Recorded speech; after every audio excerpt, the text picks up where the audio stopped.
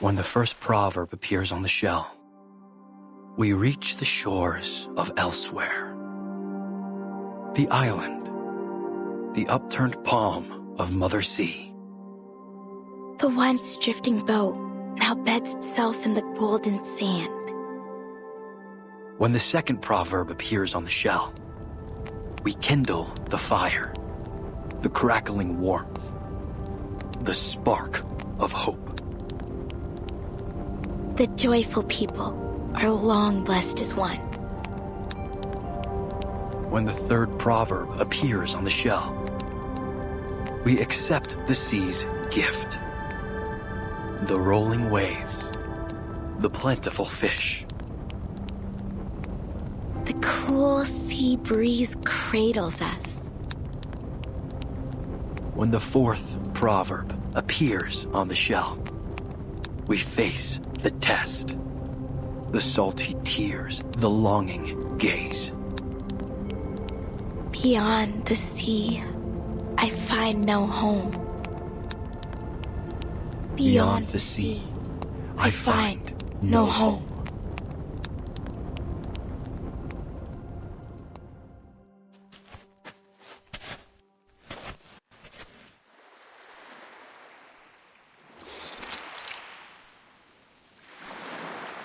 You did well today, Tutu. Thank you, Kamitsa. I was just playing my part in celebrating the success of the trade season. Nothing special, really. But what are we doing here? What could be more important than the celebration? I've never seen you sneak off on a bonfire night before.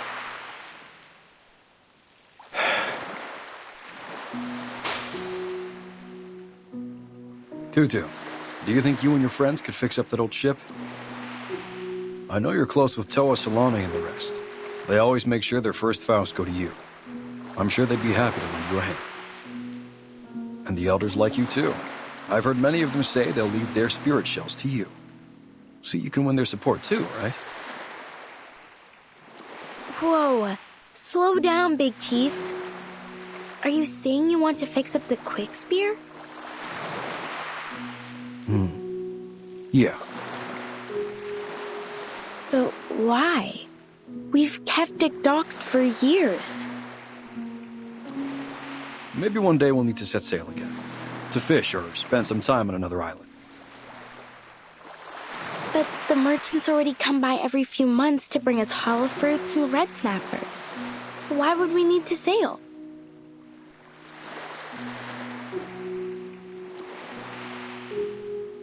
Yeah, but what if a storm hits? Are we just going to sit around and let the waves wash away our homes? We've been through much worse than a few storms.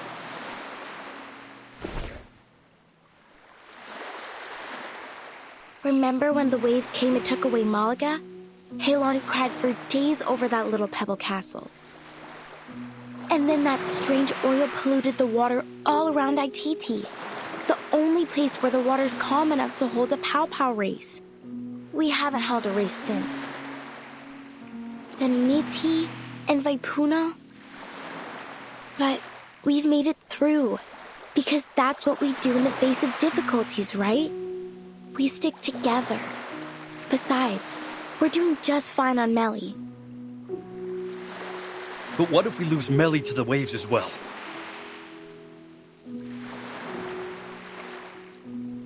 If it comes to that, Tutu, I need you to take everyone and leave. Find somewhere to stay for a while. Can I ask that of you?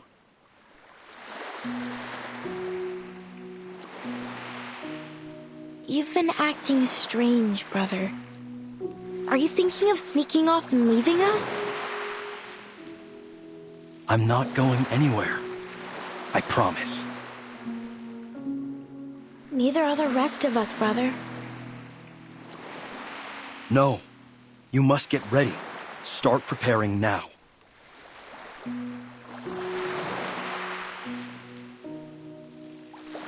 Something's been bothering you since last trade season.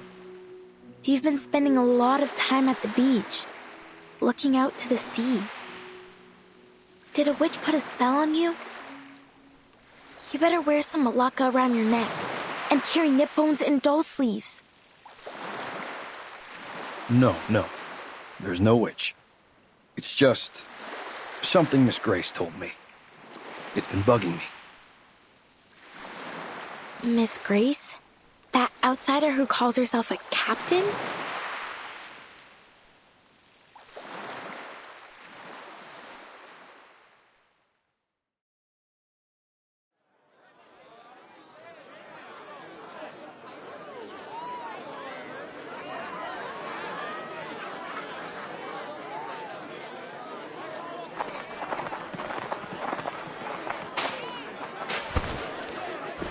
I don't mean to alarm you, Mr. Kamuda.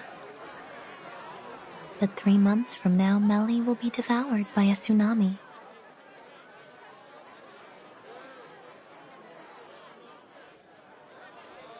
Miss Grace, don't say such nonsense.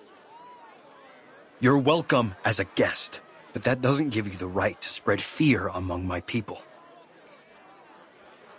What if I told you that the sinking of Malaga and Baipuna wasn't entirely caused by the tsunami, but there were other factors at play?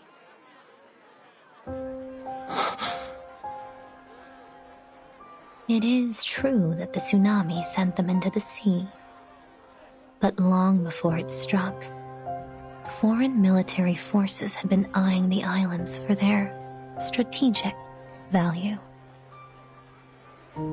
Those rumbling sounds, they weren't thunder? They were torpedoes launched by humans.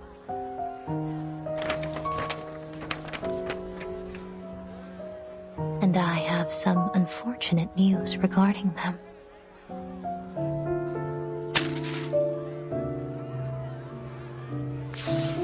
The area is now under martial law. Any development plans for the region should be revised accordingly. These coordinates, they cover Nukuteao. After a brief investigation, they concluded that your home is an unoccupied area suitable for their weapon testing. It won't be long before they publish a report on this new test site and receive their rewards for discovering it. The veil of nothingness was cast by our ancestors to protect us from the outside world. I never thought it would put us at risk. As chief, I must bring this to the attention of my people. Perhaps it's time we remove the mist, but without it, we'll draw all kinds of attention.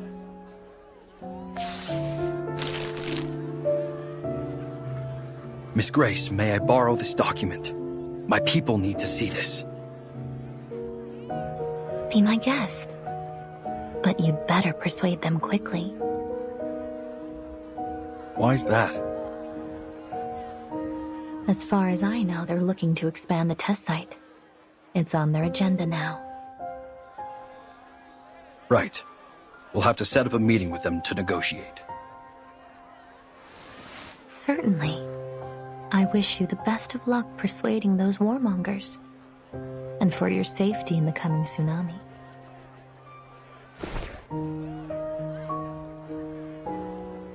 With all due respect, Miss Grace, not even the Nukutai can predict the movements of the ocean that far in advance. On what basis are you making this forecast? It's not a forecast, Mr. Kamuda. Call it the wisdom of hindsight. Or perhaps I should put it more clearly. Have you heard of the storm?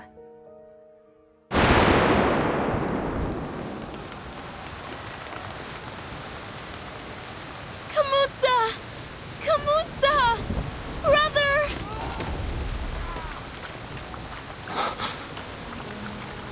The rain's getting heavier!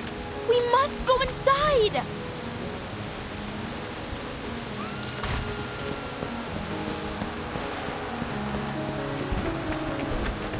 It's the tsunami. It's happening.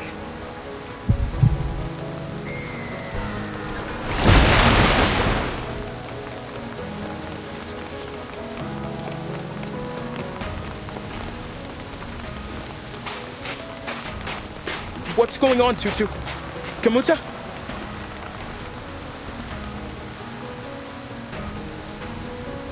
No time for questions, Toa. We must bring these baskets to safety.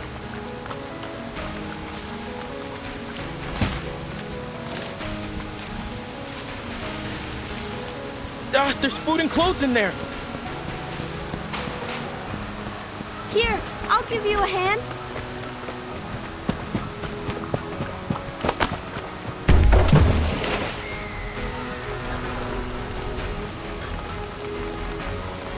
Chief, what are you doing? Leave them. There's no time. We must get to the ship. Now! Our people still have to live after the flood's over. If we don't bring something, what are we going to eat? Or where? These things won't fall into our laps, you know. Listen, it's different this time. You...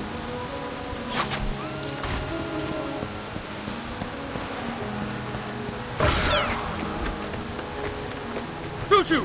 Watch out!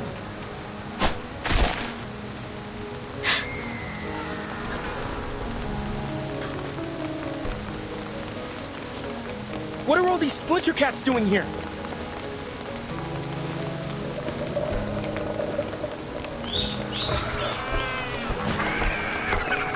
These aren't just splinter cats. Are those Sarmatian sea snails? And crabs with ghost faces? I've never seen them all come out together before. What kind of storm is this?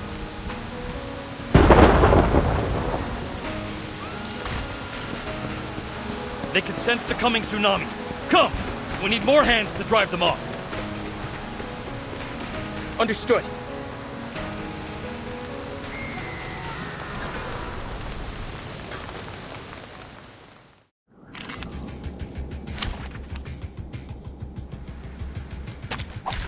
Program activated.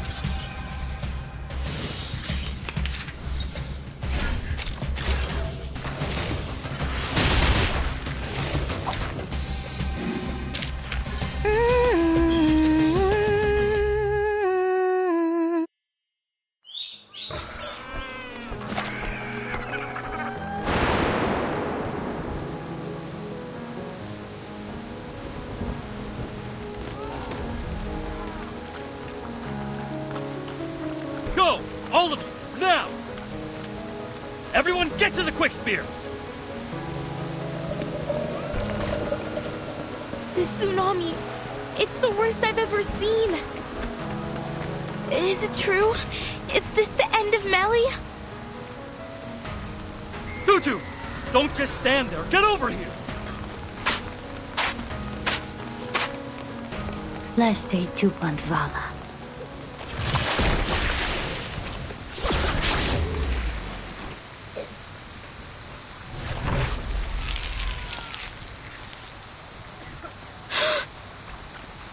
Miss Grace!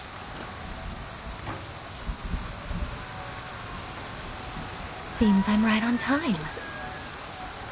You're Miss Grace. You should be more careful out here, dear. People of New Kateao, are you ready to set sail?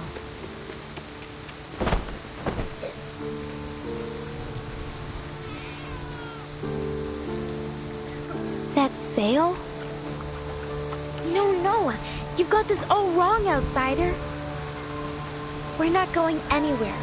We Nukata will not abandon our home.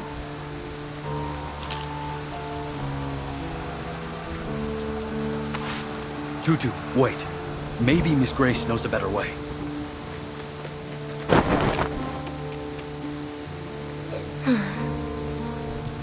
Refuse all you like, miss, but your homeland will be completely submerged before long.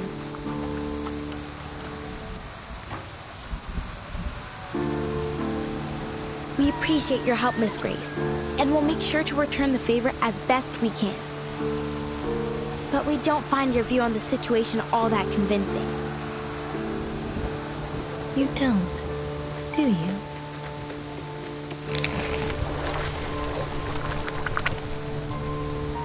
Take a look at this little creature. one of nature's many remarkable creations.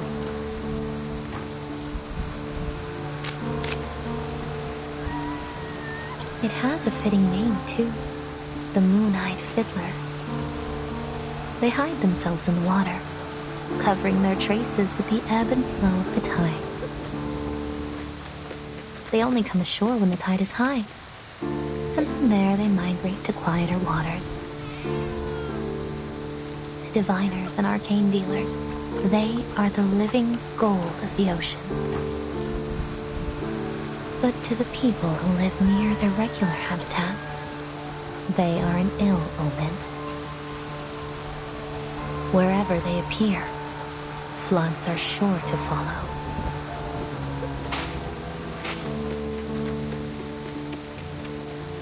This tsunami is only the beginning. Animals migrate and leave their homes behind when conditions become unfavorable. You should do the same. Look around you. Think about your people.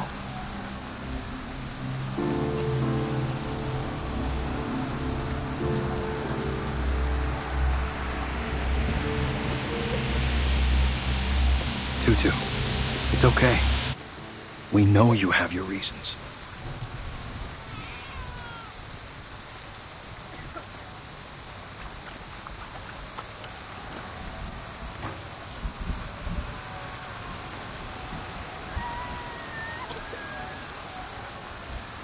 Do we really have to leave?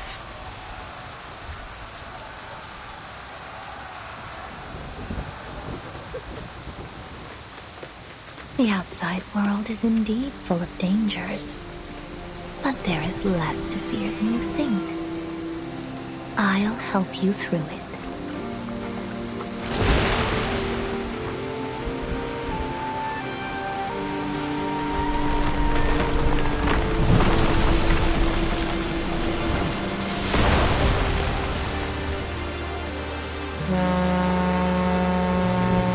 There it is, our ship.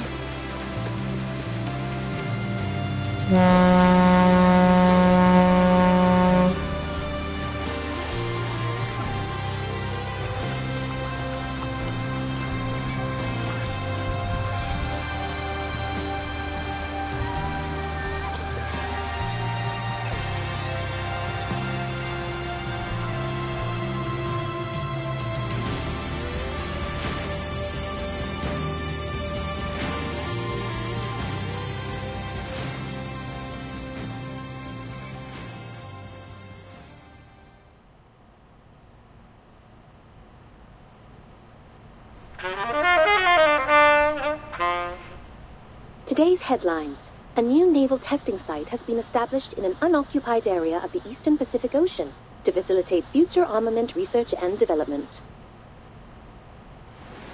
South America is facing a significant economic crisis marked by stagnation, inflation, and rising unemployment. The poverty rate in several regions has reached new highs in the last decade. The Ocean Conservation Association is calling for greater attention to be paid to the oil spill near the archipelagos, claiming that the relevant organizations have yet to launch a full investigation into the cause of the incident. The Free-Breeze cruise ship is set to arrive in Sydney Harbour later today. Astrophysicists forecast a solar eclipse this month.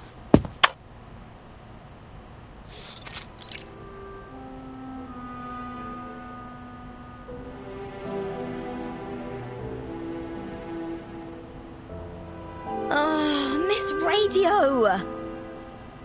How could you do this to me? Today of all days? Your bloody alarm ruined my precious holiday lying! My apologies, Miss Regulus. But it wasn't an alarm. It was the daily news broadcast. If the morning news isn't quite to your taste, I can offer a variety of alternatives, including programs on literature and music critique, Australian food, and so on. Ugh, no!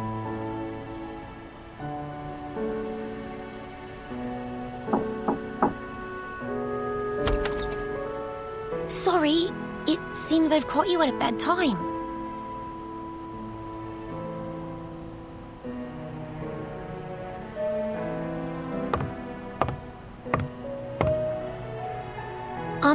But please be careful, Miss Regulus. I know the LSCC encourages us to examine machines like Ms. Radio, but I don't think a violent disassembly would go down so well.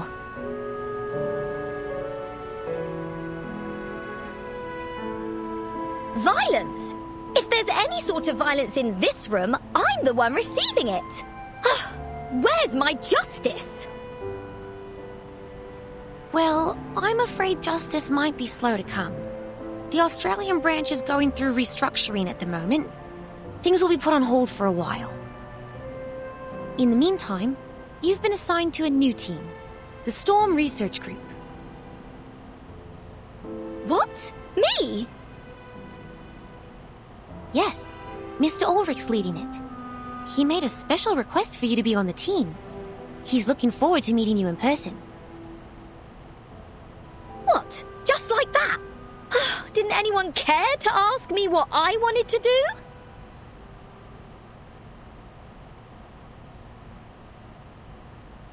Wait, why are you telling me this now? The list of group members and the reasons for their selection have been up on Laplace's website for a week now.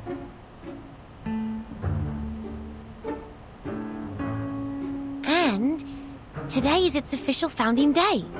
You should be there, as a Laplace staff member and an important part of the new team. Huh?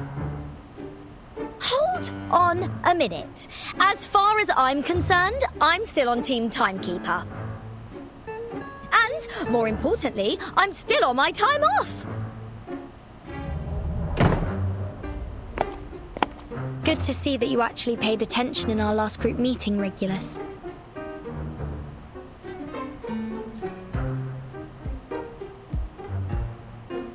Vertin! Oh, thank God you're here.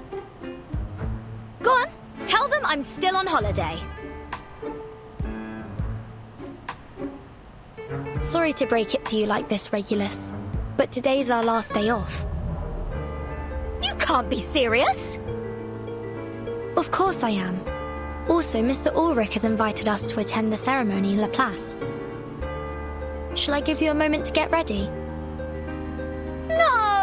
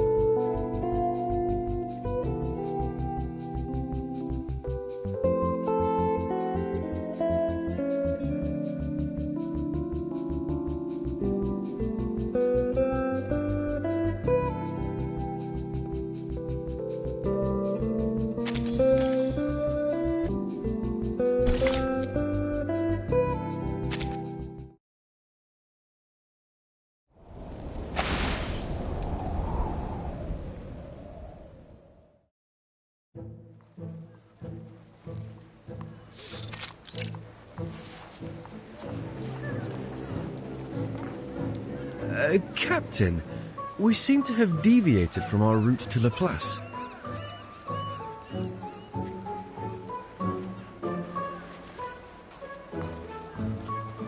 A great pirate, Mr. Apple, doesn't simply rely on her compass. She must listen to her heart too. Ah, this apple thought you were trying to slip away to make the most of your final day off. Well, that do.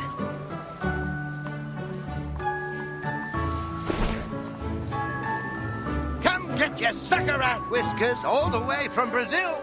Perfect for brewing a chill wind elixir. Only 185 sharp odontes. See anything alive? You won't find a better price anywhere. This is a good price. Do you have more of this stuff? Show me everything you've got. Captain, might I remind you that Miss Sotheby is not travelling with us at this time? Oh yeah, you're right.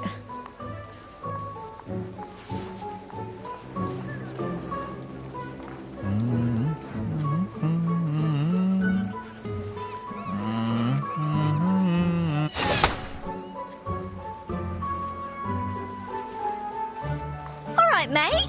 Whoa, love the colours.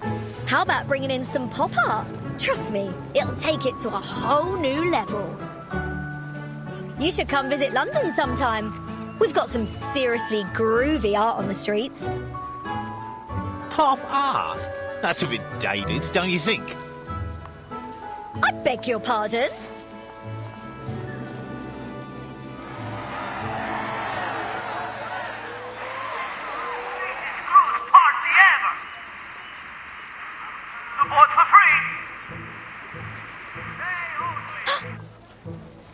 Did you hear that? We better go over there and check it out, Mr. Apple. What is it? Could it be Manus Vindictae? Miss Verton did caution us against the Manus followers we might encounter in Australia. No, it's something much more important than that.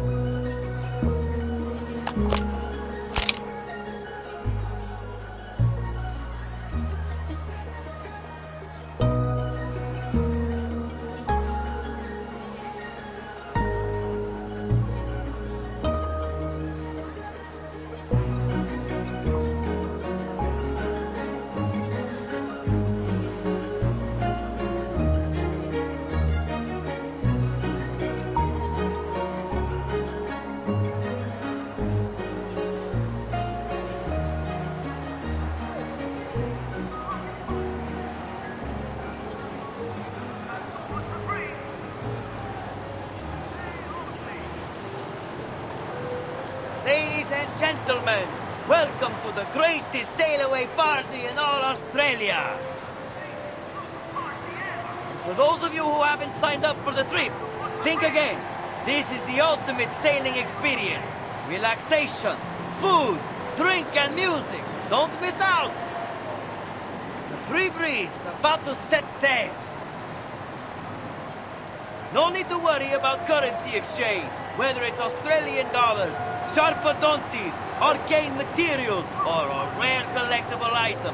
All are welcome in exchange for a ticket of equal value. A small price to pay for an unforgettable journey with the talented multi-instrumentalist Ba르카롤라 and her fantastic crackling box. We've also prepared a little gift for our most enthusiastic guest. A free cruise ticket! That's what I'm talking about! This apple should have known better. Ladies and gentlemen, the party starts now! Put your hand together for the enchanting Miss Ba르카롤la and her captivating melodies! Woohoo!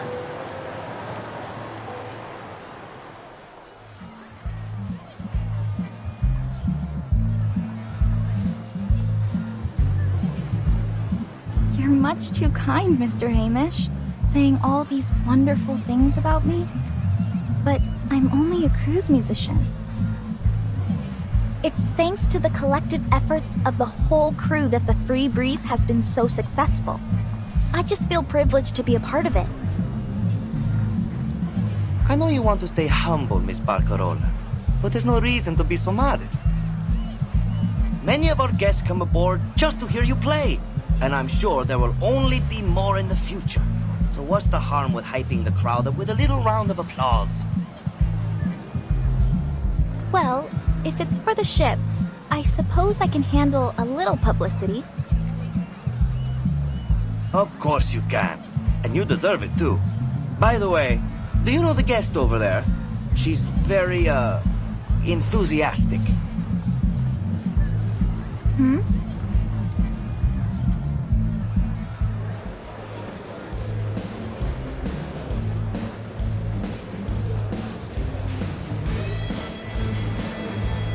She's been drumming up the crowd.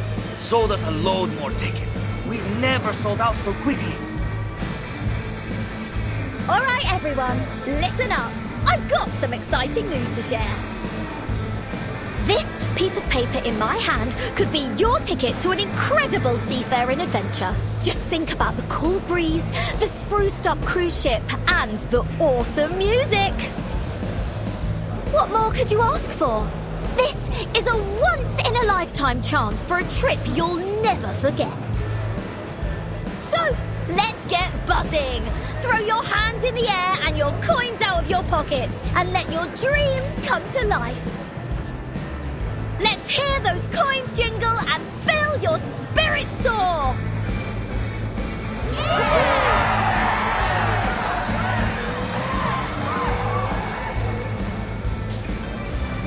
Is she a local?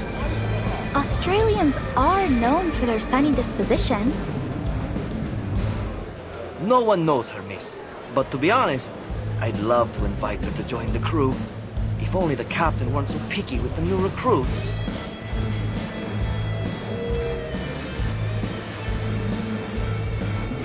I know what you mean. Her enthusiasm is infectious. Maybe her energy would wake up our stuffy new captain. I'll never understand why the captain fired the old crew and hired a load of people who don't seem to have any clue about music. All they do is make noise, and not the good kind either.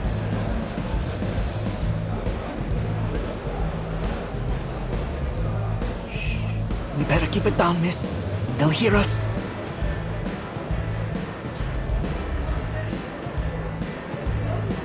We didn't hear any dissenting opinions about our captain now, did we? No, of course not.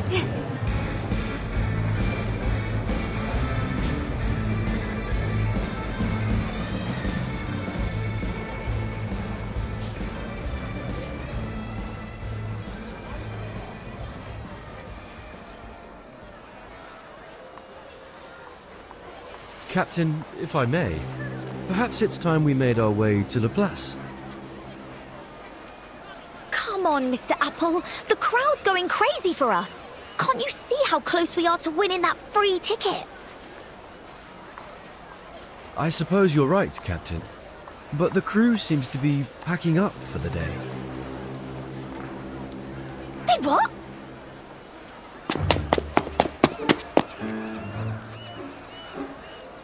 Oh, can I help you? I'm afraid Miss Ba르카롤라 won't be signing any more albums today. What about my free ticket? Wasn't I the most enthusiastic guest tonight? Sorry, miss. But the most enthusiastic guess was really just a turn of phrase. We're nearly sold out tonight, and bookings are still coming in. I don't think we can spare a ticket for you. Come by next time, and we'll see what we can do. You! Easy, Captain. They never really explained what they meant by the most enthusiastic guest. We're in no position to argue.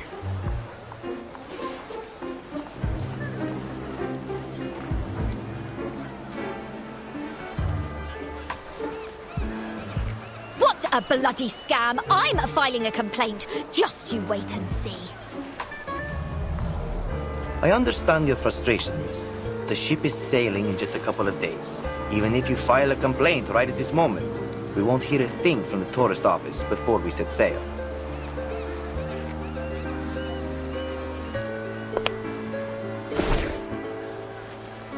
I feel bad for her, Mr. Hamish. And just think how this will affect our reputation. With your consent, I'd like to offer this young lady a ticket and a stay in my cabin. I'll be more than happy to pay for her. You've done this so many times, Miss Ba르카롤라. I'm afraid I have to turn you down. You know the new captains won't exactly be thrilled to have a freeloader on the ship. But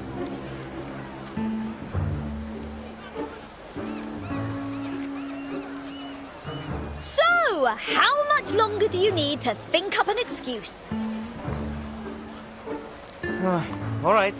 In the view of your outstanding enthusiasm, we offer you a special gift for your help with our event. There. Thanks for your support.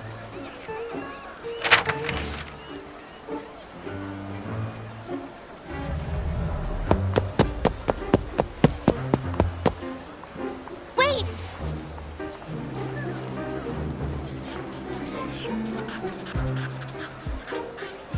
I'm so sorry about all this, Senora. I hope this will compensate for it. Huh?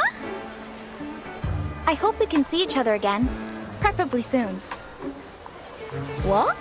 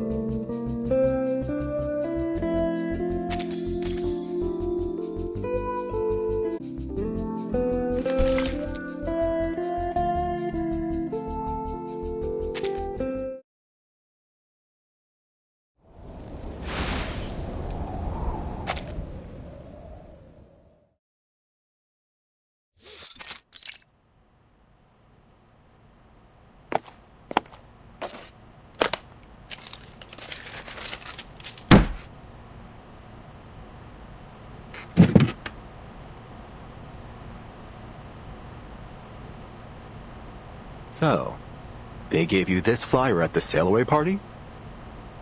Not just that one, there's a whole stack of them. All right, Researcher Regulus. I think I've got everything down. Let's run through it again.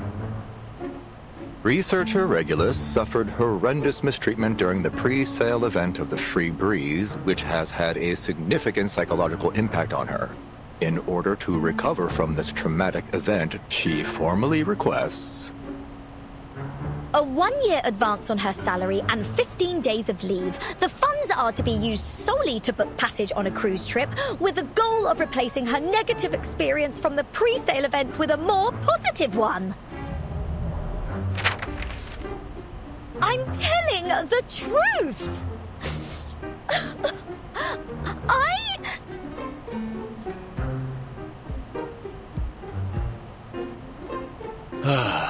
I can see that bottle of artificial tears in your hand, Regulus. Please put it away. There's no need for dramatics. Thank you, Ulrich. I knew there was a soft spot underneath all that metal. Not so fast, Regulus. I never said I agreed to your request. No? Why? I'm a researcher just like anybody else, aren't I? Shouldn't Laplace be looking out for my well-being? Regulus? You've been working in Laplace for 11 months now, and you still haven't submitted your performance appraisal or published a single valid project result. In other words, you haven't completed your probationary period, so you can't get the benefits of a full-time employee.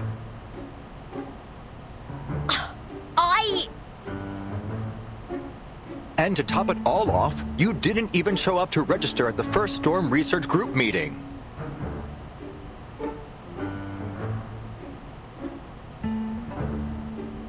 Well,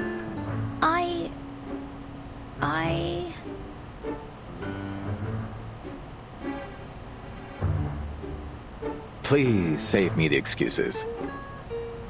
There's still a chance for you to turn things around. You can take another assessment. We'll use the results to make up for the assessments you've missed. It'll be crucial for your performance review and, consequently, your employee benefits. Bring it on! Easy there, Researcher Regulus. You're taking a test, not going to war.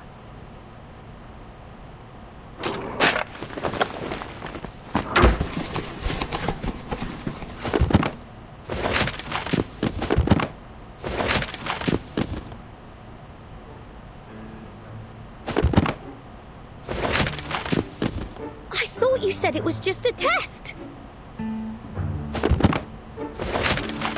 I did, and I meant it. This is just some light reading, for you to reference during the test. And this is the test.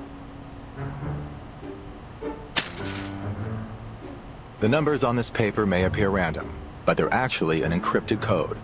Your task is to figure out what the message is. You can use the computer to help you, and you might find some useful books and papers in the second drawer on your left. The instructions for the computer and a guide on how it works are all in there. Given its difficulty, there is no time limit for this test. Best of luck, Researcher Regulus.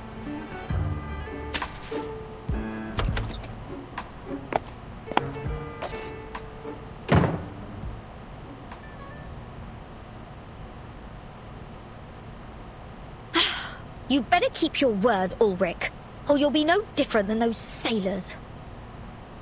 At least they didn't torture me with maths.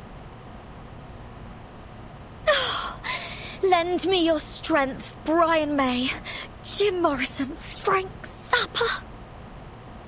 Oh, God!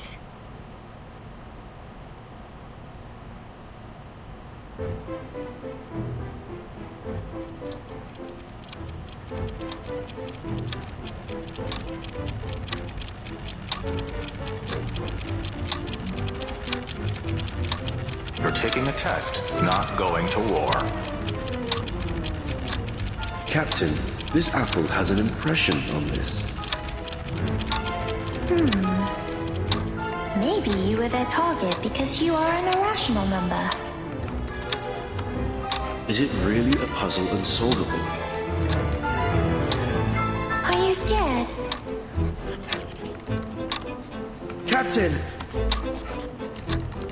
Follow me, Regulus. Best of luck, Researcher Regulus. Where am I? Who am I? Why is this happening to me? Is this some kind of cruel joke from that Aperon lot?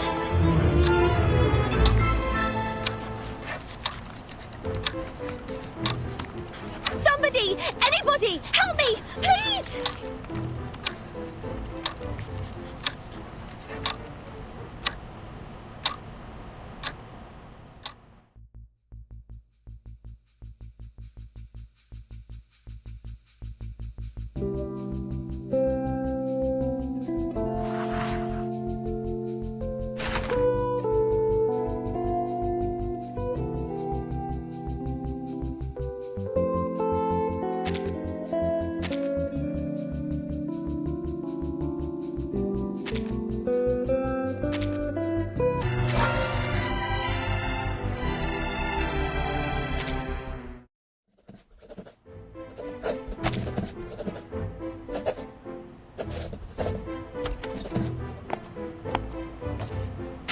Glad to see you're still in high spirits, Researcher Regulus.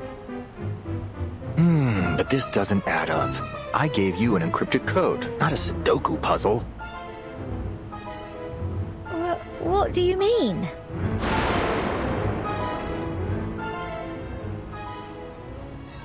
Come on, get yourself together. The 9th storm has passed, Researcher Regulus. You've had plenty of time to brush up on your math.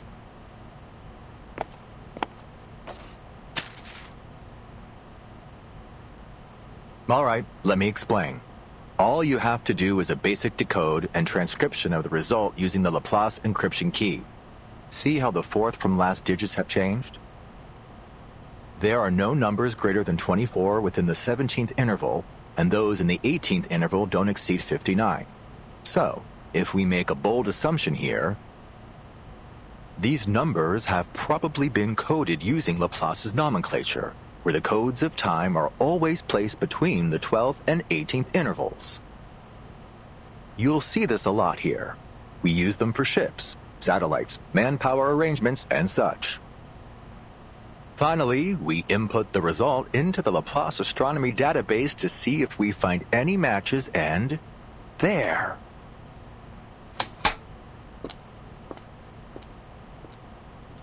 A set of photos taken from space. Huh?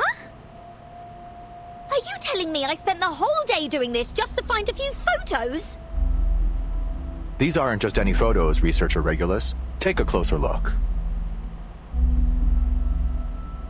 The first picture was taken on December 2nd, 1995, the day the Solar and Heliospheric Observatory was launched.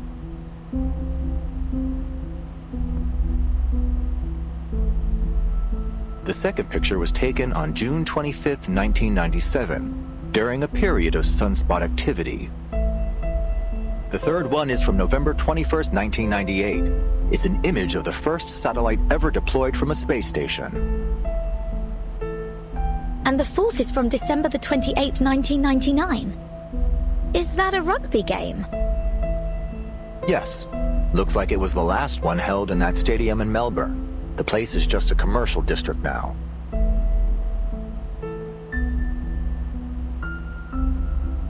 But, wait. This isn't right. If you're suggesting what I think you are, then these next photos are...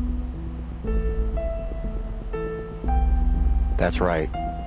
From the fifth photo onward, we can't pinpoint their exact time or location, but it seems they involve Halley's Comet, 136199 Eris and the Kuiper Belt, the Uluru Games, and a rock festival.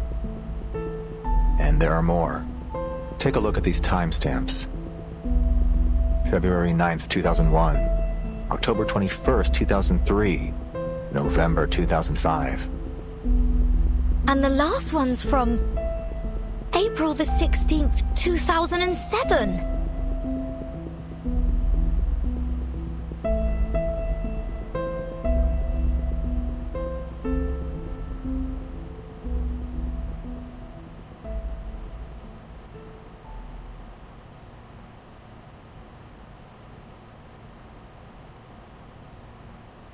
This proves one thing. Before all our struggles to study and control the effects of the storm, this pioneer crossed the storm unscathed and sent us these images.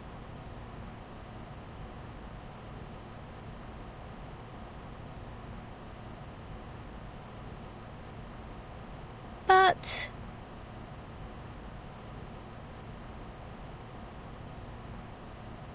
why are you telling me all this? Did everyone else's assessments turn into some kind of top-secret briefing? All I wanted was an advance on my salary.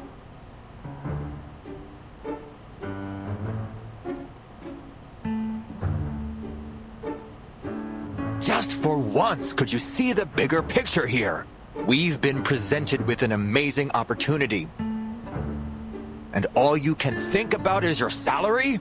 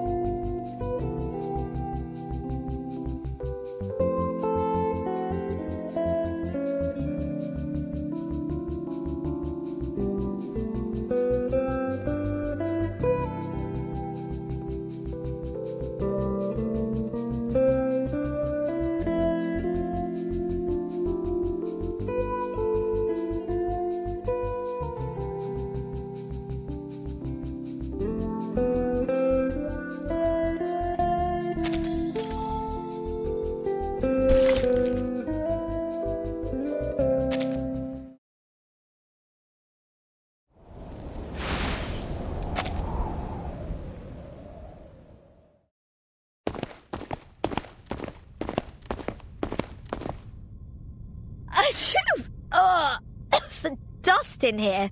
What, are we inside some kind of vacuum cleaner? Is that why you always wear that fish tank on your head?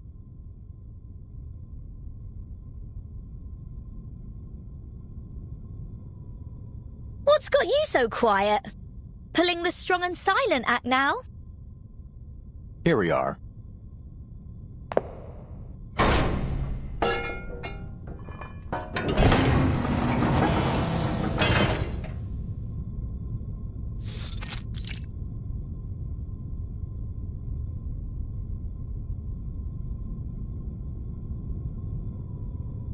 Here, as in... The Laplace launch site in Sydney. We've collaborated with the Foundation and the Space Agency for various projects here. Thanks for the heads up. I almost thought we just barged into some rock star's house. It will actually take another 2 years before this place becomes an official launch site. Oh, yeah, right. We're basically living in the past. I visited various launch sites to verify the photos. Guiana Space Center, Placid's Cosmodrome. Then, I found this place. Most of its archives were lost in the storm, but a small portion of the early records survived. I left them here with the rest of the files I compiled.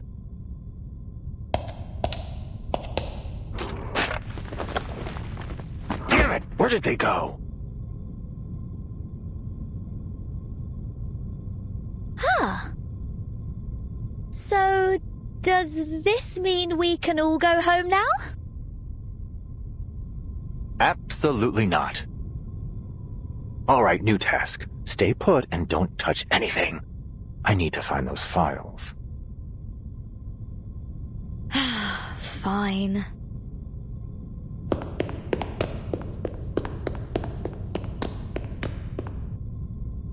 Oh, amazing! An old military base. Mysterious photos. This is going to be juicy. No chance Ulrich is stopping this rockin' pirate from going after treasure. I mean, very, very important files. The hunt is on. Ha ha! Let's start with what's on this table.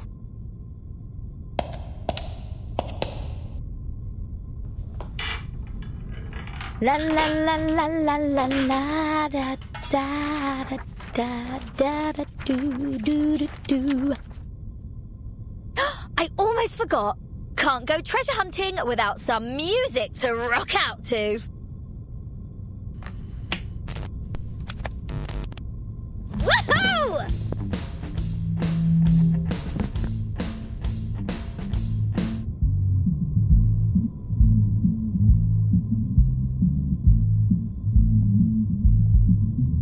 Damn it! I forgot to tell her to keep quiet.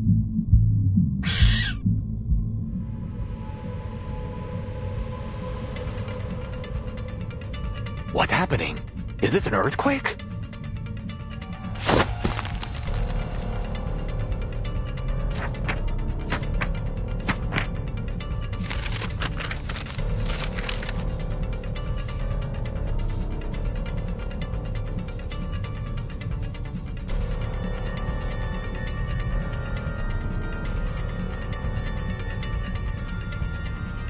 Ah, crap. This is the note I wrote last time I was here.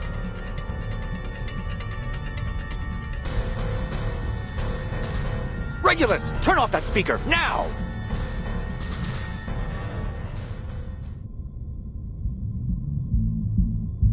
Da da da da da da da da da.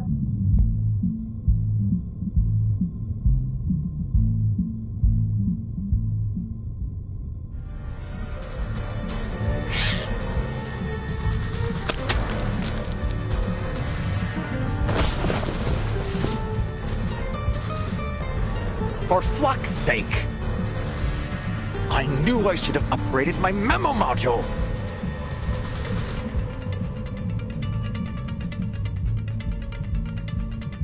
Calm down, Ulrich. You're a leader. It's part of your job to clean up after your team.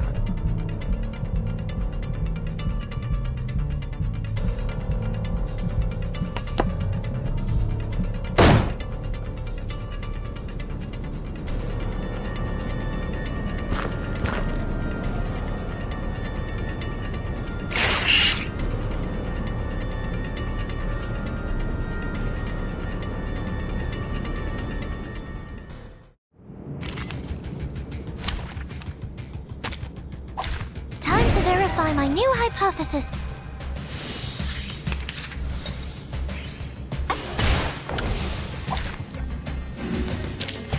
Yet another proof nearing perfection.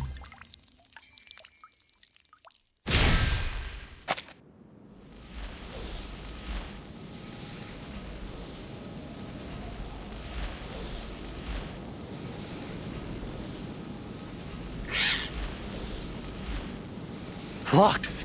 Flux! Finally it's over.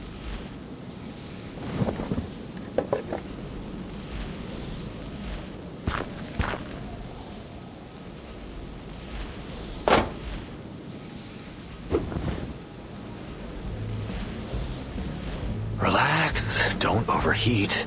You'll have to get used to this if you want to be a good leader.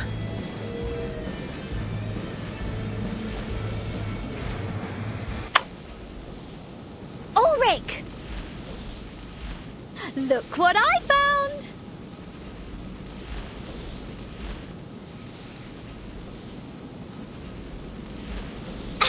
Where's my round of applause?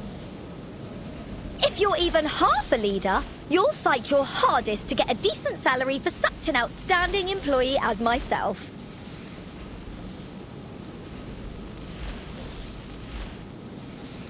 Sure. Just one more thing. Scientist to scientist.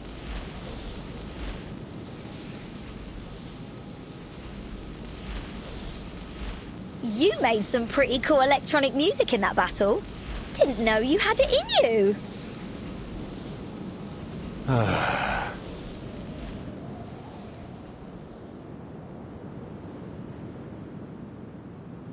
Here are all the files related to the satellite.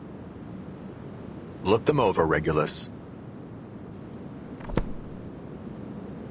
Do we have to go through all this right now? Why? Is there some even more juicy stuff in them? For you, it might be. The satellite carries a variety of arcane items: space seeds, dragon tree resin compasses, obsidian crystals, WFPCs, astronomical spectrometers. Even its power source is an arcane record player. We've made a list of everything that was on it so we can test them against the artificial storm. The satellite is an archive of the wisdom of the entire human race.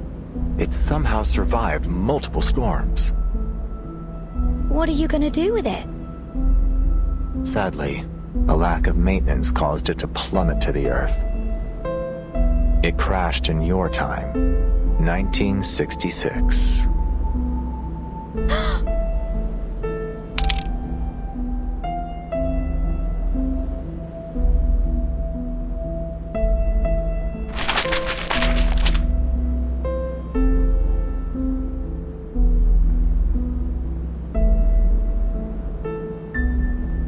The telescope project was named after a record that was on the satellite, which also happens to share your name. Regulus.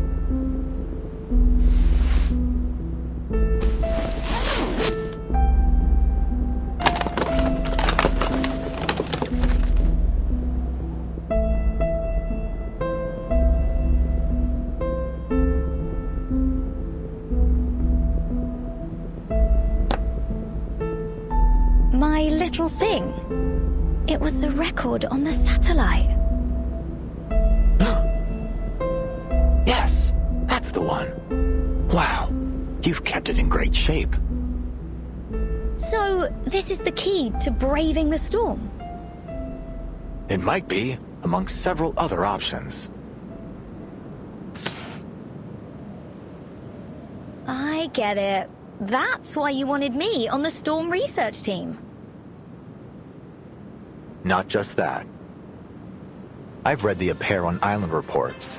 You demonstrated some serious talent with the series puzzle in that cave. And you've faced more storms than the majority of the Laplace staff. We're not working together for a couple of research papers. This is about the survival of everything on Earth. We need all the help we can get, including yours.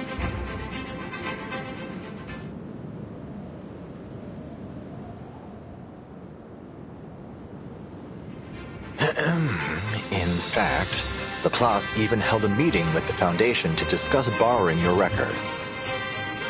The Foundation suggested we apply for an item transfer order under the Artificial Storm Project and let the timekeeper take over the matter. Some of my colleagues told me that, according to LSCC regulations, lending assets to the center is mandatory for all staff.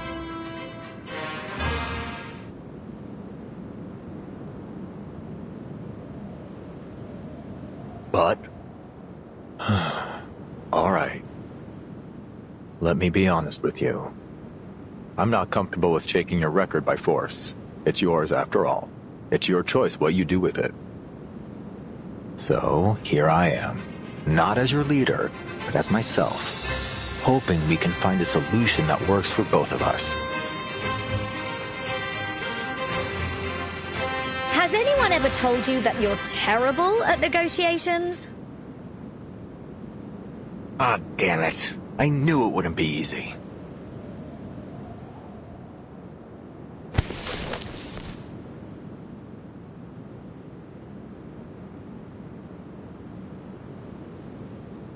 Go ahead, Mr. Ulrich. Take it. Before I change my mind.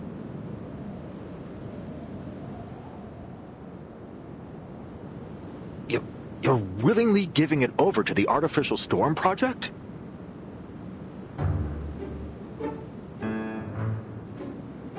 For a cause even greater than rock music? Absolutely. But just to be clear, I'm only lending it to Laplace. You have to give it back when you're done. It's the only copy in the world and the future centerpiece of the Regulus Museum. Thank you, Researcher Regulus. Thank you so much. I was gearing up for a much tougher talk. I even applied for additional funding and a month's leave to offer you as leverage. Well, I suppose I won't have to use it after all.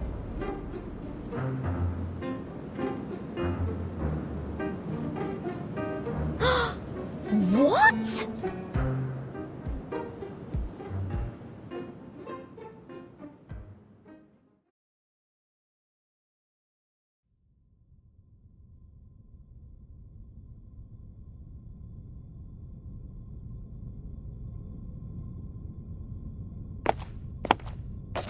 Timekeeper! Sinetto, what's the rush? I just wanted to remind you that our vacation in Australia is over. If you need any help packing, please let me know.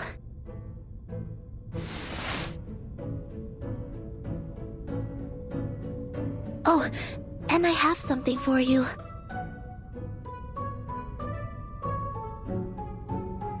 Huh? Regulus asked me to pass these out. She won them at a sail-away party.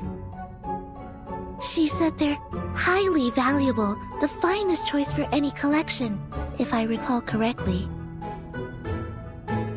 Looks like an ordinary flyer to me.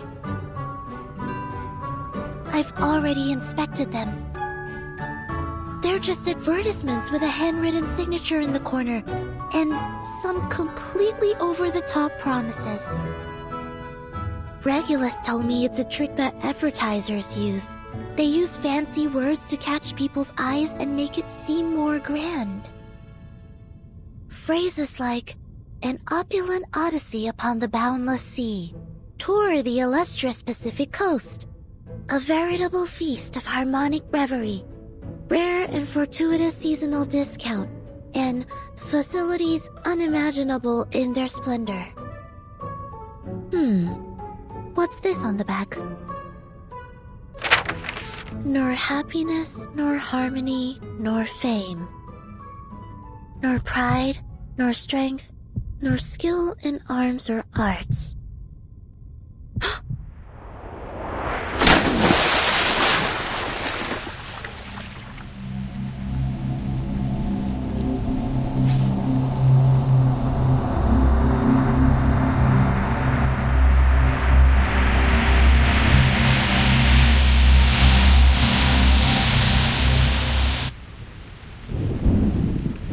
before a cruel whip.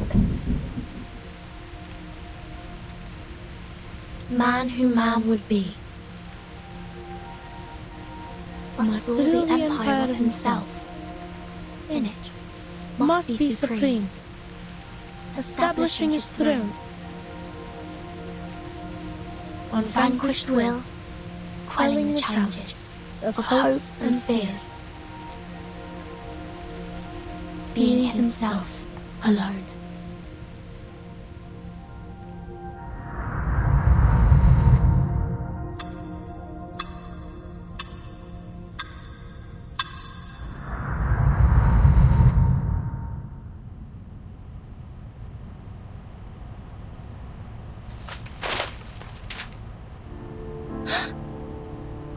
Is everything all right, Timekeeper?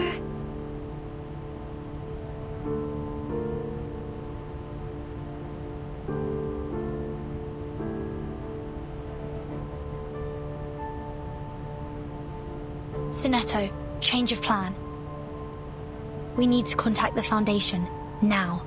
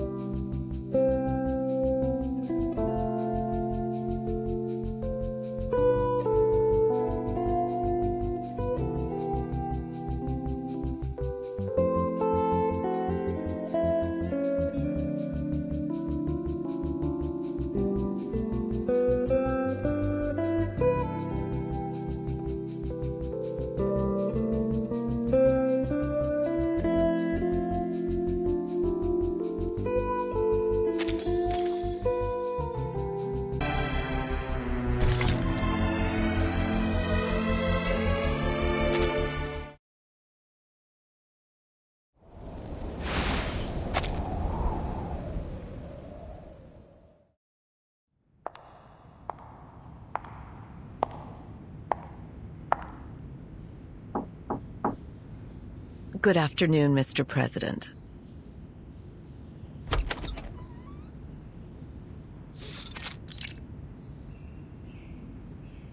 May the peace be with us. May the peace be with us, my friend.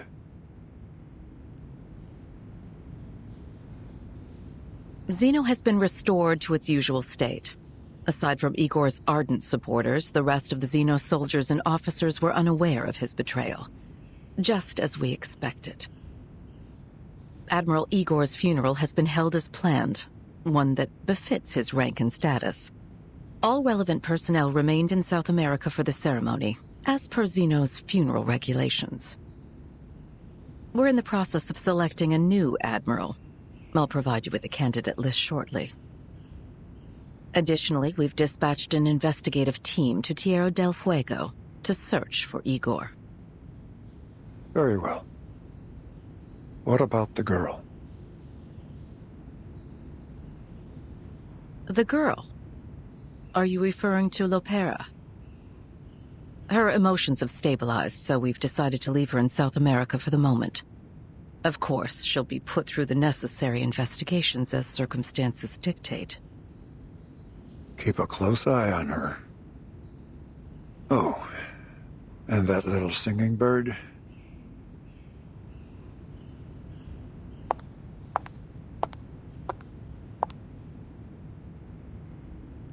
Xeno is quite upset about our decision regarding Miss Kimberly. They're insisting she undergoes a more thorough investigation. I feared that if we gave too much pushback, they would take a more extreme stance in response. So I agreed. Those soldiers never budge. Of course, Xeno agreed that the investigation would be done under the supervision of the Foundation. If nothing else comes up, she will be put into the Timekeeper's team and granted the same rights as the other members. Good. Don't keep Verton waiting too long.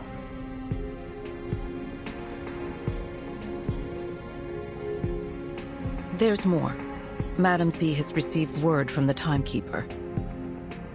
The Timekeeper suspects Manus Vindictae is active again in Sydney Harbor. They're likely on board a cruise ship named Free-Breeze. This would explain why our field investigators have been having difficulties with their tasks. Manus has covered their tracks carefully this time. Where's the cruise bound for? That's still unclear, sir. However, Moth just reported in confirming that the ship has passed the Oceania Islands. An interesting development.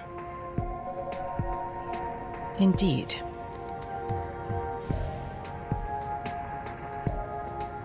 We're making excellent progress. That's good. Assign a new mission to Verdun. You mean to send them on that cruise? We can't keep her under our wing forever. Understood.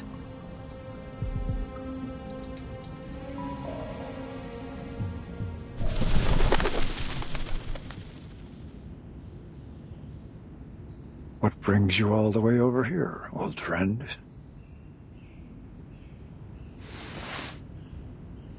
Oh.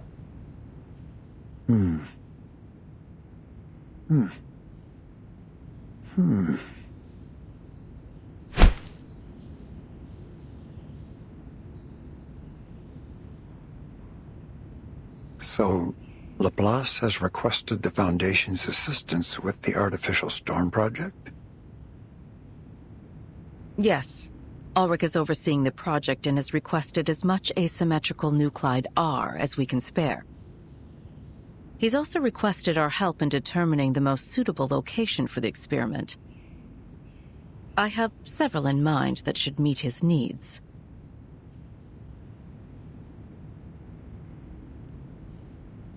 The location closest to Laplace's Australian branch is on the sea, right where the Free-Breeze cruise ship happens to be.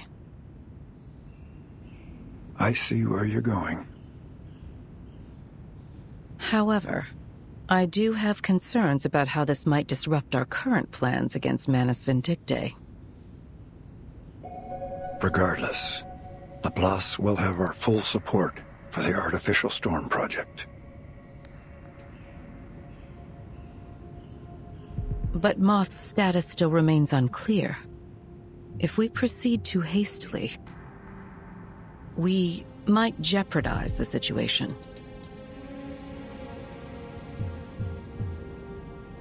I thought you'd have foreseen something like this.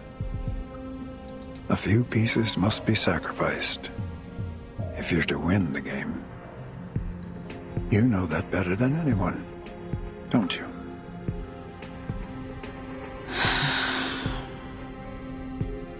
Is this also the Pax House's decision?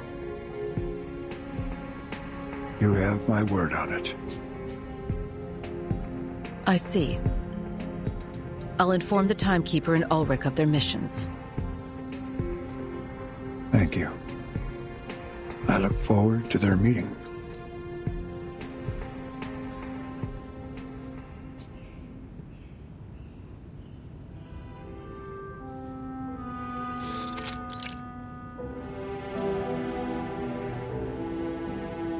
We meet again, Timekeeper. Pleasure's mine, Mr. Ulrich. I've heard good things about your work with Regulus. Frankly, I was surprised by how selfless, passionate, and forward-looking she is.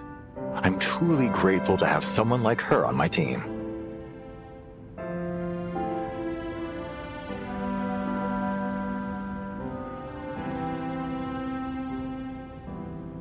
The situation on the Free-Breeze is still unclear. We don't know how many Manus Vindictae followers might be on board. Our plan is to board the cruise as ordinary passengers.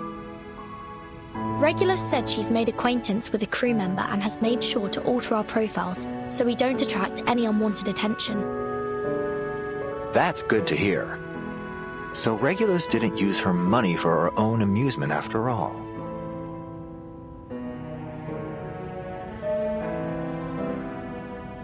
We should stagger our boarding times. I'll reach out if I spot any signs of Manus Vindictae.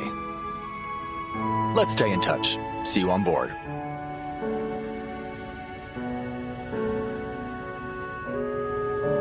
Mr. Ulrich, we're more than happy to assist with your mission. Oh, no. Please don't trouble yourself. Sorry, don't get me wrong. I'd appreciate your help were the circumstances different. But the experiment is still confidential. Please don't mention it to anyone. I'd like to avoid any unnecessary risks or interference. On the cruise ship, we are but strangers. I see. Don't you worry. I have a little disguise for myself, too.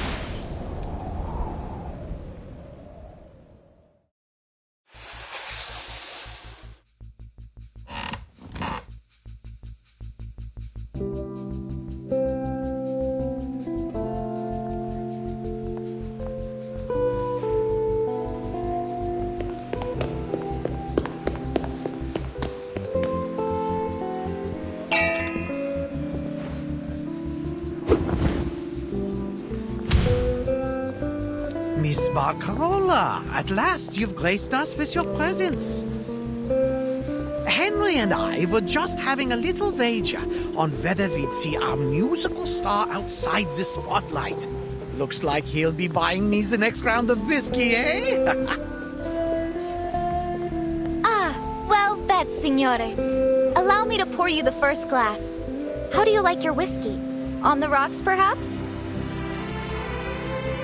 Indeed. Thank you, my dear.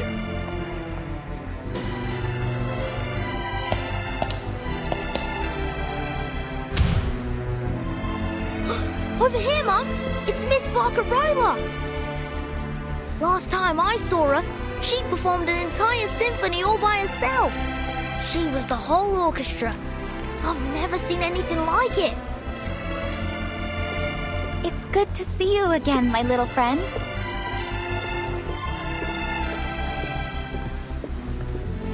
Miss Bacarola, what a pleasure. I've heard so much about you.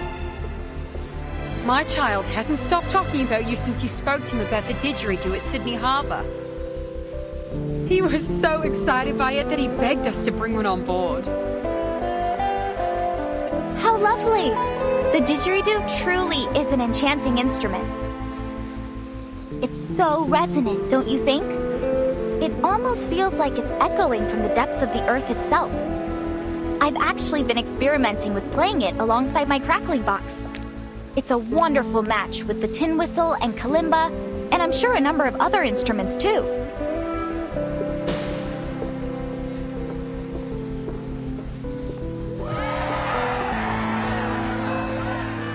Looks like she's pretty popular too. Two? Have you forgotten, Sonetto? You're also looking at a popular public figure yourself.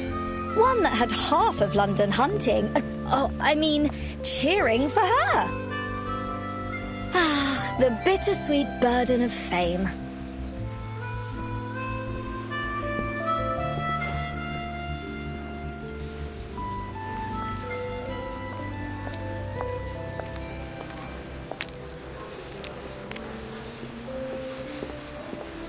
That group over there seems unusually uptight.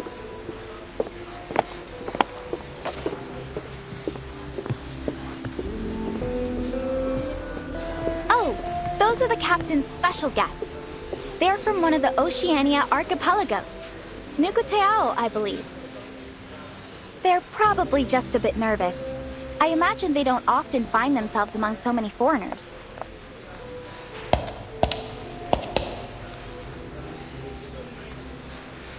Nukuteao. I read about it in a history of arcane ethnicity back in the SPDM. It's a remote place, and its people hold a special kind of shell at the center of their beliefs. They've rarely made contact with the outside world. It's often been described as a peaceful paradise. I also read that the Nukutai almost never leave their homeland. Why are they here?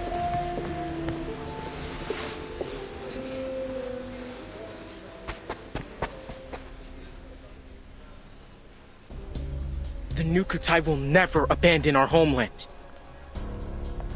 Just wait. We'll find our way back when the new era comes. The new era. Toa, that's enough. Tutu told us not to talk with outsiders. But someone had to tell them the truth. I apologize. I didn't mean to accuse you of anything. I was just curious. Well, next time, keep your mouth shut. What could you possibly know about the Nukutai?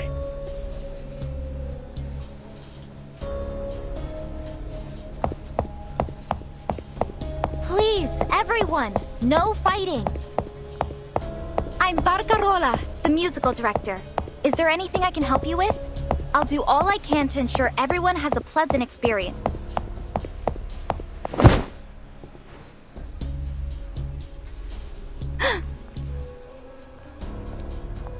What's going on? What do you want?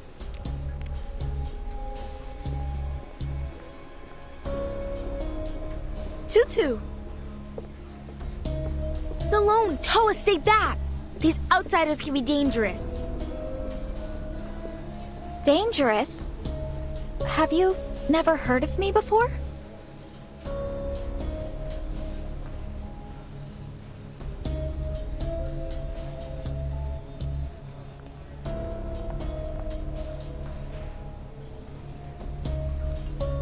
Whoever you are, I ask that you leave us in peace. You...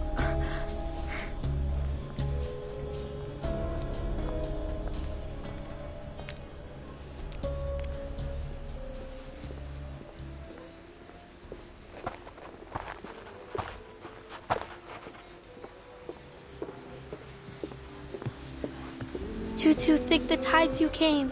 I wasn't sure what to do. So are we going to take Miss Grace's offer or not? She promised it would bring our island back.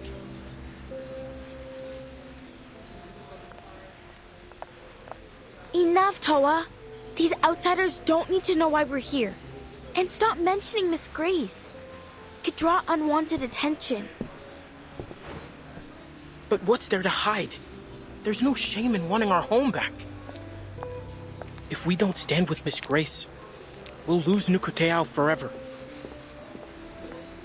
I want to go home too. Probably more than anyone.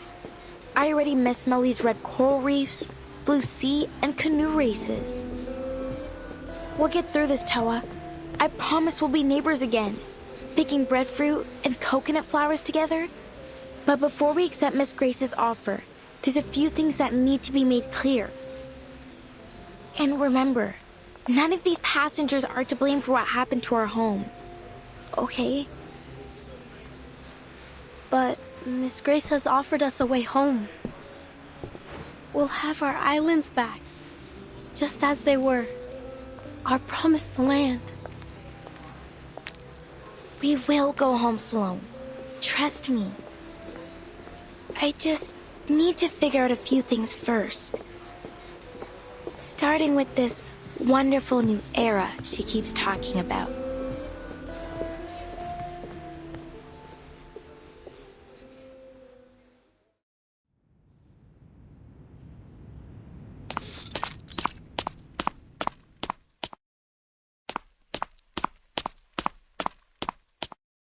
You seem a little on edge, Chief Kamuda.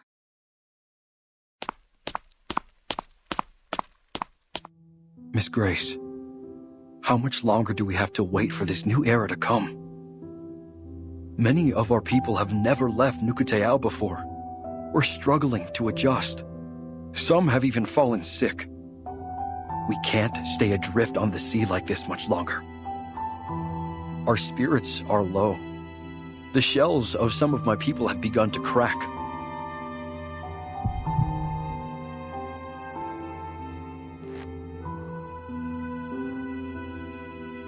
Not everyone is strong enough to endure this journey.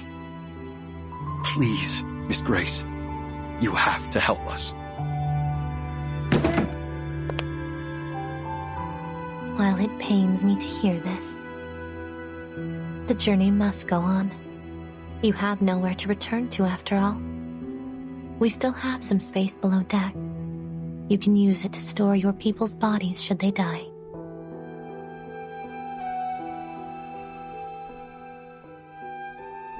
That's not exactly what we're asking for.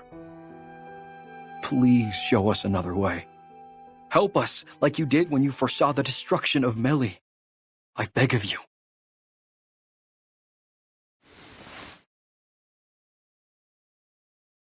I've already shown you a way, haven't I?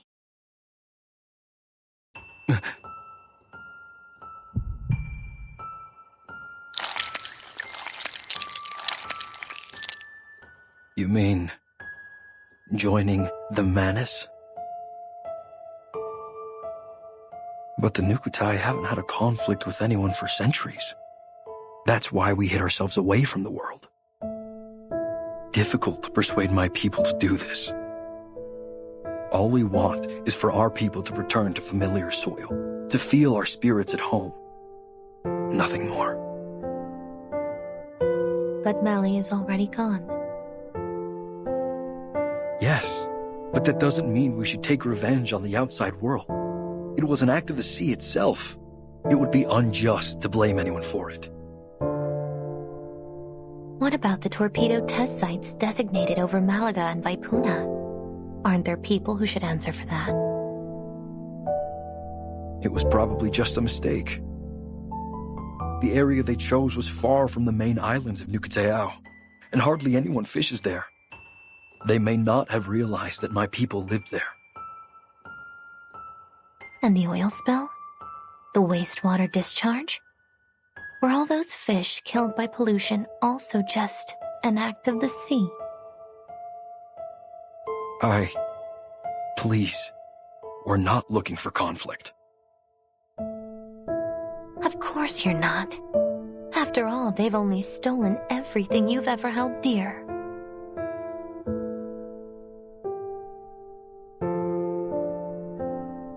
and arrogantly assumed every inch of this planet is theirs to exploit.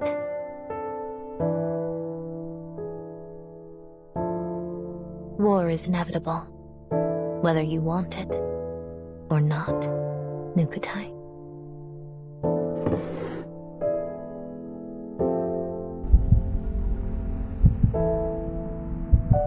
But if you join us, you will have an invaluable ally. Time. The window is closing. The sifting is about to begin.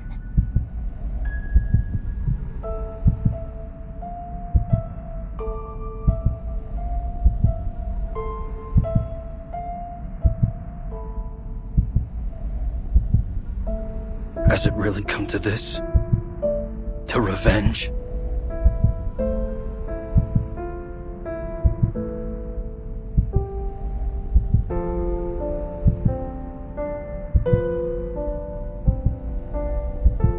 Oh no. It's quite the opposite. It's salvation.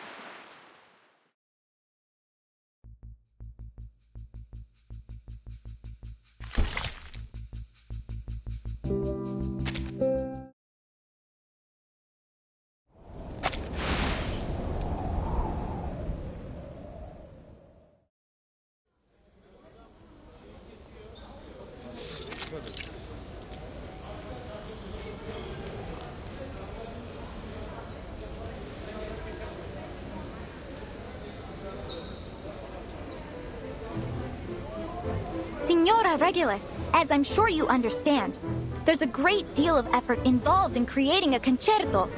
From the initial spark of inspiration to the careful arrangement of the music to the skill required to play it.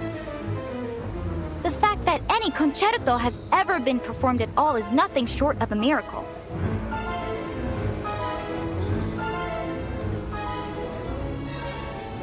As musical director, it is my duty to select the perfect repertoire to bring delight to every listener.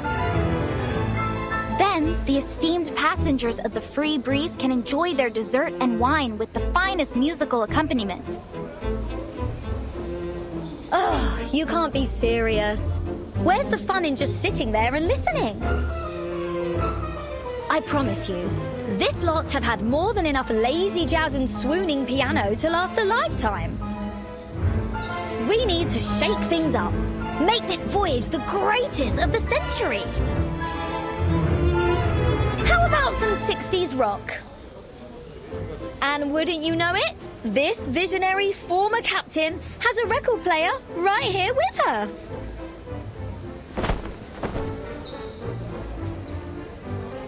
All right, people, let me hear you cheer. Music is freedom. It should stir the soul anytime, anywhere. Stop, Regulus! I'm the musicista here, not you!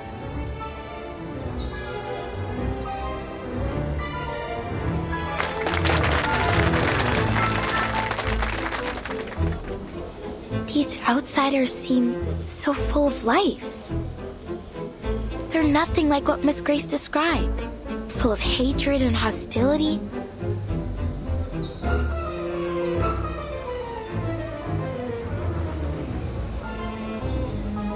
This is my performance.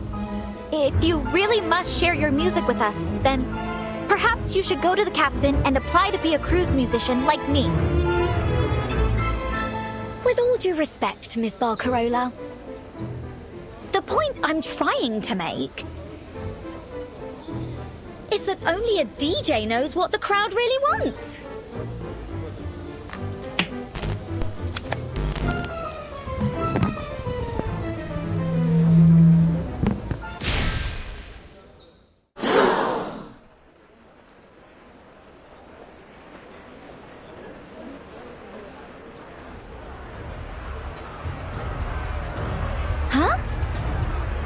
Did I just shoot lightning bolts from my fingertips? Of course not.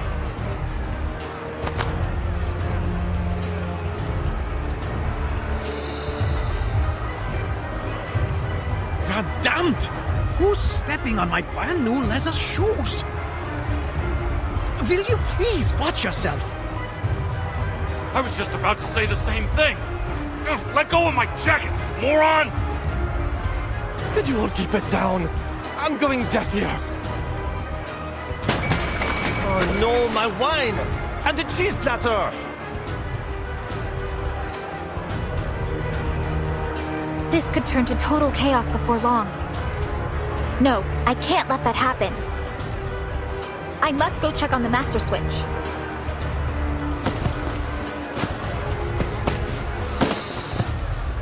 Hey! Miss Bacarola! Please let me through, Signora Elizabeth. Bacarola, where are you going? Let me give you a hand.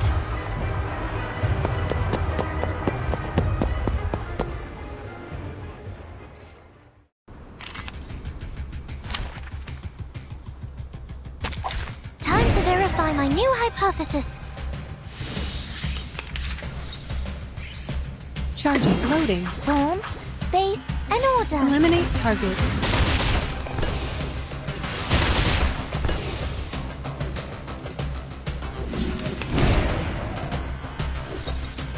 Charging. Connection. Form, space, and Faraday's order. miracle. Yet another proof nearing perfection.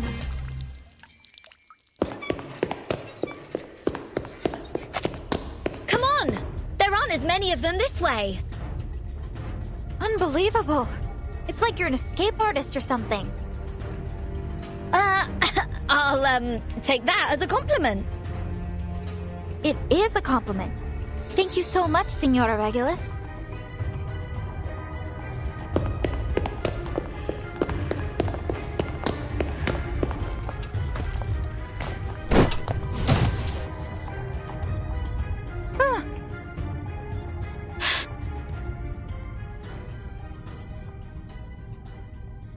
What was that?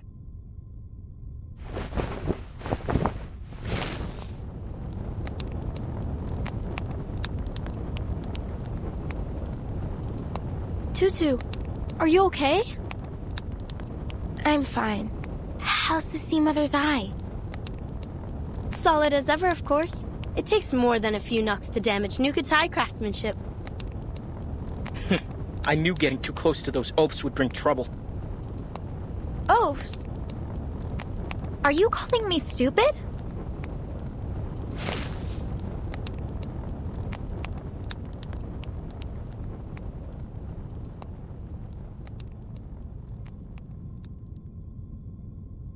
What's this?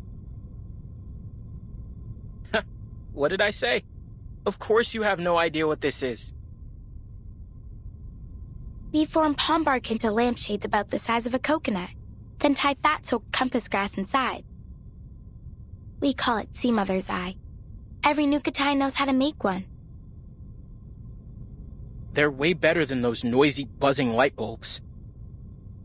Wait, why are we even telling her this?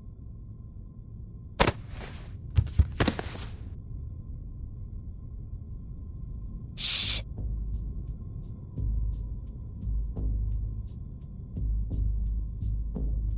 We need to lower their guard. Huh?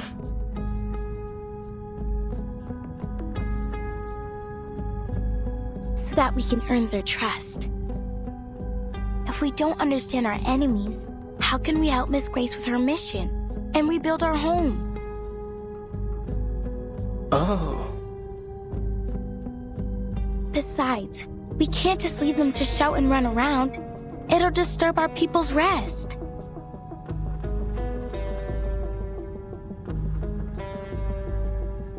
Trust me, that girl will thank us for this later. And then we can get all the information we need from her. Then we should make more sea mother's eyes and hand them out to the outsiders. Now you've got it. By the waves, Tutu. You really are clever. No wonder the elders always listen to you.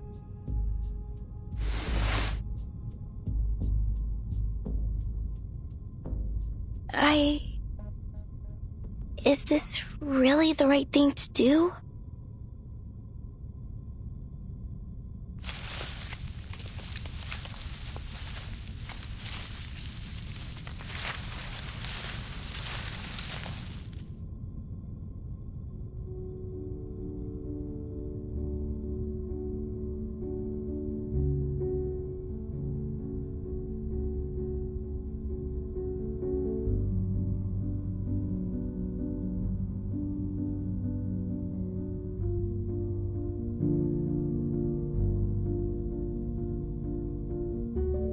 What peculiar little things. Reminds me of my days on the fishing boat. I always loved spotting the lighthouse on our way back. These look just like it. The craftsmanship is remarkable. You'd be hard-pressed to find something of this standard in a factory these days. They remind me of the things my grandma and I used to make when I was little. She could even carve a whistle out of a parsnip. They're sharing food and stories, just like we do on bonfire nights.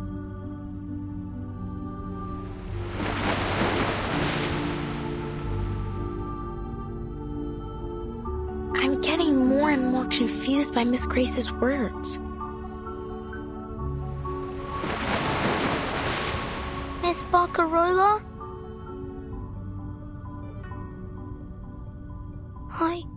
I want to go home.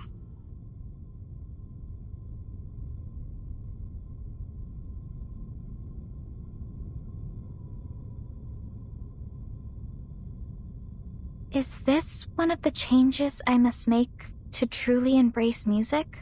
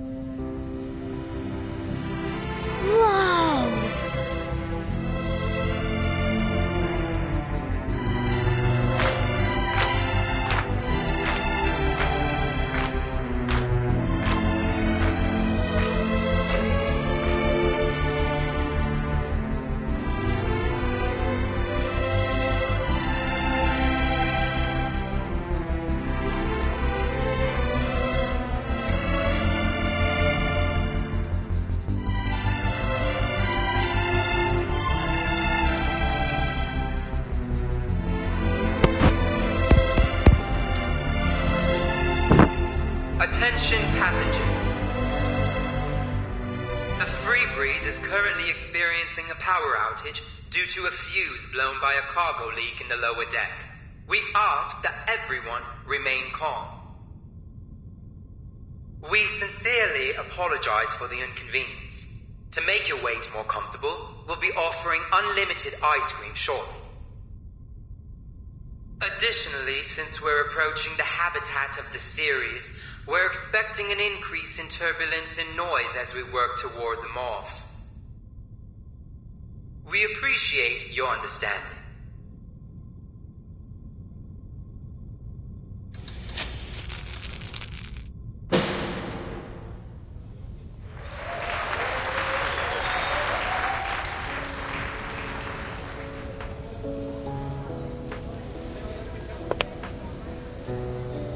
See? What did I tell you? Music works wonders. Anytime, anywhere. You were right, Signora Regulus. You owe me one now. So, how about a little reciprocity?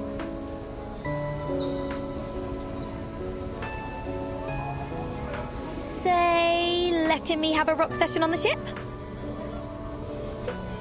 Do you promise you won't cause any trouble? Bless my heart. All right, you can do it. But Woohoo! Don't forget to thank the girl who made the lamp. as if I need you to remind me. I'll have you know I was just about to head over to her.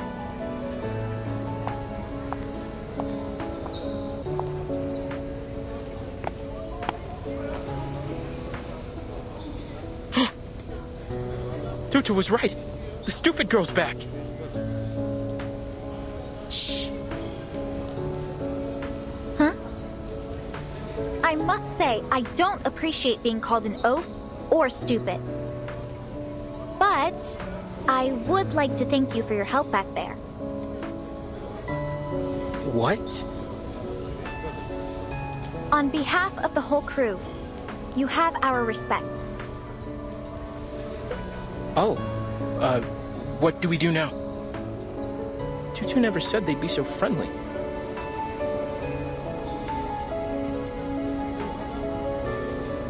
Tutu? Where did she go?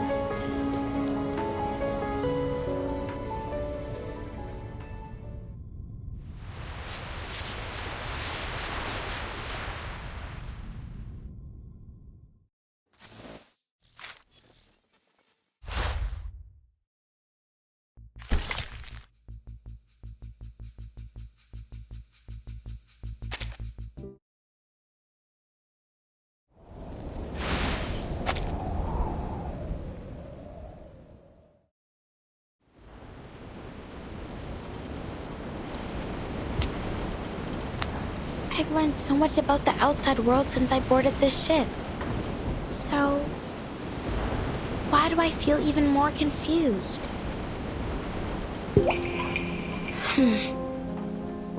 I trust my people. They're good and kind, and they've never lied to me. You just have to look at their spirit shells to see it. The songs and dances of Melly nourish the shells, and the purity of my people's souls color their surface in the most beautiful patterns. And Miss Grace, she's been good to us too. She warned us about the destruction of Melly, saving us from the flood, and she showed us the world as it really is. She even wants us to be part of her plan. Our ancestral shells have also told us how terrible the world outside is. That it's a place with Sanguma witches, Nakarua serpents, and all kinds of other beasts. But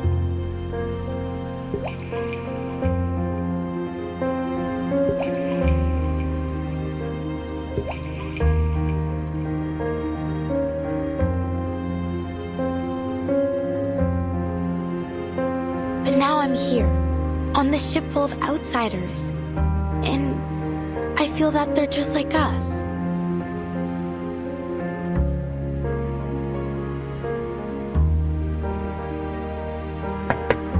Hello, young lady.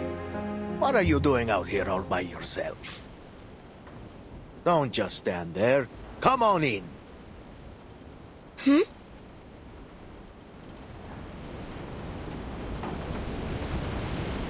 Sorry, I didn't even realize where I was going. No need to apologize, my dear. You are more than welcome.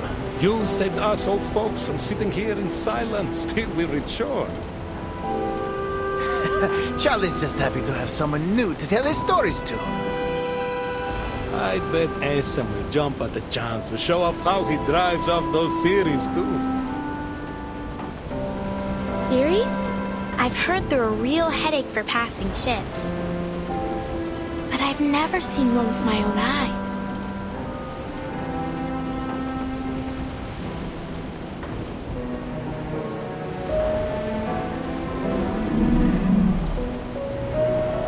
Well, well, this young lady knows a thing or two about the sea. How about you give us a hand,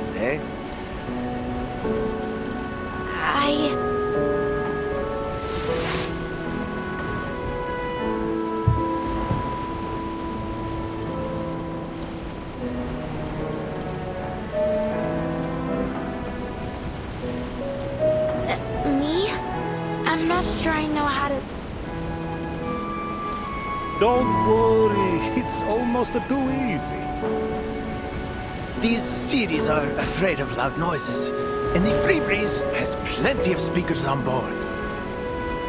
The sea is with us today. Of course it is. For how long we've sailed its waves, why wouldn't it be?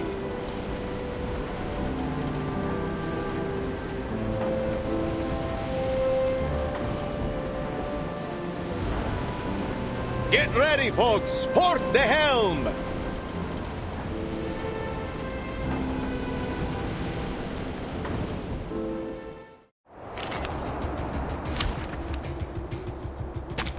Time to verify my new hypothesis.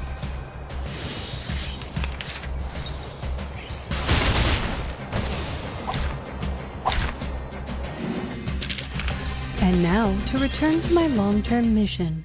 Rest.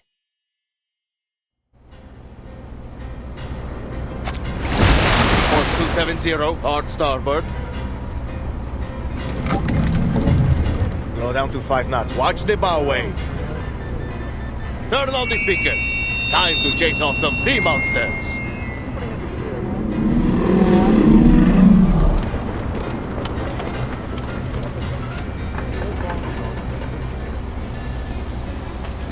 Signorina?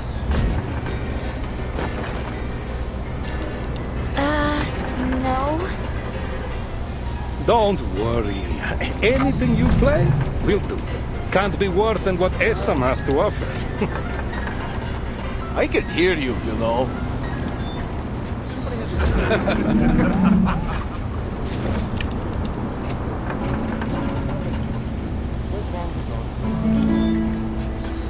I grieve to leave my native home. I grieve to leave my comrades all. Come on, join in.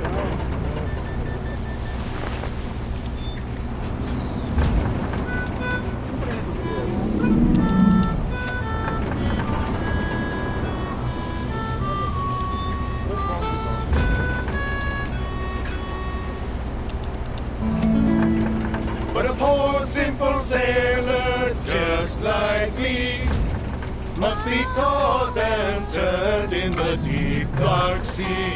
Farewell to Nova Scotia, the sea-bound coast. Let your mountains dark and dreary be. For when I'm far away on the briny ocean tossed, will you ever heave a sigh or a wish for me?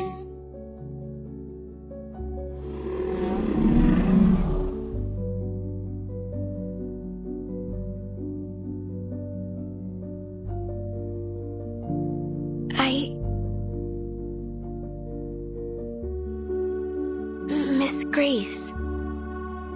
The outside world is indeed full of dangers, but there is less to fear than you think. I'll help you through it.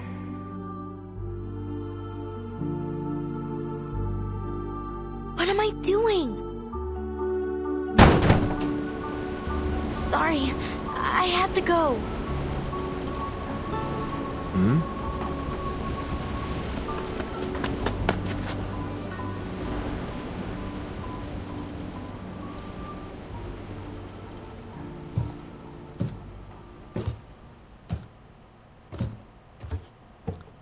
I don't understand.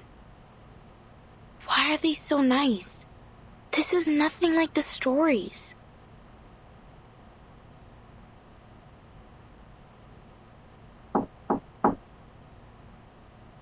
Come in.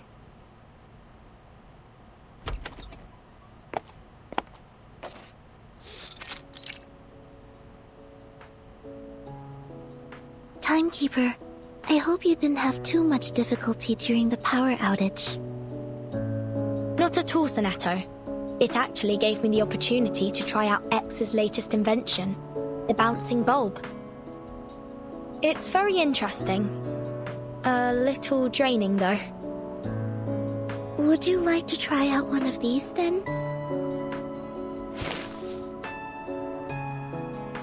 Did you make this, Senator? I did. Miss Saloni from Nukuteo taught me how to make it. It's called a sea mother's eye. She told me every household in Meli lights them during storms to help guide those at sea safely home. She said, with this, no one will ever be lost in the dark. Thank you, Sonetto. And what a lovely saying.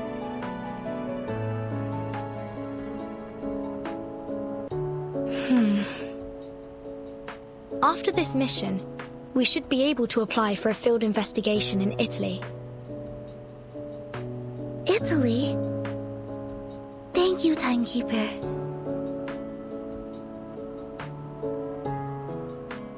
But let's focus on this mission first. May I borrow your communicator? There's something I need to verify. Of course.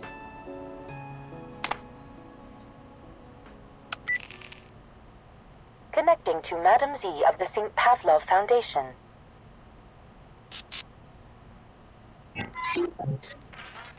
The person you're trying to reach is currently unavailable due to communication interference. Please leave a message after the beep. Huh?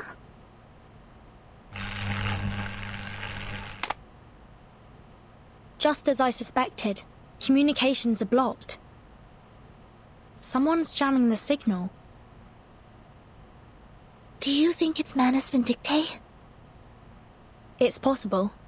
The flyer proved that this ship has some kind of association with them. We need to stay vigilant. Regulus should know about this. I'll go find her.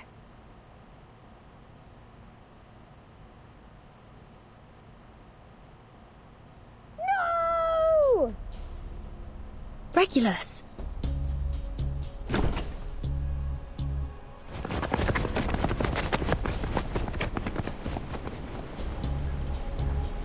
Regulus! Are you alright?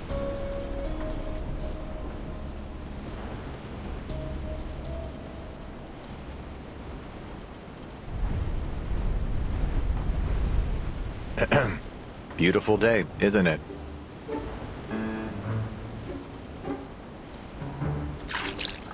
Mr. Ulrich? What are you doing here?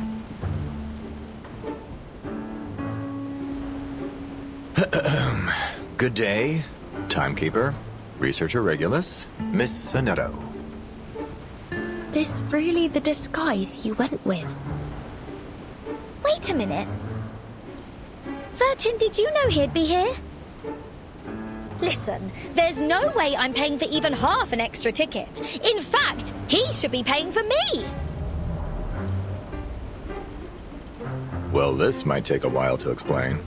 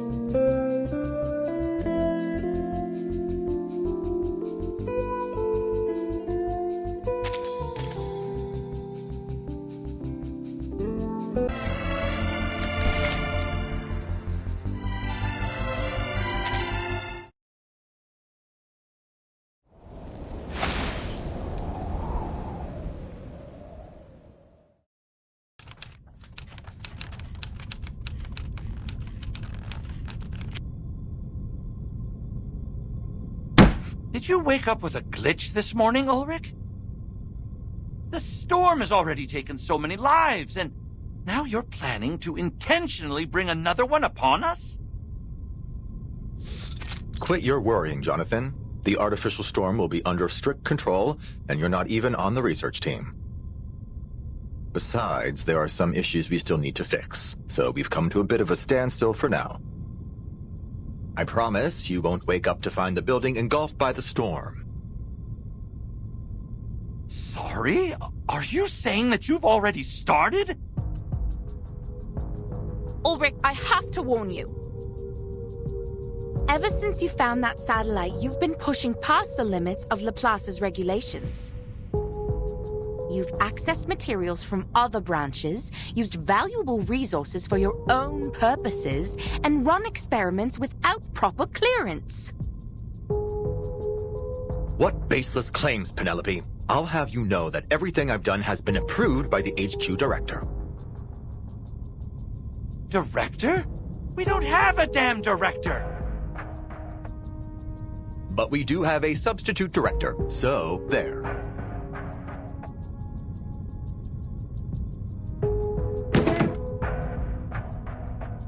For the last time, I'm not the substitute director. No one can substitute for Madame Lucy.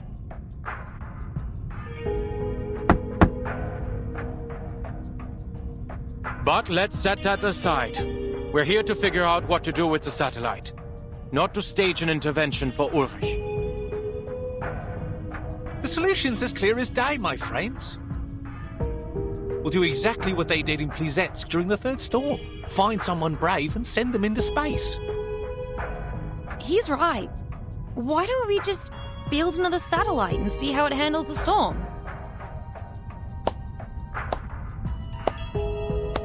Wow, what an amazing idea! Truly a stroke of genius. So, we're talking about a controlled experiment, right? That means we'll send not just one, but dozens of satellites, all carrying different items. What's the problem with that? Oh, nothing. The budget team will be thrilled at the idea. Here's a better one. We sit tight and wait till the storm sends us back to 1995. And bingo! Surprise! There's our satellite, orbiting around the Earth once again. Medicine Pocket, please mind your tone in the meeting room. Oh, sure. Just as soon as they stop trying to waste all our research funds. I'm with researcher Medicine Pocket here. There's no need to launch more satellites. We should be focusing on the artificial storm project.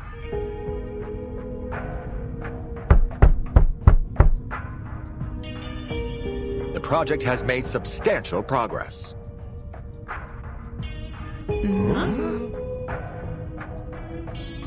I have collected every item that was once on the regular satellite, including the space seeds from Plesetsk. You have no idea how difficult that was, let me tell you.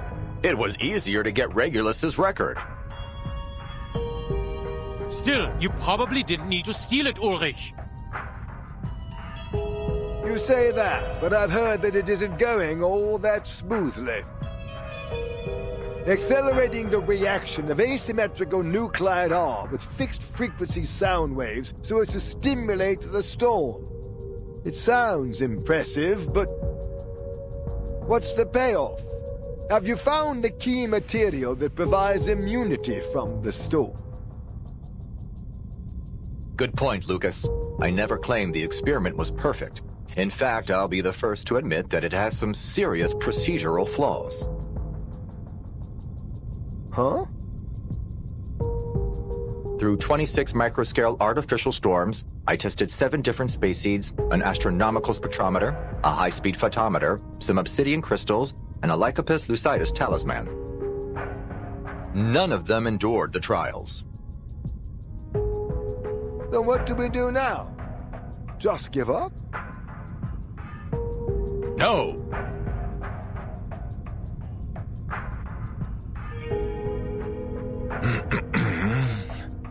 But I have used all the asymmetrical nuclide R that we had in the warehouse. What?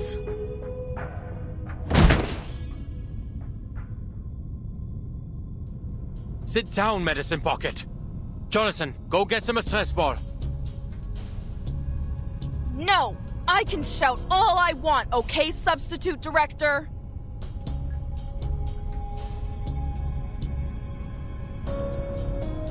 Ulrich, all the asymmetrical nuclide are. It's all gone? I had to use it. It's just standard consumption, like in any other experiment. And I got results. With that amount of resources, of course you'd find something, dumbass. Even a broken clock's right twice a day. Keep at it if you want. You're gonna smash that dead end head on.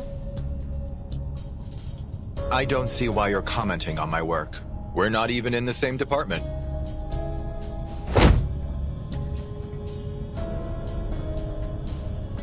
Because you used my materials! That was most of the nuclide art from both Laplace and the Foundation!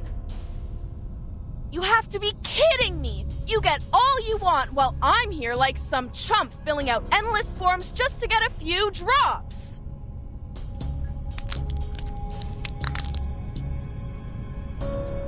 Next time, just give me the funds and nuclide, and I'll be more than happy to run a few laps in the storm with that crap from the satellite and see what happens. We would never endanger the life of a researcher like that. That's why we should launch another satellite. No need to risk anyone's life, especially since we got plenty of colleagues with aeronautics experience. Can't do that. Our best space expert is still in the Laplace care unit.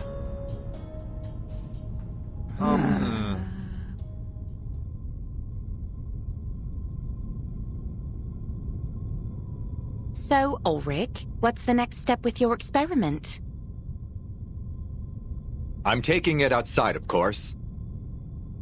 The richest deposits of asymmetrical nuclide R aren't in the lab or the Foundation's warehouse. They're out there in the real world.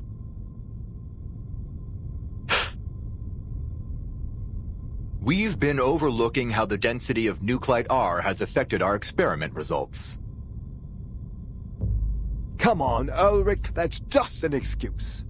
Where would you find a higher nuclide R density than in a Laplace lab? That might be the exact problem. The environment here is too controlled, too clean. The storm has never been the manifestation of order, but of chaos.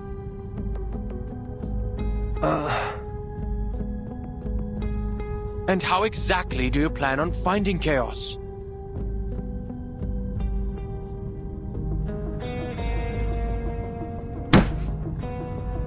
Everyone, please!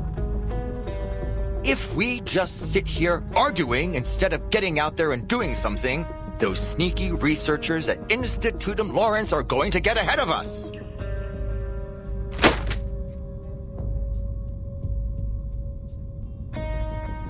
Lawrence? That strange secret society? Let's see what kind of bull they're spouting this time. No medicine pocket, just toss the letter into the shredder.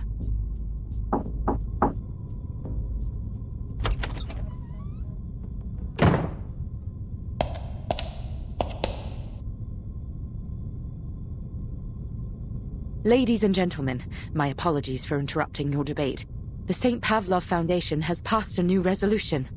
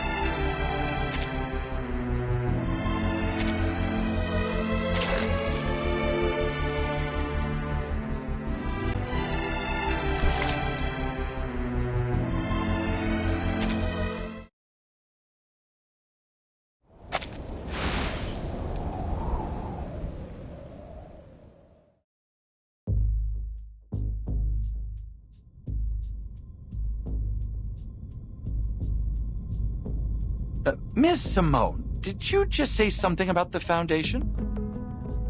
Are we not moving off topic? We were discussing our efforts to identify substances immune to the storm. What is all this about the Foundation? No idea, but it's sure to be the most cheerful, positive, wonderful news. That'll teach you to run Madam Buckethead out of town. Now it's going to be those Foundation dimwits calling the shots. Ha! I won't stand for the Foundation ordering Laplace around. I'll set things straight with them later. You have my word.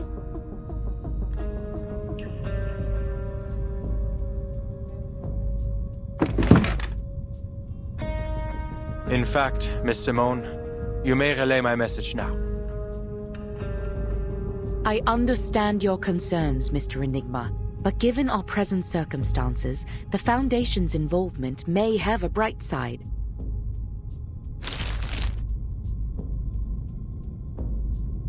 The resolution the Foundation relayed to me was principally concerned with your artificial storm project, Mr. Ulrich. Huh? What? Did you switch gears on us, Ulrich? For Flux's sake! All I did was ask for a little support. Speaking of, the Foundation also sent through their approval for your other requests. Mostly anyway. They agreed to supply the majority of your requested materials, including replenishing a portion of our asymmetrical nuclide R, and they've dispatched field investigators to assist us. Additionally, they've done preliminary screenings on the locations you mentioned and confirmed they meet the specifications of our experiments. The Foundation has never been this generous with us before. Huh.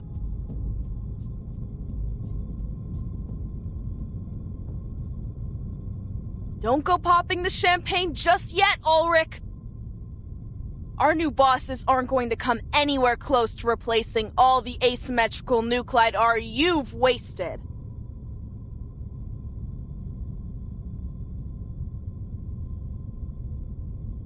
Still, it's all too easy. What's the catch? They want to witness our results, firsthand.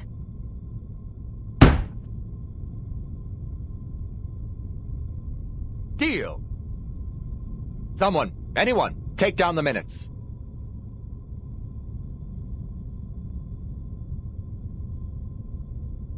They also sent over another possible location that they haven't been able to confirm. A ship.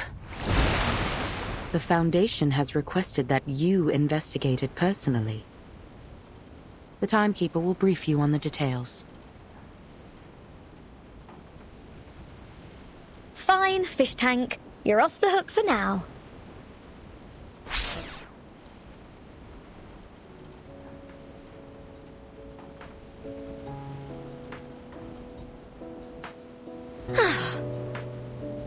Just so we're clear, you're not planning to smuggle out my treasure, right?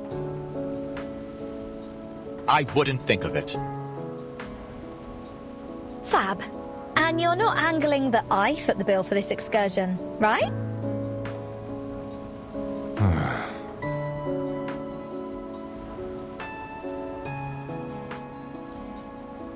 The Foundation's intel appears accurate. After some preliminary checks, I am certain this will be an ideal locale to conduct our experiments. I've never seen such intense readings of asymmetrical nuclide R outside of the store. Now hold on a minute, Ulrich. You're not about to take a swim, are you?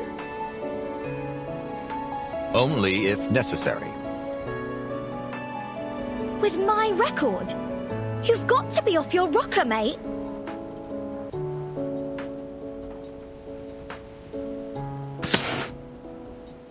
Not at all. It's time it was returned to its rightful owner.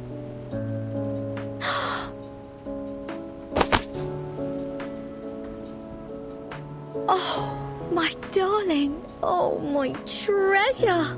Welcome home. Oh, I'll broadcast your tracks on Radio Apple for 72 hours straight and hold the rockinest party ever just for you. Oh, you've got my word.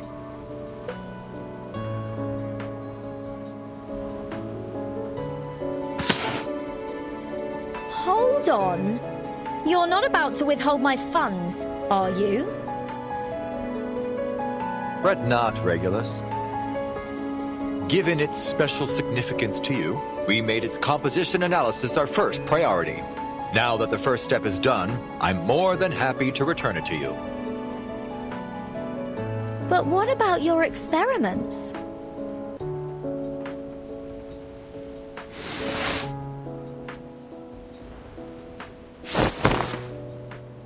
Not to worry. I've already made arrangements.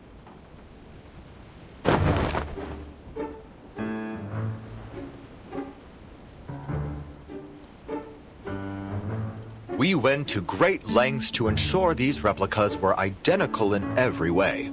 We even reproduced the ink used in the signature. Identical down to their heart and soul, courtesy of Laplace craftsmanship. We've achieved complete consistency in both composition and appearance. What? Well, I've got to hand it to you. They're dead ringers for the real thing. But this is piracy. And not the fun kind. Musical piracy. Drastic times call for drastic measures. I hope you'll find it in your heart to forgive us, Regulus.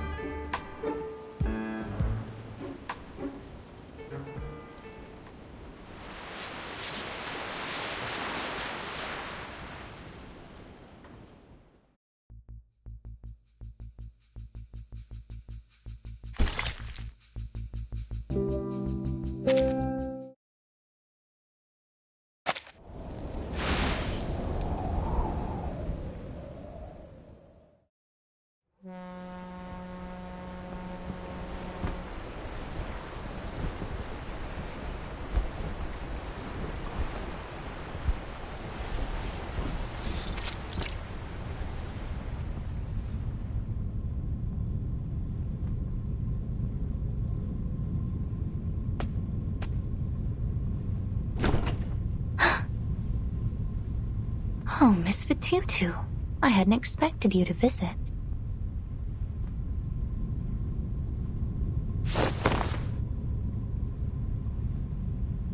I must say it's a welcome relief from the onslaught of greedy businessmen and boorish officials. All puff and no substance. Bloated, lifeless. They remind me of a few specimens of decay from my collection. Decaying specimens? Miss Grace, you mean body? Hush. Let's just leave things at that.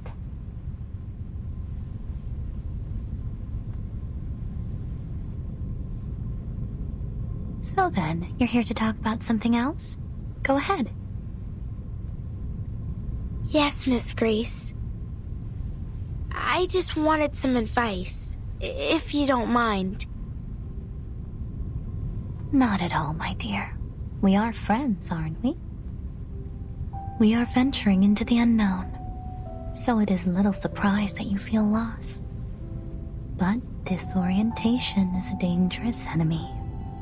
I am more than happy to help.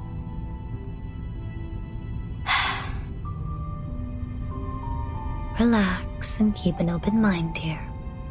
We have a long night ahead.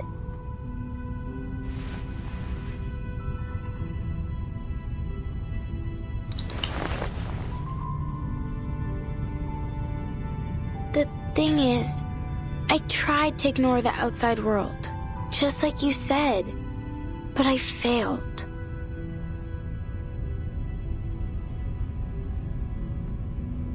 The idea of raising a spear against people I know so little about, even if it was to avenge my home.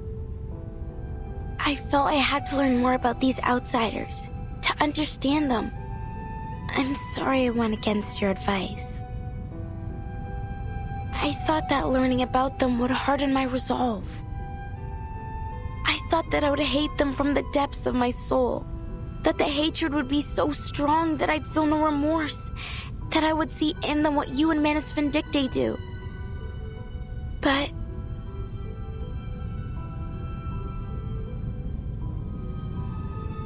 instead, after interacting with the people here...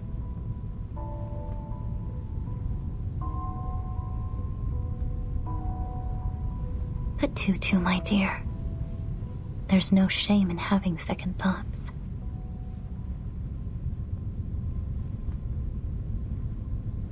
How could you not? This was but your first glimpse of a world so much wider than you knew. But you'll soon realize that it is nothing more than a dying corpse. Its lungs still clinging on to its last breath. The face rots first, you know. It's a nasty scene, I assure you. Those shrinking, putrefying eyeballs are always a headache for taxidermists. Next, the chest cavity. It rots out from the inside, bloating with noxious gases produced by its decomposing flesh, until it's ready to pop like a party balloon. Even at this stage, if you were to hold your breath and look only to the limbs, you might marvel at the artisanship. Such a perfect creation. Yet it dies all the same. So it goes.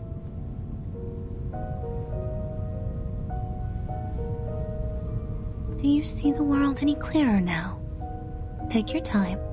Think it through.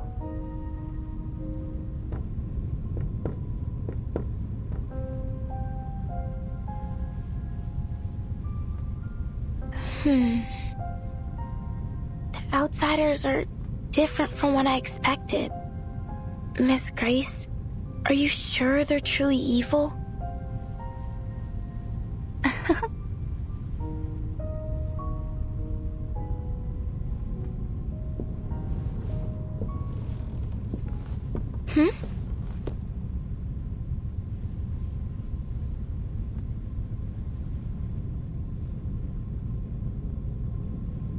They are cunning, menacing, and at times have even been known to engage in eavesdropping.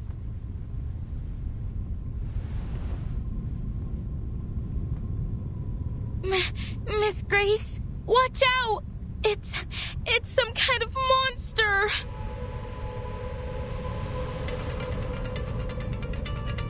Huh? It's here!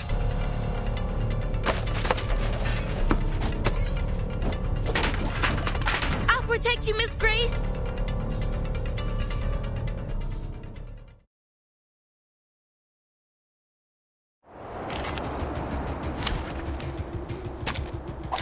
Program activated.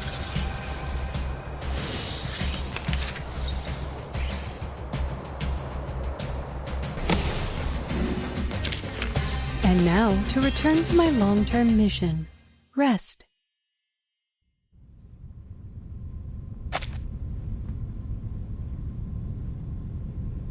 Is it dead?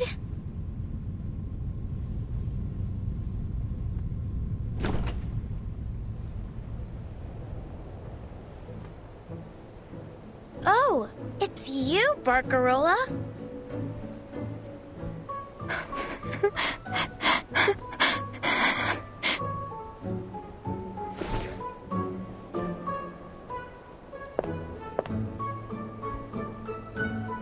Miss Ba르ka롤la, what a pleasure to see you. Have you lost your mind, Fatutu? I've been looking all over the ship for you to thank you for the lamps you made. This is a funny way of saying you're welcome. Not even the rudest student in Cremona would attack someone for saying thanks.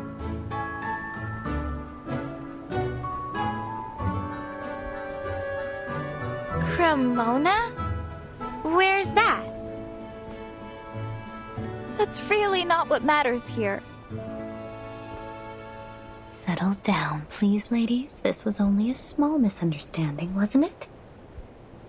As both your captain and your friend, I hope that you might be able to resolve this. I do believe I could see you two becoming fast friends.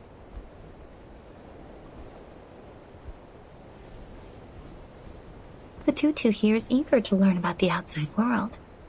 And I'm sure you must have many stories to share, don't you?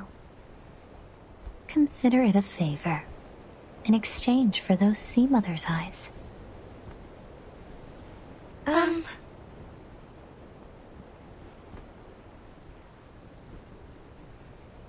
Why don't you take a seat, Miss Ba르카롤라?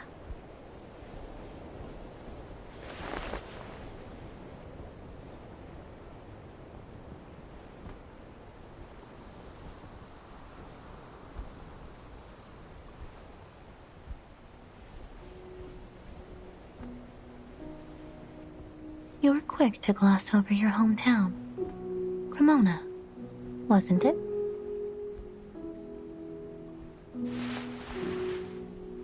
Cremona, the city of violins, as they say. See, I was born in that awful, dreary old place. But I don't like to talk about it, Miss Grace.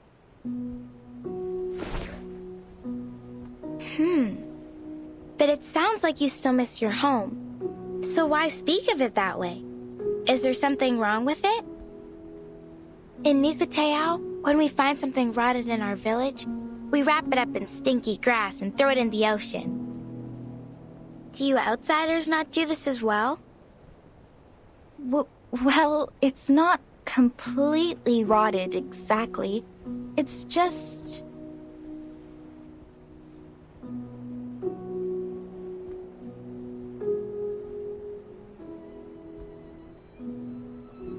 In Cremona, everything is bound up with the violin. How it's made, how it's played, even the science of it. It fills the air and every conversation. You can't walk to the trattoria without tripping over a virtuoso. They come from Rome, Berlin, London, New York, Nairobi, Tokyo, Uppsala, people from far and wide, all crammed into one town. Not a day goes by without a concert, a symphony, or a festival musicale. Am I misunderstanding you? Because to the ㅡㅡㅡ, the idea of a place with music and festivals every day sounds very... fun. That's where you're wrong, Signora. It's no fun at all. At least, for me. To be Cremonese is to take pride in its music, its history, and above all, its violins. And you must learn to love the violin, the viola, the violoncello, and the bass, because there is nothing else. Every quartet is a string quartet. Every concerto is Vivaldi. Strings, strings, strings. The monotony is unbearable.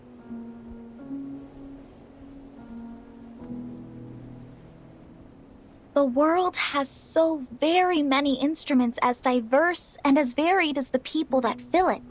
Even the shell around your neck could sing if you knew just where to tap it. But not in Cremona. That's why I speak of it that way, Fatutu. Because if I had stayed there, I would never have seen the music of the world and its instruments, and my crackling box would never have been able to know their sounds. The ㅡㅡㅡ don't have many instruments. Not so many as you anyway. But we were never bored with what we had. I'm certain that your island holds great beauty beyond its music. If ever we grow tired of singing and dancing, we'd go searching for shells or swimming in the reefs. You still have much to learn about the world beyond your islands. Then you have no intention of ever returning home, Miss Ba르카롤라? Return? No, never. They're too set in their ways, like old fossils. My vision of music grew beyond them, and I did too.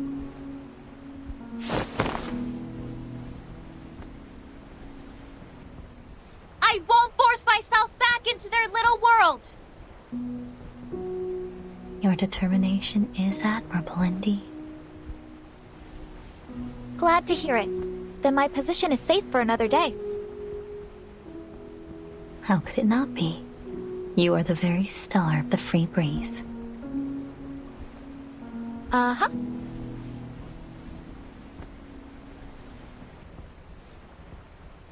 What about you, Miss Grace?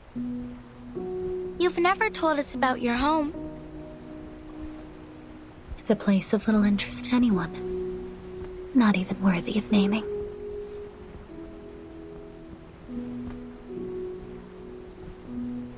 They say a musician must be free of attachments to be truly creative. Perhaps this is true of captains as well. No, that can't be right. The Nukutai believe that to stray from our home is the death of the spirit. If we travel too far and too long, our spirit shells develop cracks that no amount of Nuku glue can mend. And from these cracks come an intense sadness. The elders call it homesick. Homesickness. See, we have this word as well. The sailors aboard often ask me to play the songs of their youth when they're missing their homes. So many different melodies. Thankfully, my crackling box has all kinds of instruments to suit their needs. I imagine it must be difficult for your people now. If you'd like, I could learn to play some of your songs and perform them. I'd be more than happy to help after all you've done. That's kind of you. I'm sure it'll be of great help to us. I'm more than happy to help, Patutu. It is my job after all.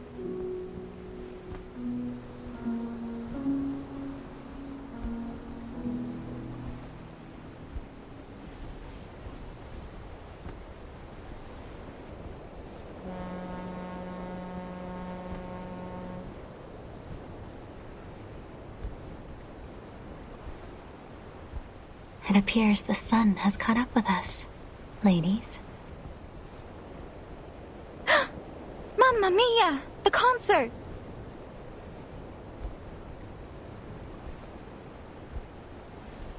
I promised Signora Regulus a rock and roll concert, but I haven't even asked her what instruments she needs. Ciao, ragazze!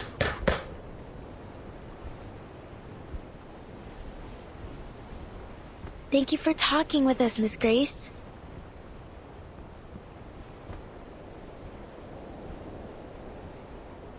Don't mention it. I only hope that it was helpful for you. I have one last question. I was wondering, how do you stay so determined?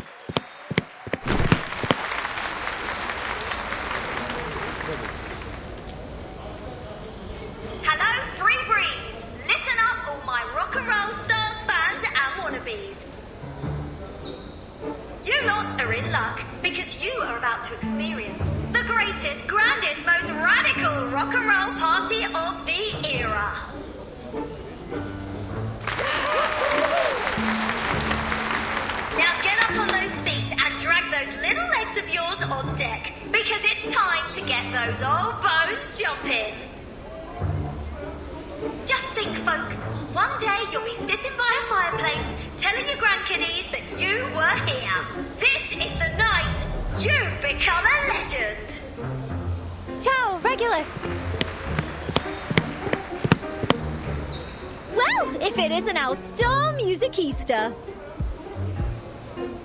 This isn't what we agreed on. I thought we'd make our preparations together. What preparations?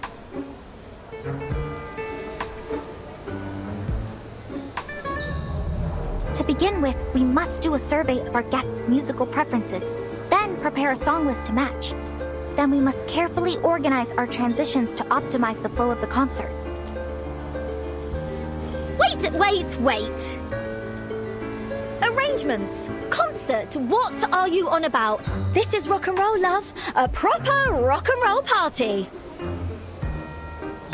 No arrangements? No song list? This isn't what I was taught to do in Cremona. As musicians, we have a responsibility to ensure that every listener enjoys an exquisite and seamless experience. We must allow them to savor the emotion and artistry of each piece. Sounds a bit stuffy, doesn't it? Come on, no reason to get all hung up on the details. Music is freedom. The only thing that matters in rock and roll are the vibes.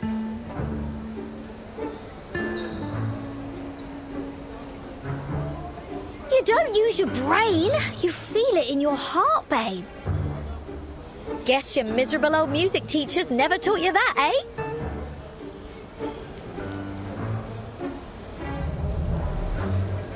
Fine.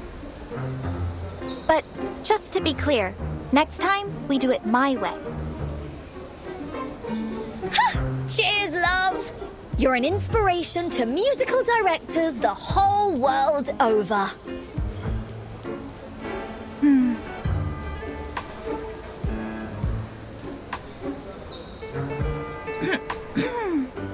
You can find the record player in the locker backstage.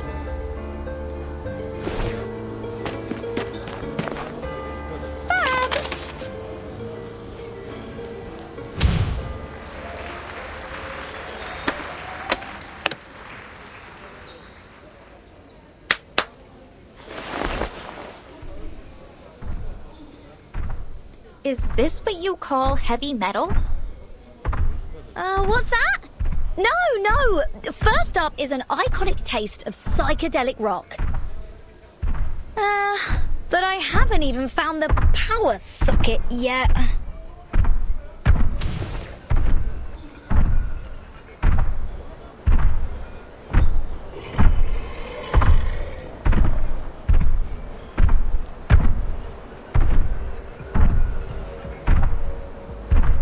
Timekeeper, those sounds are familiar, aren't they? Metallic percussion sounds, sprinkled with screams of pain. His Manus Vindicte.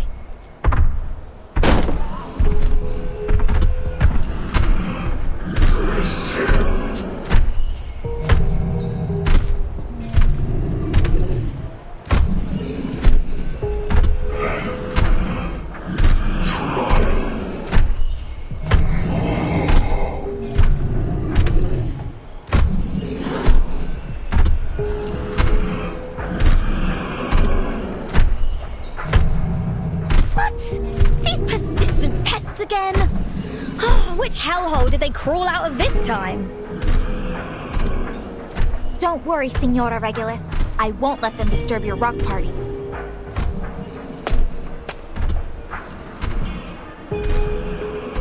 You oafish barnacles are ruining the atmosphere and scaring our guests. I very much doubt you're doing this with the approval of Captain Grace. You should be working in the engine room, not making noise up on deck. Have you all forgotten the Seafarer's Code of Conduct?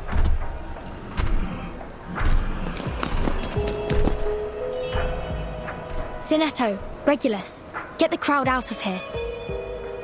Get ready to engage with these Manus thugs. Understood. Miss Ba르카롤la, I'll ask you kindly to step back from these brutes. Please, Signora. There's no need for alarm. I know they may look a little strange, but they're just engine crew. They work here. And as such, as our musical director, I have some authority over them. Moreover, it is my duty to ensure all our guests have a safe and enjoyable stay. Now I see how the Manus kept themselves hidden.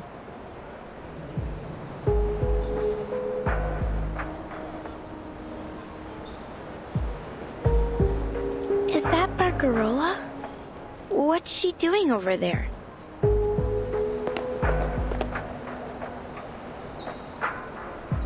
If you've come to be entertained or perhaps for some music lessons, I would be more than happy to assist you in the crew quarters later.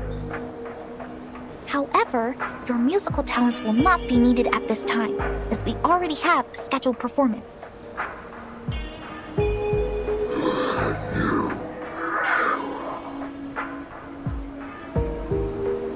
Stop them!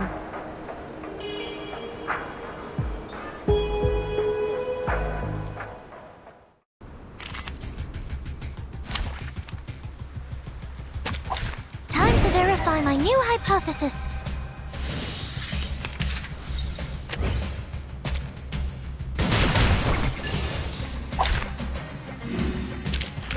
I will pray for you. Sorry.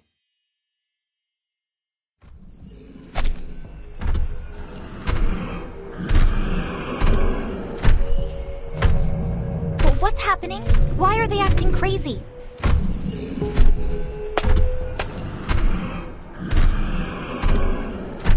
As the musical director of the Free Breeze, I can't allow you to harm our guests. Enough of your nonsense, foolish outsider. No! Hobo protect!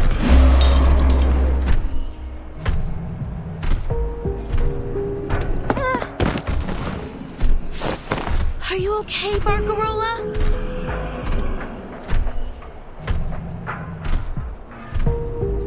What are you doing, Fatutu? That is an outsider. Have you forgotten your duty to your people?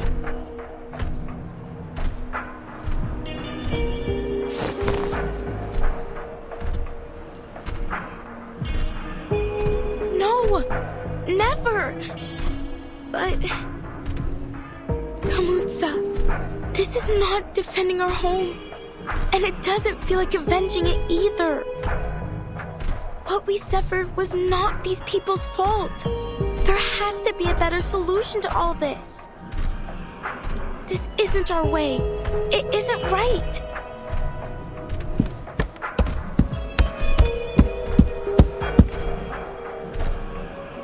Kamutsa.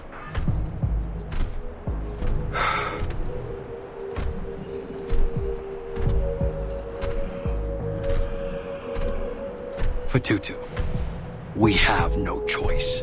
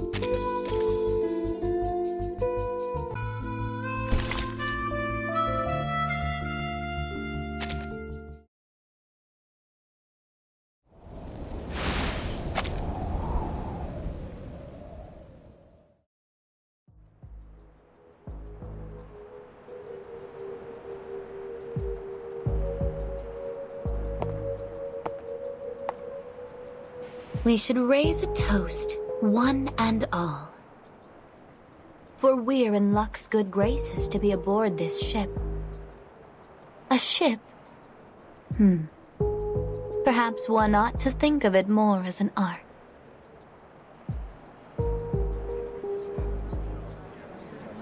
Just what are you getting at? Oh, I get it. Is this some kind of surprise theme party, like a murder mystery? Is that right, Miss Bacarola?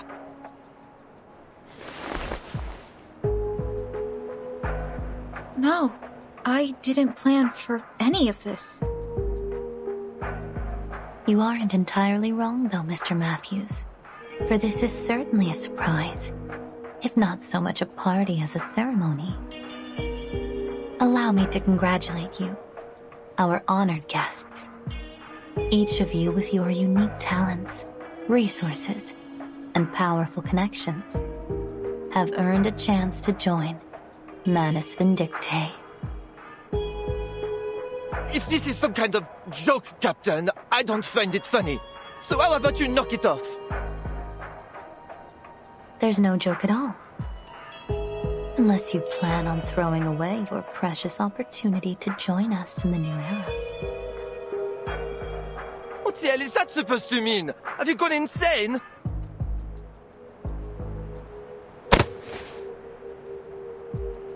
How dare you blaspheme our savior? Toa, ever since you put on that mask, you've been acting strangely, like a different person.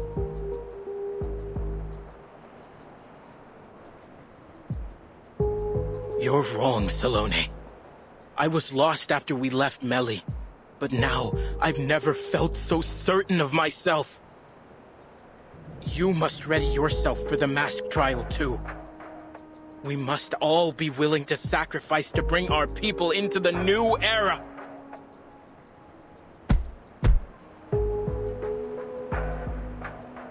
As for these ignorant outsiders, they will never understand the depths of the crimes they've committed, or the punishment they deserve. Calm down, Toa. Don't bother with these outsiders. They only care about themselves. Only the storm can bring the change we need.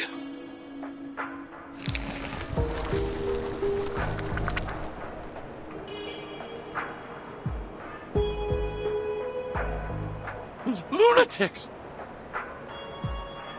Timekeeper, it seems as though the islanders aboard are working with Manus Vindictae.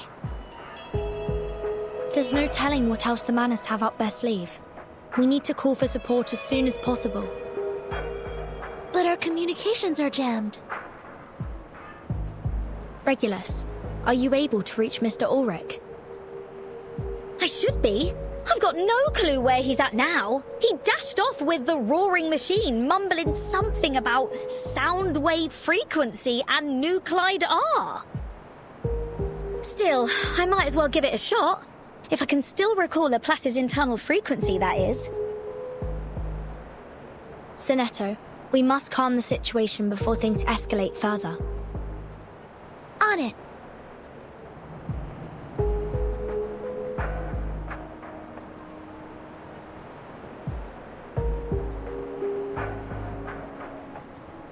Ladies and gentlemen, perhaps you have yet to understand what the storm really is. No, perhaps we don't. Because I remember what you wrote in all the flyers. The Free Breeze is equipped with a double hull and the most advanced communication systems available, capable of contacting rescue and support under any circumstances.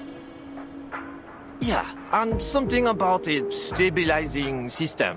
Why should we be worried about some heavy weather? Or were you lying to us?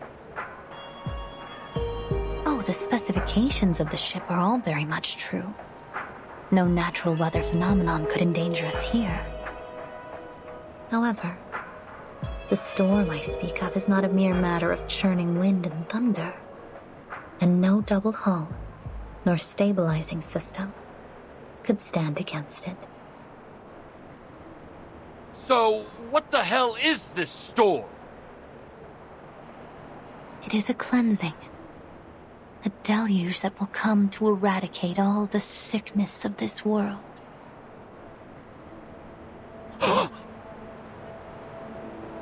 And an opportunity.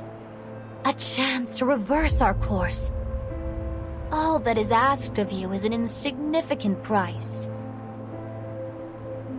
Reverse? Price? What are you talking about? In the 90s, veins turned into wires. In the 80s, skulls turned into geometric shapes. Oh, in the 60s, what fun we had then! The entire world became a pop art spectacle. And Manus Vindictae have seen us through each one for all these many years.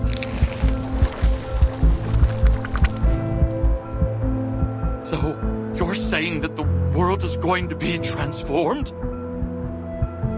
And something weird will happen to our bodies too? You are exactly right. And the Manus were behind all of this? Why? Now, don't be so harsh on us. We've made heroic efforts to cleanse this world of its sickness. But each generation keeps making the same mistakes. Economic collapse, environmental crisis, endless wars and bloodshed. We had no choice. The wounds of this world must be cleansed, one deluge at a time. Now we are welcoming a new storm. One that will reverse us to an even more distant past.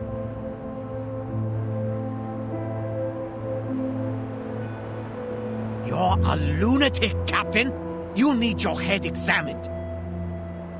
Lady, you need a psychiatrist. But these things you're showing us, they really happened? No need to take my word for it. You will all bear witness to it soon.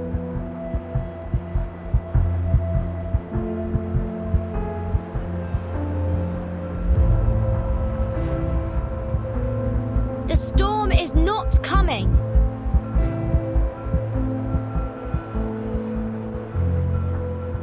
We are from the St. Pavlov Foundation, an organization dedicated to the protection and rights of humans and arcanists. Oh, thank goodness! As the timekeeper of the St. Pavlov Foundation, I can assure you, what she showed you won't happen here. Manus Vindictae are just trying to manipulate you into buying into their deception and hatred. Don't give in to this false fear. Please, everyone, remain calm.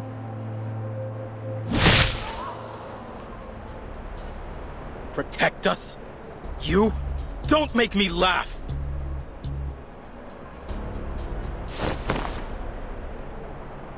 Toa, wait! She seems trustworthy. Maybe we should listen to what they have to say. Really? You think these people care about rebuilding our home? Were they there when Nukutea was hit by the great waves? Where was their protection then? I'm not sure. But I just can't bear the thought that we might make a decision we'll regret later. I don't want to see any more cracks and scratches on our shells.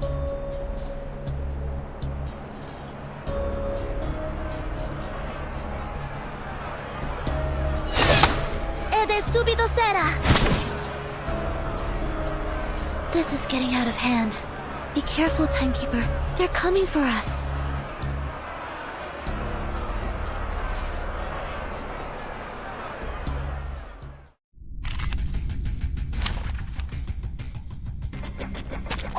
Time to verify my new hypothesis.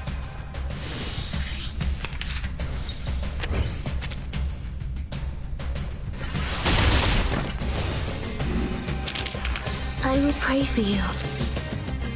Sorry.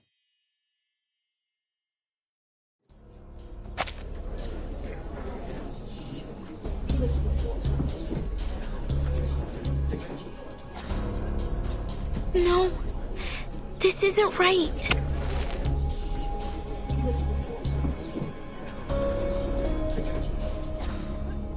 I think you need some rest, sister. Huh? I'm sorry for Tutu. This needs to be done.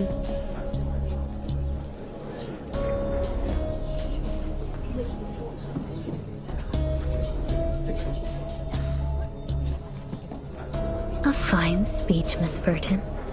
Such delectable, righteous indignation. Surrender, Miss Grace. Your lies will not succeed here. Why, of course. To tell a lie brings the harshest of consequences. Even a kindergartner knows that.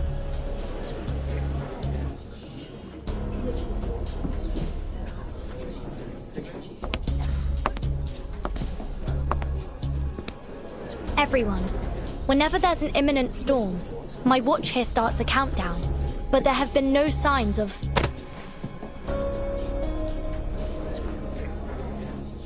What a coincidence, Miss Burton. I so happen to have a similar device myself.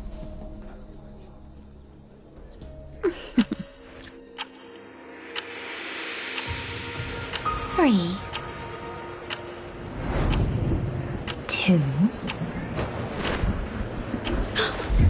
1. Impossible. Miss Burton, as you said, lies will not succeed here. The question is, who here is the liar? Ladies and gentlemen, I invite you to relish the sight before you. Here we are. The last evening on Earth.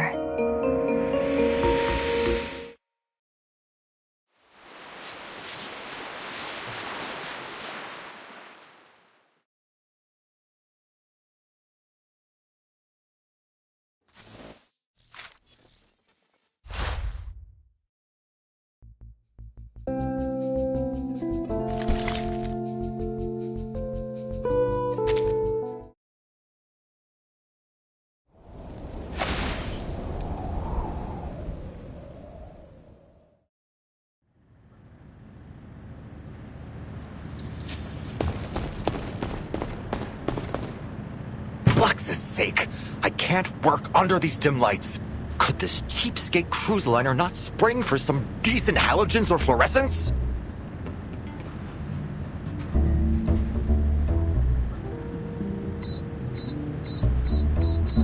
Just as I expected. The closer I get, the more erratically the collector's gauge reacts. I must pinpoint the ship's current location as soon as possible. Wait, the readings are a bit off. Ah, is it because of the seawater? Or is there an abundant load of nuclide R in this area?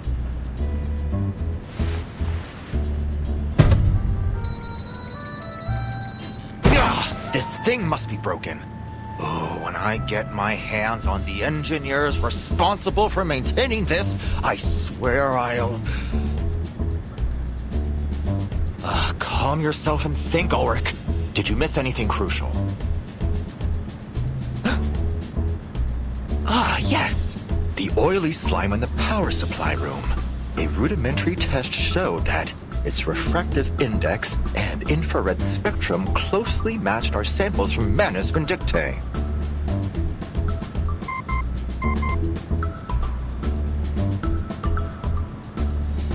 Who's calling? Regulus? Finally! Oh, I've been trying to reach you for a while now, Ulrich. Calling to check on the artificial storm project, are you? I still have a way to go. I'll call you when I need a hand or two. No. I'm afraid I'm not offering you a hand. I'm asking for one. We need you topside, you fabulous fish tank. There's a gang of Manus thugs here.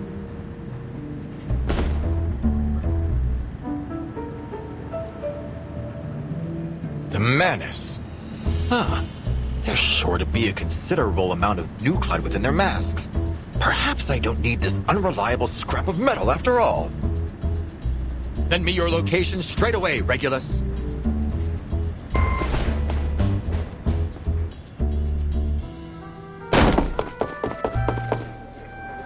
Where are these Manus thugs? Lux's sake! This is a bigger crowd than I expected.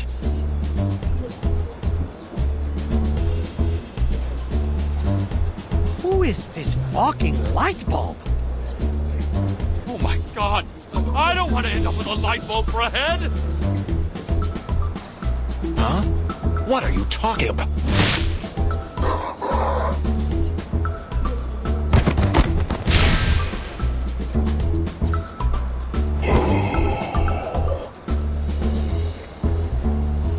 are.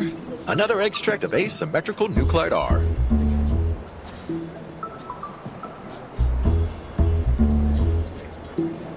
Ulrich! We're over here! Wonderful. I should be able to extract even more over there.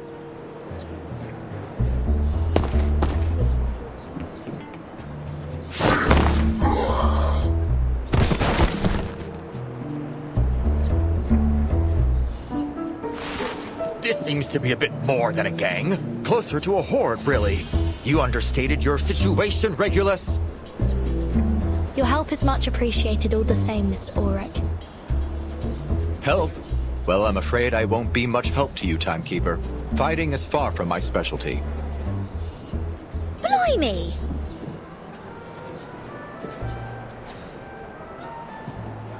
They seem to be corralling the guests. At least they aren't hurting them for now. It isn't about hurting them. She wants to recruit more followers.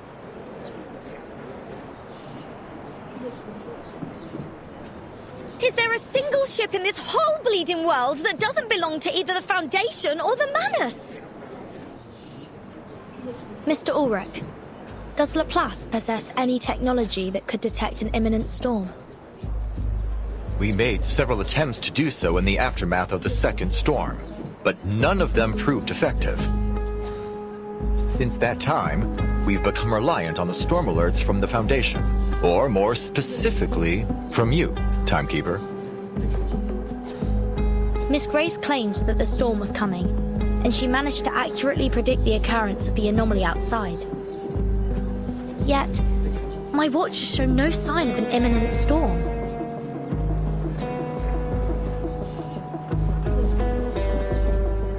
In any event, I believe in you, Timekeeper. Thank you, Sonetto. But it isn't you that I need to convince. It's them.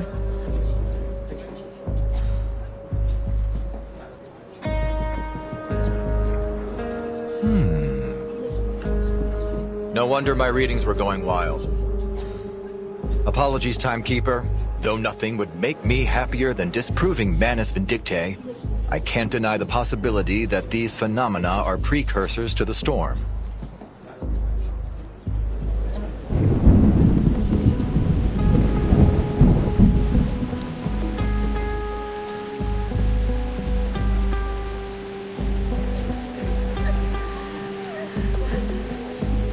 Please, everyone, listen. We have to stay calm.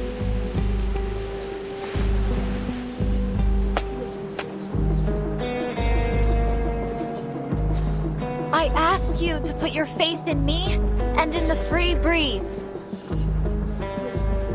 I should have never come to this party. I want to go home. I'm scared. Someone help us.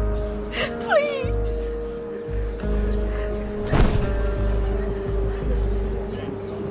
What can I do to get these people's attention?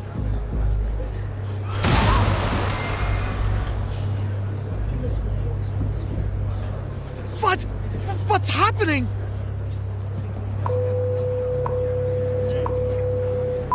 Due to low visibility at sea, some public services on the free breeze will be temporarily suspended.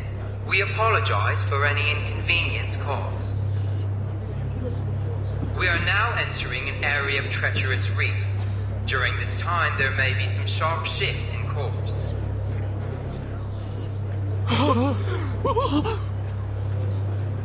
In order that we might reach the new era as soon as possible, the free breeze will forge ahead at full speed. Please stay indoors, and in case of emergency, hold on to the handrails. I repeat, please stay indoors and hold on to the handrails. Captain Grace, why in the world is the free breeze going full speed through these reefs? To embrace the future. But if we strike any of these reefs, the damage could be catastrophic. Not as catastrophic as missing our chance to embrace the storm.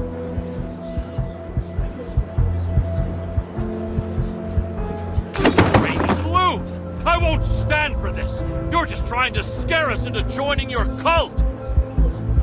Oh, I'll bet there's no reef, no storm at all!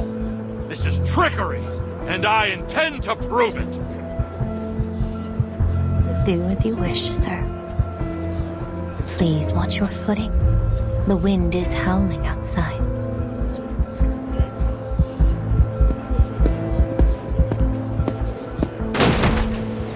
Look! I'm standing firm as a bolt!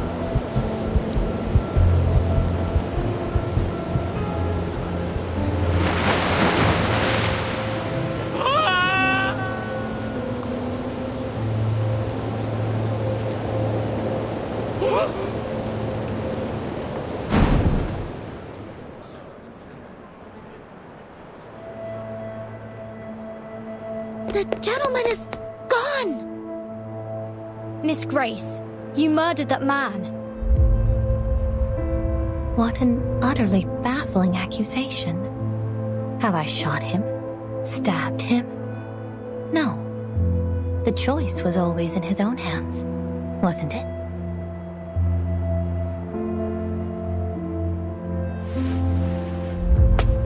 Captain, you said you'd save us if we joined Manus Vindicte, right?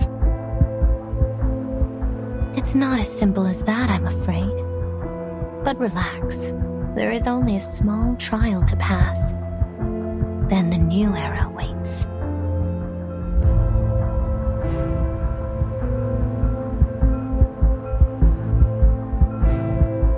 You may feel a little disoriented, but your body will be in no danger.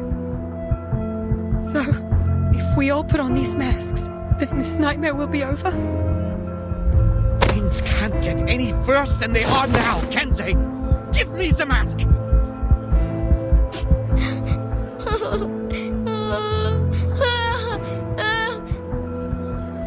Oh, lost lambs. This will be the bravest leap you've ever taken over the fence.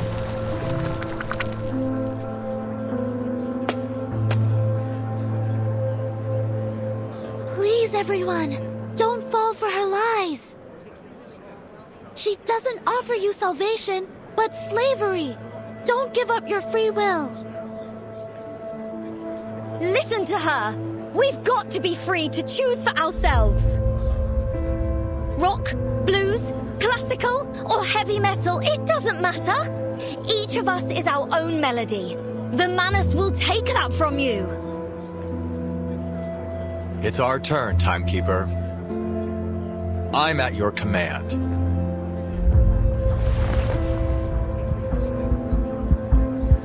All right. Our priority is to bring the guests back to their senses.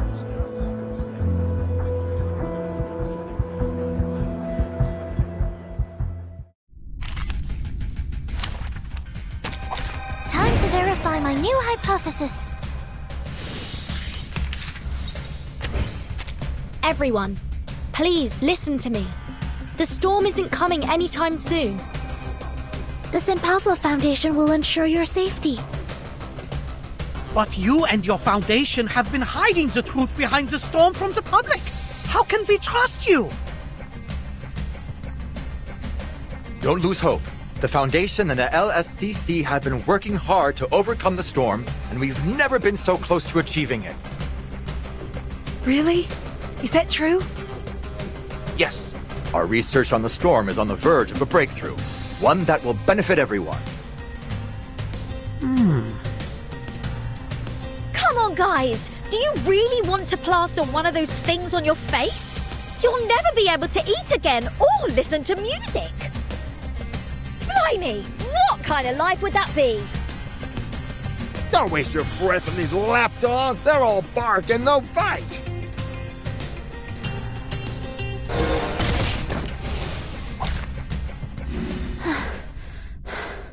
The civilians have calmed down, Timekeeper. Take a moment. I'll deal with the rest. No, Sonetto. This crisis is far from over. Good grief! How many passengers are on this bloody thing? And now to return to my long-term mission. Rest.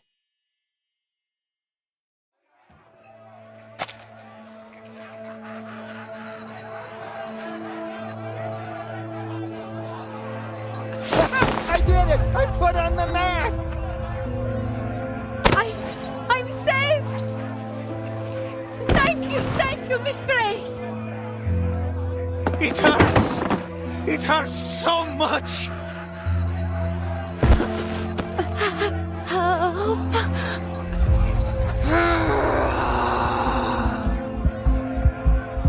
We can't let more of these people give in to their fears.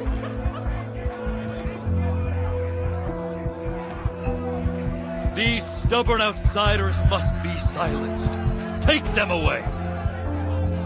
Let our revenge begin with them.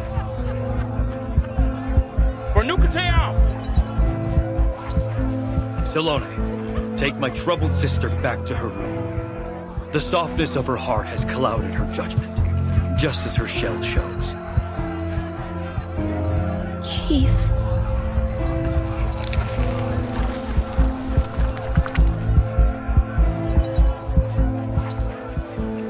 Mom, I want to go home. Just think of something happy, sweetheart.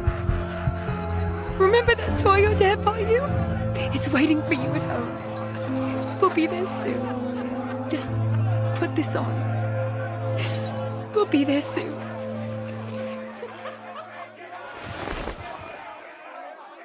No!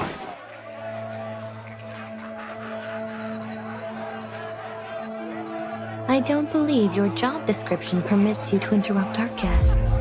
Does it, Miss Ba르카롤라? I don't understand, Captain Grace. Why are you letting this happen? Why are you doing this?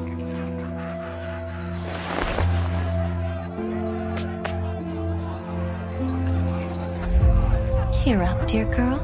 Hold that chin up high. Now that's the spirit. The brightest star of the free breeze forever and always. Just take a look. Your loyal fans are waiting for your next show. Won't you play some of those beautiful melodies for them again? But, Miss Grace, what do you mean by the storm and diseases of the world and this new era? Oh, it's all so much simpler than you think, Miss Ba르카롤라. In the new era, all that you hated in this time will vanish, as if it had never been there at all. The city of violins you swore you'd never return to will soon be forgotten, washed away in the coming storm. Your wish will come true. You'll never need return to it. You couldn't even if you tried. Never again?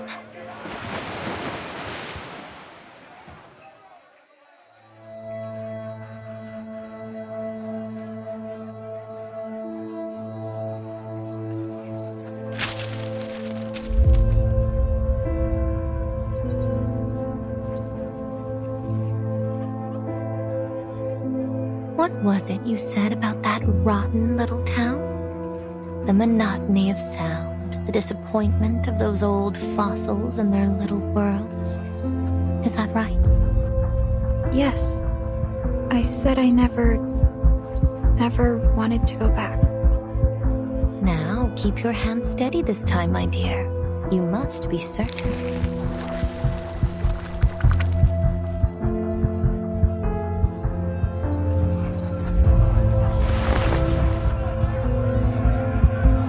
My crackling box.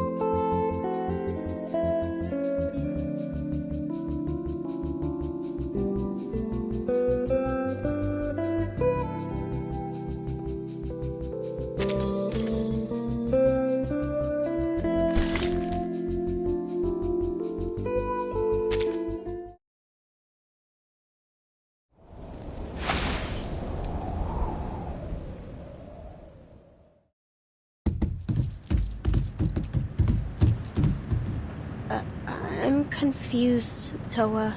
If these disbelievers are a danger to our vengeance, why are we only locking them up? Shouldn't we just toss them overboard? The chief wants Fatutu to decide how to deal with them. A test of her allegiance and her conviction. After she puts on the mask, of course. Ugh. You're afraid, Salome. Don't be. The trial isn't difficult. I see things so clearly now. I don't know, Toa. I trust in Kamutsa's leadership, but still. Just like always, you're waiting for everyone else to test the water before you jump. I just feel that there's something wrong.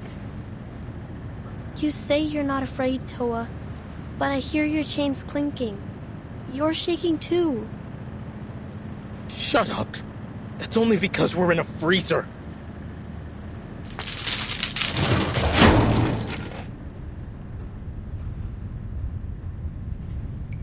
Blimey! Locked up again. At this rate, I'll have my imprisoned on all 7 continents bingo card before I turn 20. It's an honest bet I've spent more time behind bars than my own home. I wasn't aware that you had a home. Beyond the ship, I mean. Of course I do, love. The whole of London is my home. I've walked its streets. I've inspired its people. I fought for its music. Its spirit stamped on my very soul.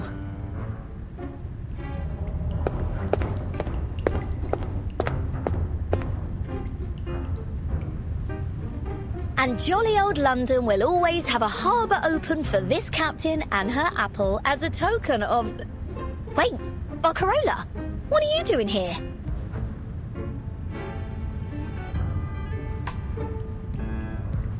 Well, I suppose those tin heads aren't the type to appreciate a true artist. Jealous of our talents, no doubt. Miss Grace said to give you special treatment, Bacarola. But I warn you, these prisoners are ours to deal with. So don't get any ideas. What? Bacarola, don't tell me you're siding with these tone-deaf goons!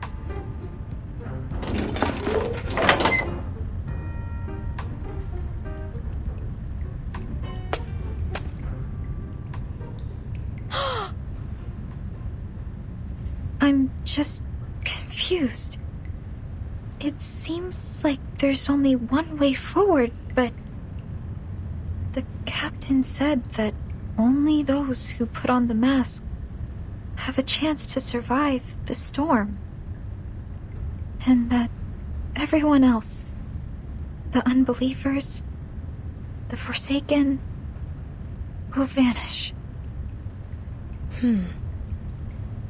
Miss Verton, tell me the truth, please.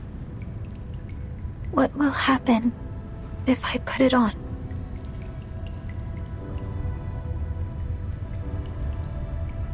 If I reach this beautiful new era Miss Grace speaks of, what will happen to Cremona? The streets, the cathedral, all of the people I grew up with. Will I ever be able to see them again? The truth is, after the storm there may still be a Cremona, but every face, every song, every brick from each house to the cathedral will be different. The storm will wash away almost all traces of this era. But you can still help us, Miss Bacarola. Me? How? No matter when the storm arrives, we must fight till the last second to help as many people survive as possible. I need some time to think.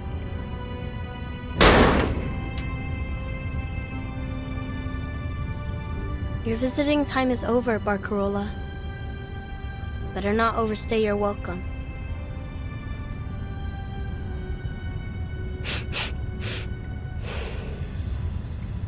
I have another request. Could you tell me where Fatutu is?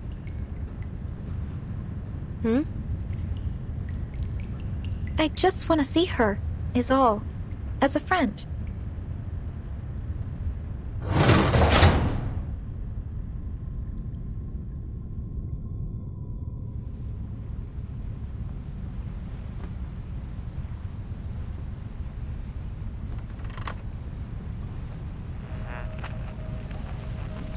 They're well aware of your contribution. To follow their divine guidance, we must be willing to renounce both body and mind. Well done, Apostle Grace. To think those white suits are so sure they've caught us off guard. Oh, I can't wait to see the despair in their eyes when they fall flat on their faces. I can imagine it now. Let us all observe a moment of silence for those lost in our latest failure. Let us honor them as eternal monuments of our cause. How pathetic. Oh, and what about this Laplace rat that I hear is stowed away on board? Yes, the awakened ferrofluid sample named Ulrich. One of the major contributors to the creation of the equilibrium umbrella. Let's hope his little umbrella keeps him dry. Because if he isn't careful, he may end up in much deeper waters. The ritual materials are nearly assembled, and we are accelerating our recruitment. But the Nukutai spirit shells have yet to reach their most optimal form. It could hinder the stability of the ritual if they're not immersed in pure negative emotion. Your commitment to quality is impressive, but the shells needn't be perfect to perform as needed. Do not waste time unnecessarily. Do you understand, Apostle Grace?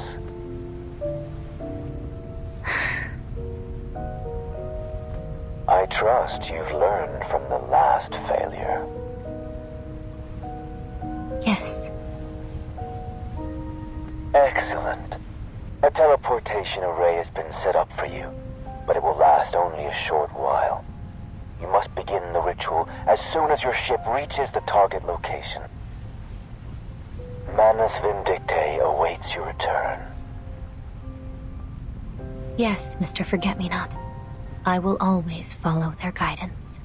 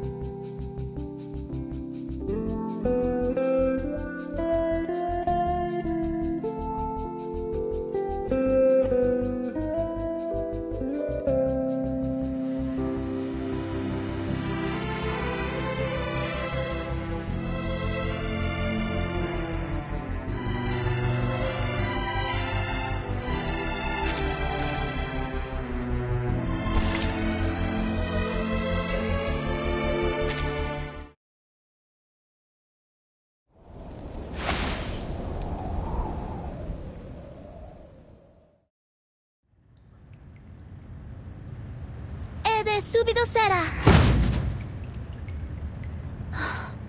It's no use. The cabin's wall is heavily reinforced. My arcane skills can barely scratch it. I guess that's why they didn't even bother taking our stuff. Ulrich, you've got to have some miraculous trinkets up your sleeve to bust us out, right? You're the pride of Laplace, after all. Laplace is not a circus, and I am no magician.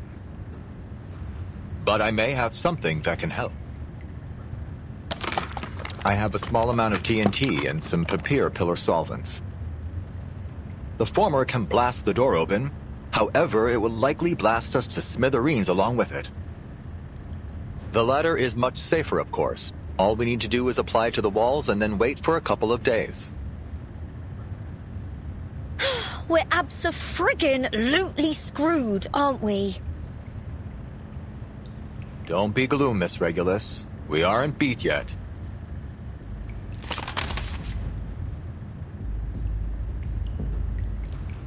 Take a look at this, Timekeeper. I've been recording the Free Breeze's heading since it left Sydney. Though unfortunately, something has been jamming our signal. Yet, we can still extrapolate from my earlier readings that the ship is not heading to its advertised destination. It's heading steadily southward. It appears so. The forecast of the storm, the sudden eclipse, the mask trials, and the speed at which the Free Breeze is now heading. If all they wanted was to recruit more followers, they would allow for more time to convince the others. However, if the storm is indeed coming, then why would we be racing forward through these reefs? Their actions don't seem to be aimed at recruiting, nor at passing through the storm. Rather, they seem to be aimed at intimidation.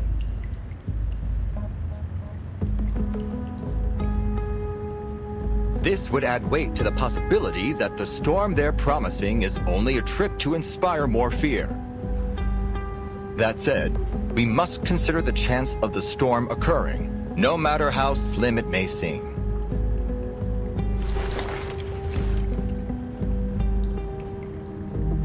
Until the truth is ultimately revealed, all we can rely on are the instruments in our hands and the readings before our eyes. Then we are agreed, Mr. Ulrich. Whether the storm is coming or not, we need to be well prepared. I'm glad we're on the same page. We've brought quite a few equilibrium umbrellas with us, and my suitcase can also serve as a temporary shelter. However, that will do nothing for the humans aboard. Your suitcase? Then the rumors are true. No wonder the Stick in the Mud Foundation greenlit you to build your own team.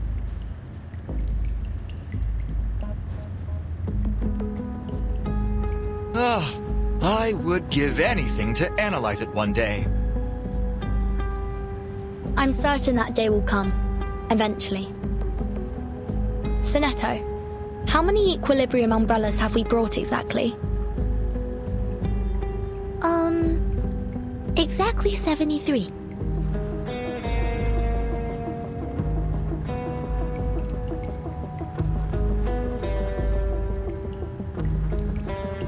You're up, ladies. Our hopes are not dashed just yet. Mr. Ulrich, you're not speaking of your artificial storm experiment, are you?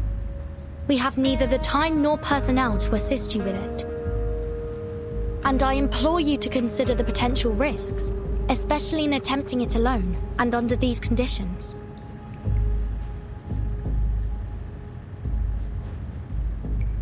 Irrespective of your concerns, thanks to those oily heads and their quirky masks, I've acquired more than enough asymmetrical nuclide R to perform the immutability experiments.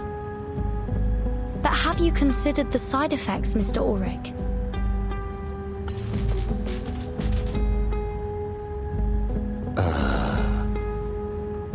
It's true.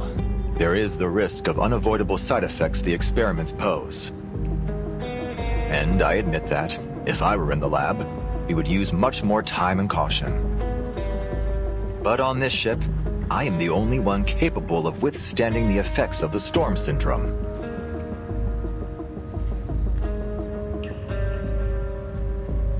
Hold on, hang about. Have you gone right off the dock? Oh, we can't afford to lose you, Genius. You're the only gadget guru we've got. Oh, we're counting on you to fix the signal.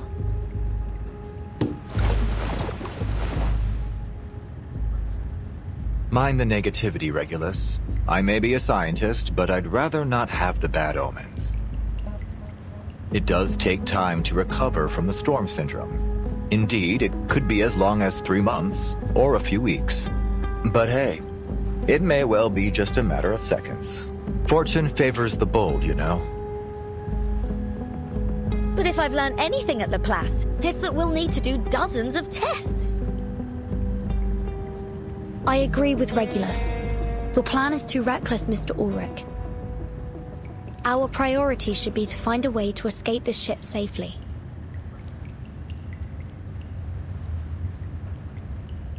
What about Miss Ba르카롤la? Do you think she'll stand with us? She will. I have faith in her.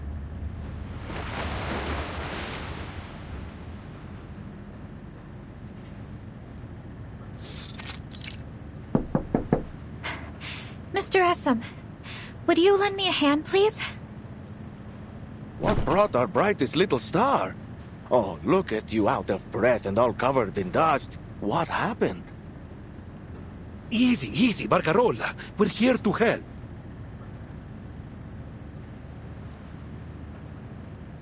That's right, Signorina. Why don't you tell us what happened? The captain told us to stay put, but we'll do whatever we can to help you.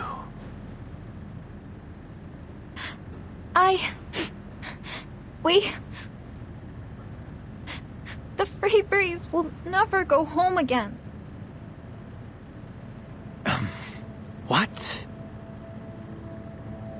Captain Grace said this era is coming to an end, and only those who put on a Manus Vindictae mask and pass its trial can reach the new era with her. Sorry, what? You just turned your own friend Charlie's brain into a knot. Where are we going, then? There's no telling where or even when we'll end up. Could be someplace 10 years ago, or even 100 years. You mean we're traveling through time?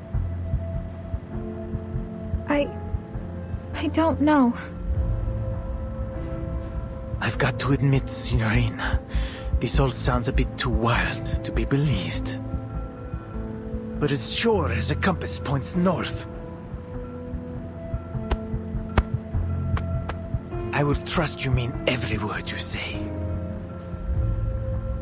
Thank you, Giovanni. So, you're saying if we don't do something, then none of us will ever see home again?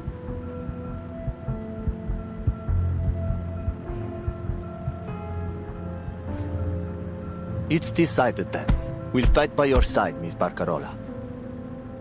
Because none of us wants to find ourselves in a random land back when the dinosaurs roamed. You got that right. I won't let them ruin my retirement. We'll sail ourselves home if we've got to. One thing's for certain. I don't want to be stuck here for the rest of my life. All right, gentlemen, enough with the words. It's time to take action. Miss Ba르카롤la, is there anything we can do? Yes, of course.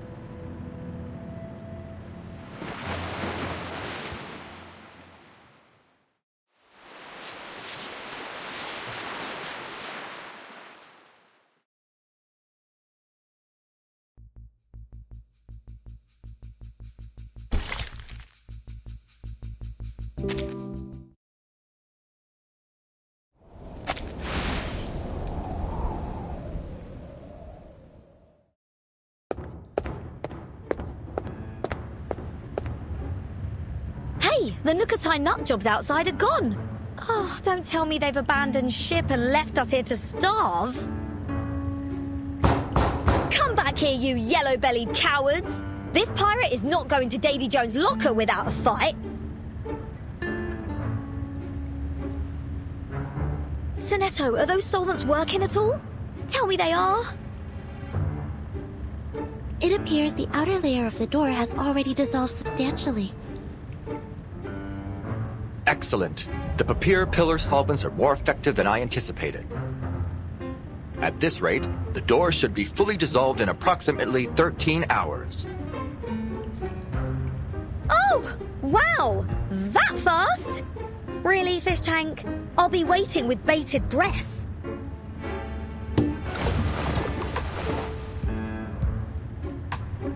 Hey, why don't you just whip us up a few helmets like yours? That way you can just blast the door open with TNT and we'll be sound as a pound. Well, our heads at least. My helmet is made of regular silica, 7.092% calcium magnesium carbonate, and 3.27% aluminum oxide. I'm afraid it's no more explosion-proof than your regular old skull. Ugh.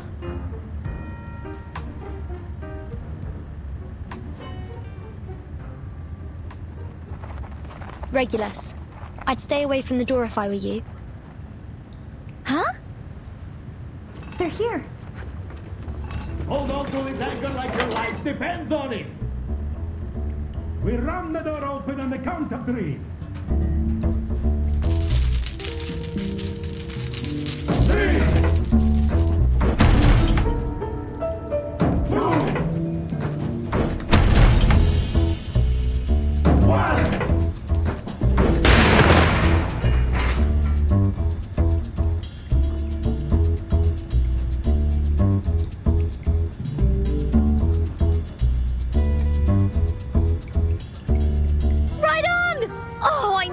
Come through for us, Bacarola. A rising star through hell or high water. You have our thanks, Miss Bacarola. I just want to save as many people as possible. For the pride of the free breeze. We aim to do the same thing.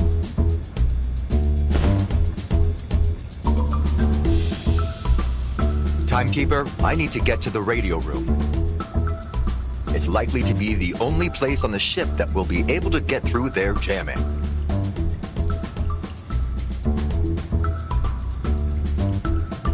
I'll bring good news, I promise. I see. Regulus, you should go with him. No. I don't need additional manpower for such an easy... I insist. We can't afford to lose anyone, Mr. Ulrich.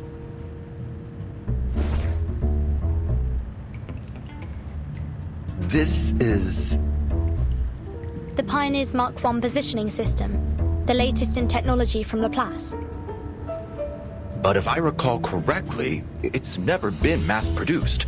Only a few prototypes were made available. And this is one of them.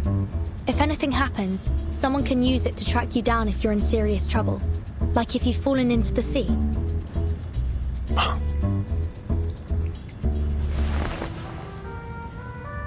This will surely come in handy. Thanks, Timekeeper. Good luck, Mr. Ulrich.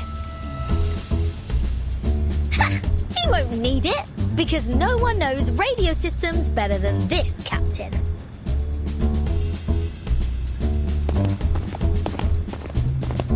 The rest of us need to return to the lobby and get the masked guests under control.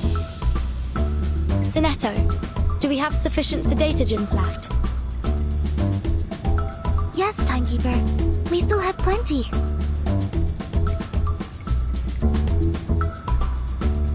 Gentlemen, I'll need your assistance too. Of course, ma'am. Miss Bacarola already told us everything. Sounds like helping you means we're helping ourselves. Essam, do you know where we can find the spare keys to the passenger cabins? We have another friend to free.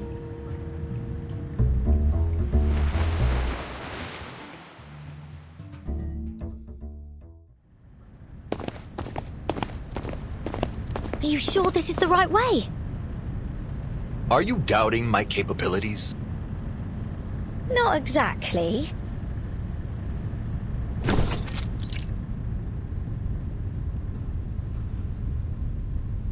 It's only that I expected they'd have this place locked down like the crown jewels. But nobody's here. We'll concern ourselves with that later. Let's get to work, Regulus.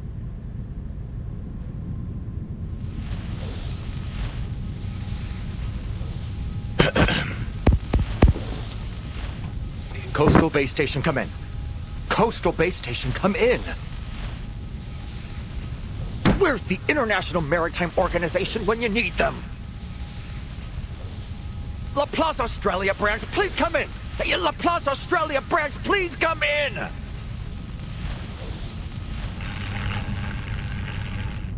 I just checked out the wiring. All the signal transmitters have been sabotaged.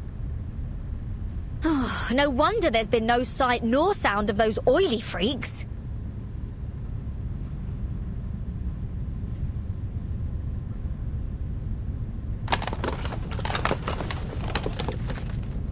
Reel it in, fish tank.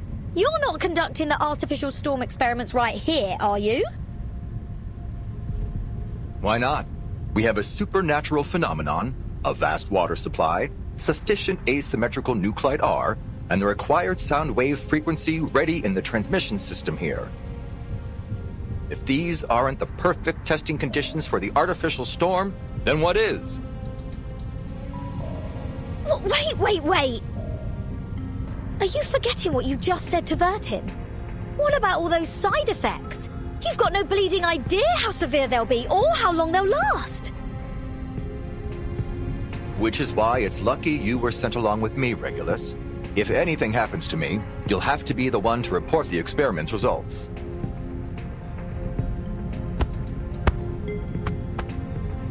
Whether the storm comes or not, we'll have made an undeniable leap of progress.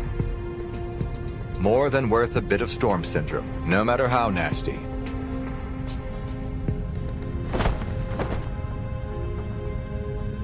At least now you'll have an extra equilibrium umbrella.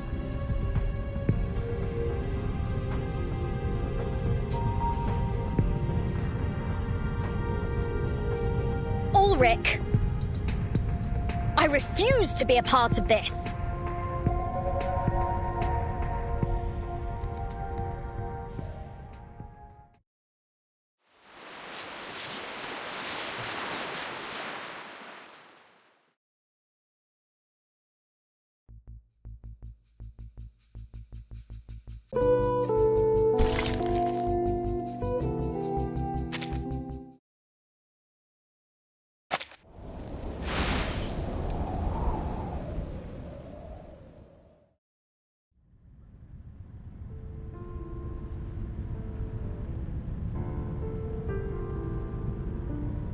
What did you say?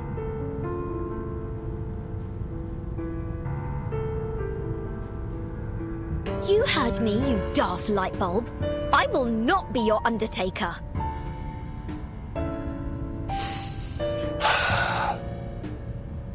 Regulus, you still haven't grasped the significance of this project, have you? We've figured out the principles of the storm and even developed the means to create its simulacra. Yes, there's still much room for improvement, but we've already made a huge leap. And now, we finally have the opportunity to put our theories into application. Finding an immutable material is essential to our survival. The Regulus satellite proved it to all of us. Just think about it, Regulus. We are standing right on the cusp of the post-storm era.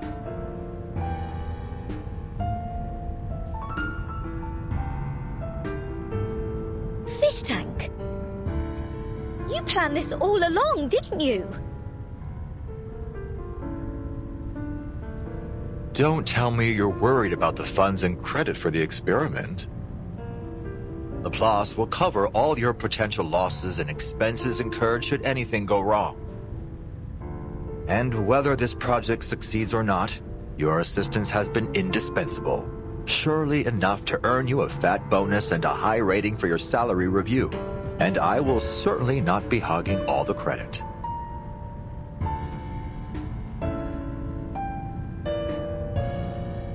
Whoa! No! Keep it in the tank! You've got me all wrong, Magnet Head. Huh?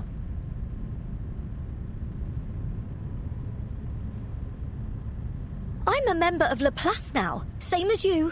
A researcher, not just an observer. I too witnessed the storm.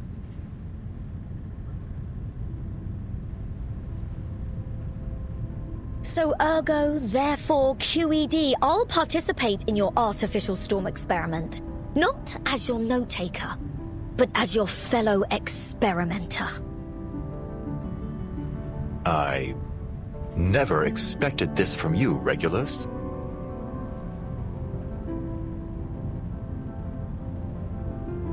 Don't tell me my reports were really that bad. Never mind. Really, don't tell me. Fact of the matter is, I got an advance on my wages, so I fully intend to do my duty as a researcher. Besides, no rockin' pirate with a spine would ever leave their shipmate stranded in danger.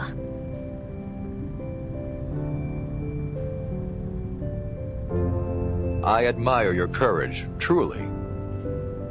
However, when it comes to these experiments, you must leave it to me.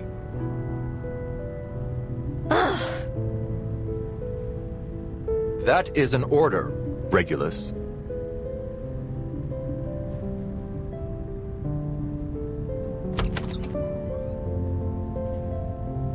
I need you to observe my status through the porthole and record our experimental data. You're the only one that can do it. All right, Magnet Head, have it your way.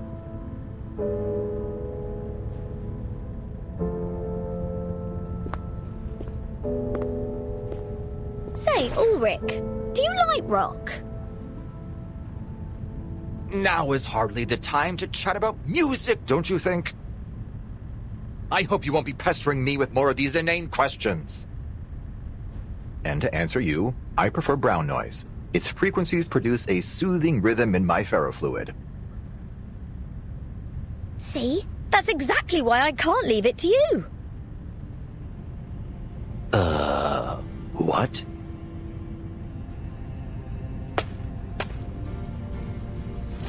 I turned a blind eye to your blatant acts of piracy and brushed off your blasphemies against rock.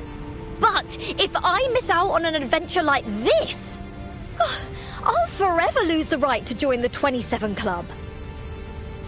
The 27 Club? All the best rock stars die at 27, or in a blaze of glory.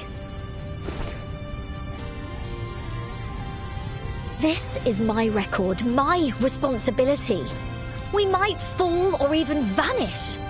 Maybe we'll get turned into cubes or paint or whatever. But at the end of the day, rock never dies. Huh?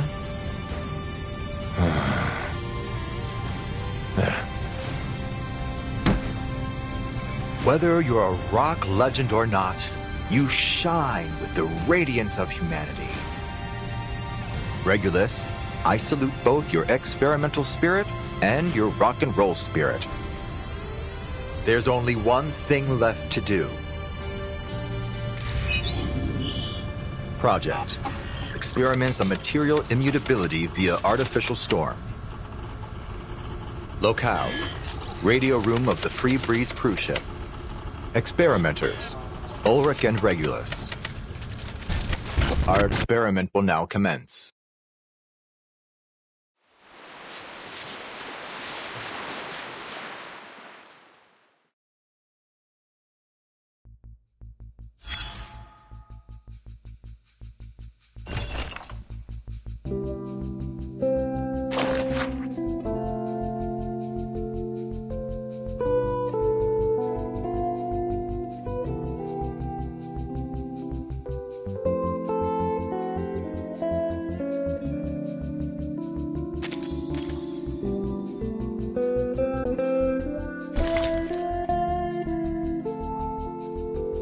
Miss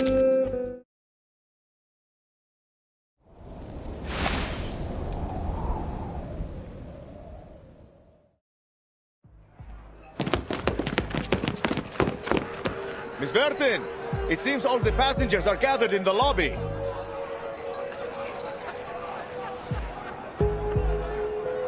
We've lost too much time. A lot of people have put on masks while we were locked up. We'll need to round up the ones that are still conscious. Sure.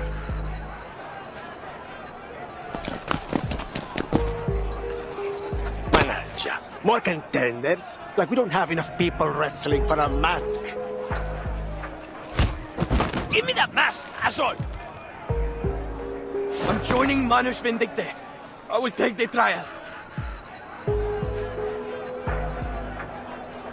Sir, I believe you may be too weak to endure the trial. You should leave this valuable opportunity to someone who will be more useful to Captain Grace. Please put the mask down, everyone. This isn't the way to survive. Give it to me! That mask belongs to me! Miss Grace smiled at me once. She must like me. She'll want me to join her. I just don't want to be killed by the storm thing. I don't want to die.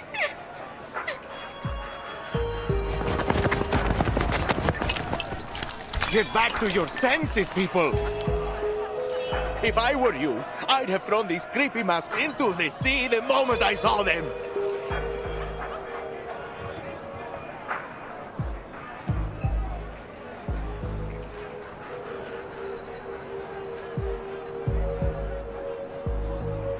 Salome, you must put on the mask, please! For our people. It's not scary, I promise. Would you rather be captured by those outsiders? Go to the captain's room, Toa. You passed your trial. I'm sure the captain and our people there need you more than I do. I must stay here to look after Kitsiono, Little Pita, and our friends who still seem to be lost. What is wrong with you, Salome? All you need to do is put on the mask.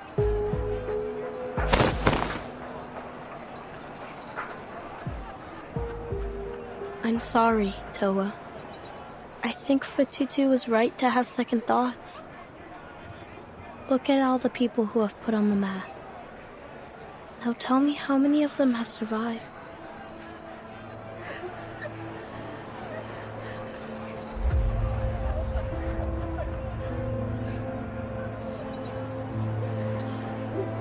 And what?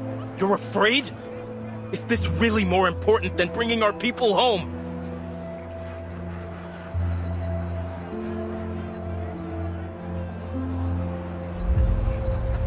You have changed. The Toa I knew would never have dared to ask me such a foolish question. Haven't you heard their cries? You need to think of the future, Salome. The new, beautiful homeland we're going to recover. We could live peacefully once more. We could...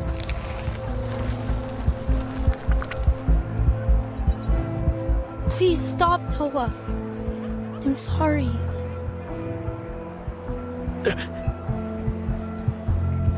When I see how tainted and twisted your spirit shell has become, I can't.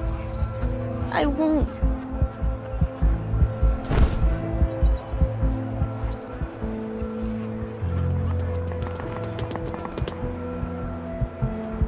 I recognize her. That's Miss Saloni.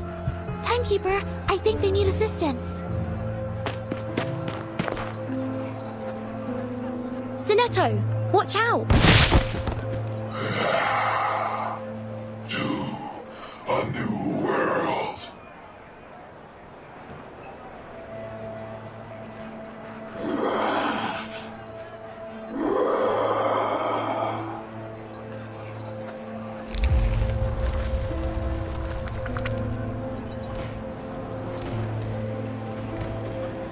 Sinetto, get ready to use those sedatogens.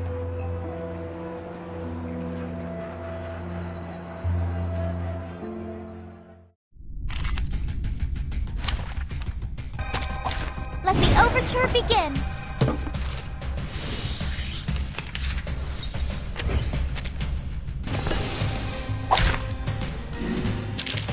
I will pray for you. Sorry.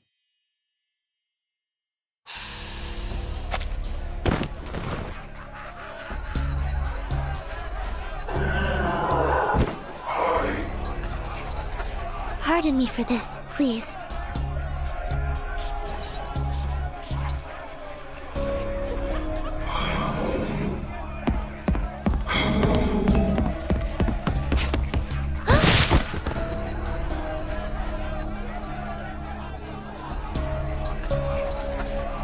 What are you doing to my people? I won't let you hurt them.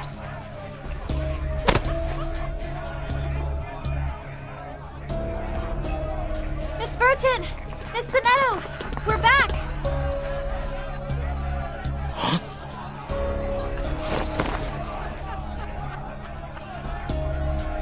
Sloane! Toa! Are you alright? Tutu.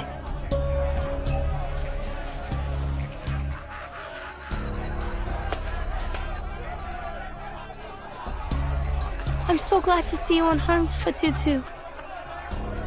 But our friends... I know what happened, Sloane. Ba르카롤la told me everything when she got me out. I've made up my mind now. We can't wear their masks, Sloane. We never should have agreed to their so-called revenge plan.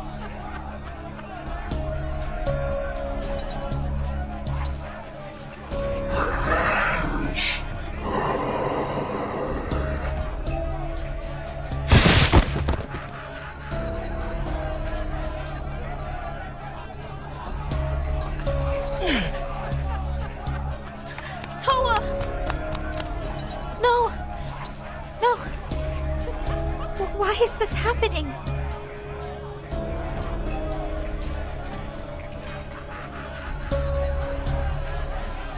Retribution.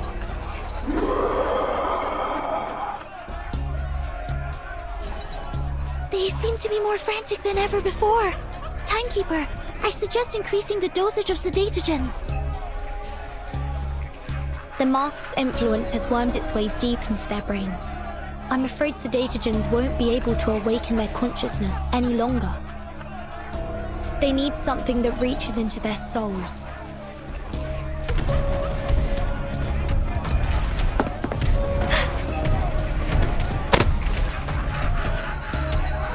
Isn't there something I can do?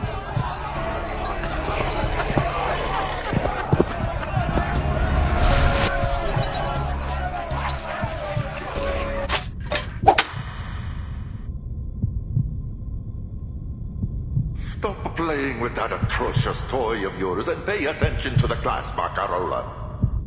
Music is a language that moves us on to a deeper level than any other, transcending both culture, place, and time.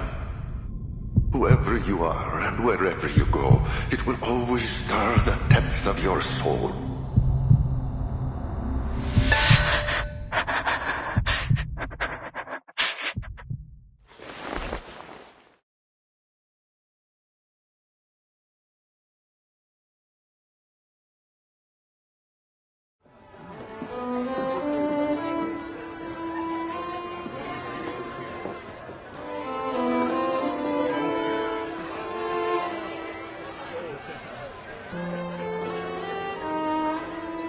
We're not so different deep down, are we? Huh? What's that sound? Violins, piano, cellos, double bass, and flutes. But violins? She hates violins. I want to go home.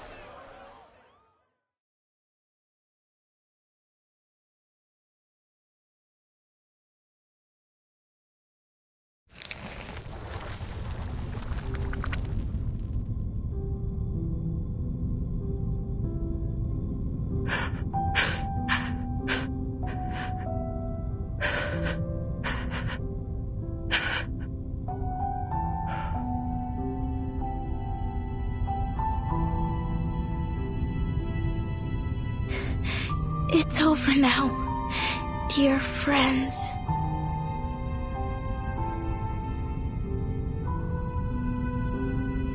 I'm sorry, Fatutu. I didn't expect my song to put your people in this state. I only wanted to help. You did. You're the greatest musician I've ever seen. But your friends, they've gone home. But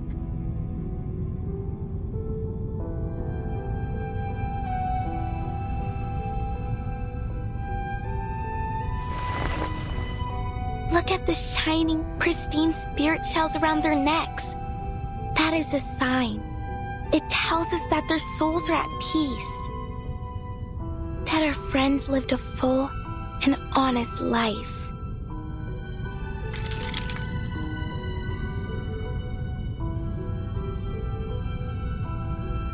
Tutu!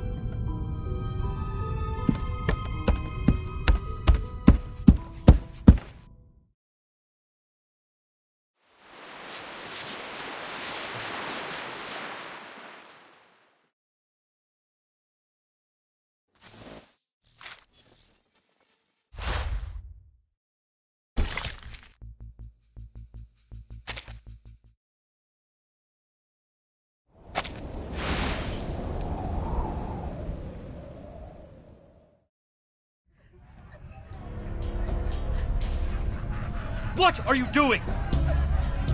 How could you side with our enemies? Against your own people? Against the ones who would rebuild our home?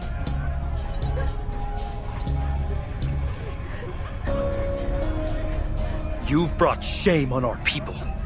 You've disappointed me. Stop all this now and come with me. We will beg Miss Grace to cleanse your soul.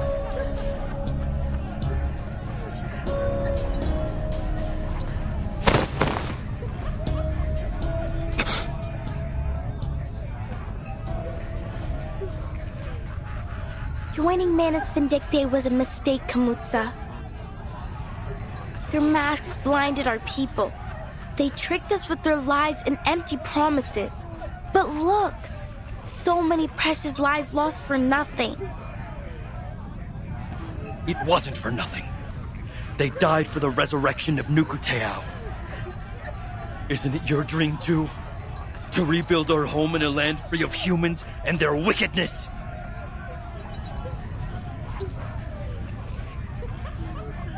No, not anymore, Kamutsa.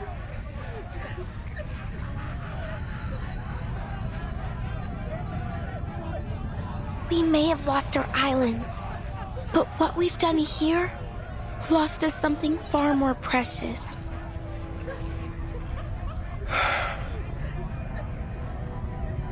There's nothing in this so-called new era that Miss Grace promised us that is worth becoming monsters and corrupting our spirit shells. Our pride must be in ourselves and who we are. The shells around our necks, the words we speak to one another, the way we treat others with kindness, not hatred.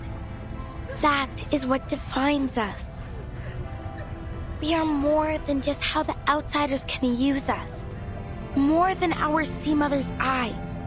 We are the wisdom of our elders and the traditions we keep sacred. And if our islands all sink beneath the waves, we will remember them in our craft and in our stories. We will remember the story of the brave Nukutai girl fighting off the series. We will remember them in the songs of Nukuteao. No matter whether it's an island or a ship we stand on, as long as we're together, Nukuteao, our home, lies beneath our feet.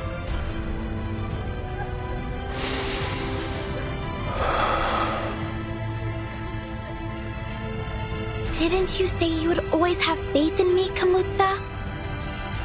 You believed I could lead our people to a better future. Now, I believe in myself too.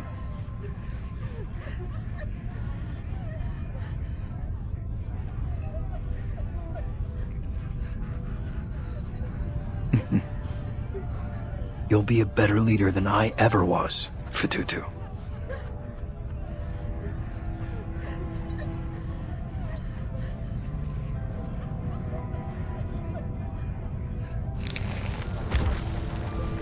What's happening to you?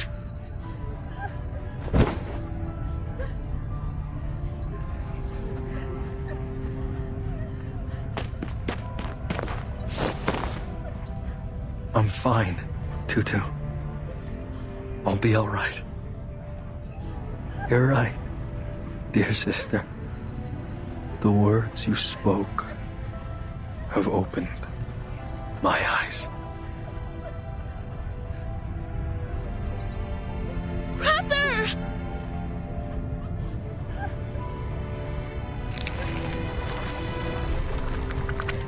It's the mask's punishment.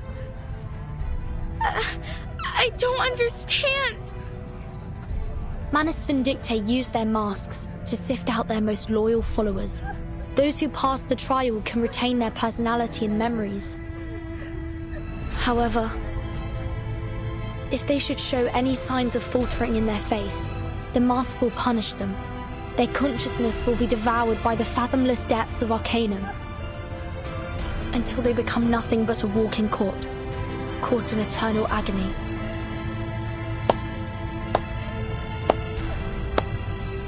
Well, well, I am stunned by the breadth of your knowledge of our operations, Miss Furton. But I must remind you, gossip like that is terribly bad manners. Is it any wonder why our guests look so terrified? Though it does pique my curiosity. I wonder, even with all you said, do they fear us more than they fear death?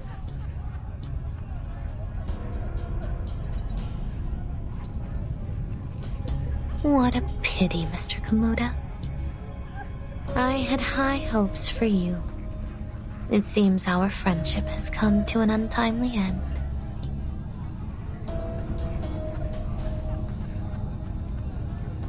The people here know the truth about your masks.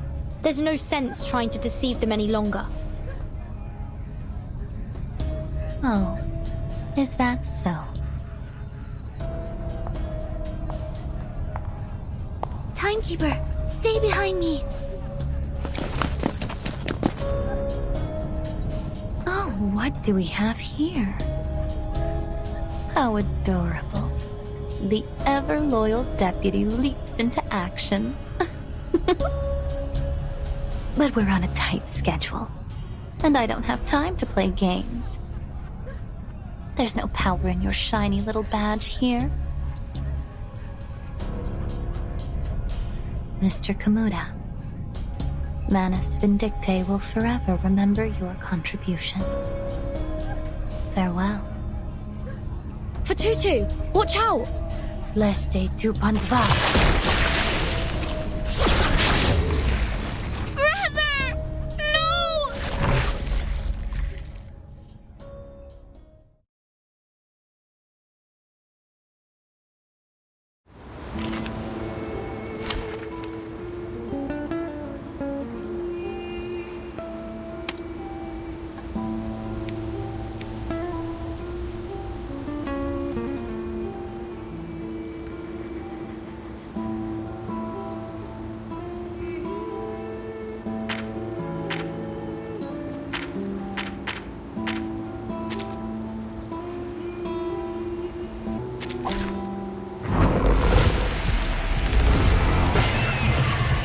Miss Grace deliberately led us here to the deck.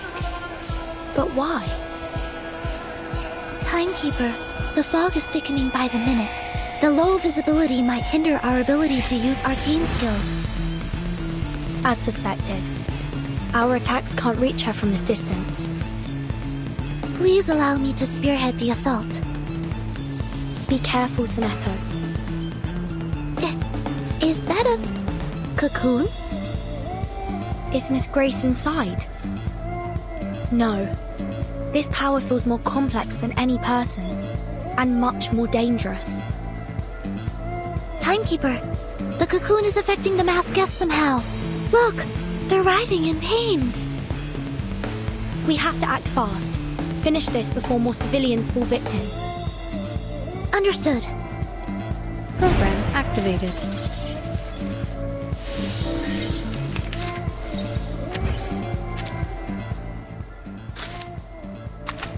I believe in you.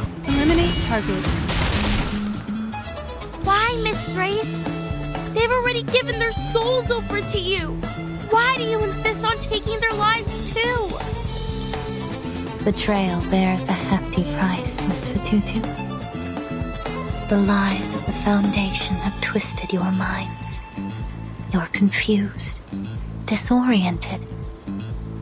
I'm sorry I couldn't save you from them. No! You're the one who lied to us!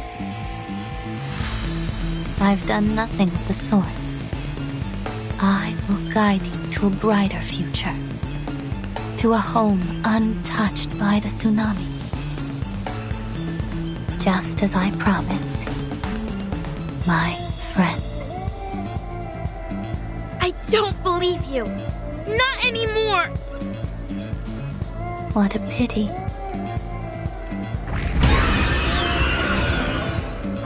Faraday's miracle.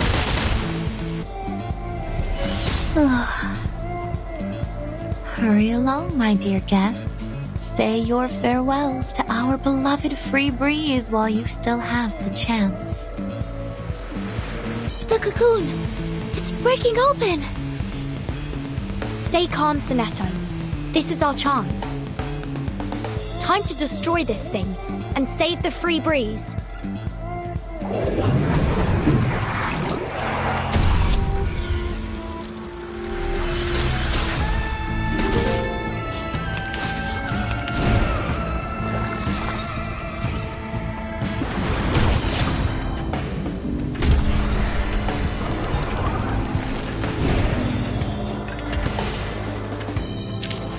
I will pray for you. Sorry.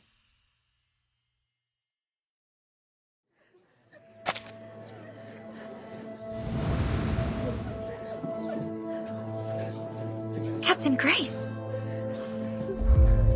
What is it now, Miss Ba르카롤라? I'm sure you've already guessed this, but you've been relieved of your duties here. Gaining the support of the new Katai was never your purpose. Am I right?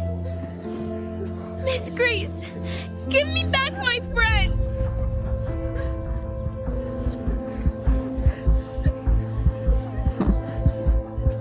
Oh, Virgin. I could almost delight in your cleverness, if it wasn't so damnably frustrating.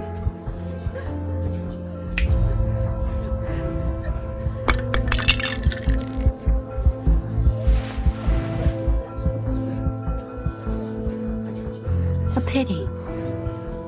But there's no turning back now.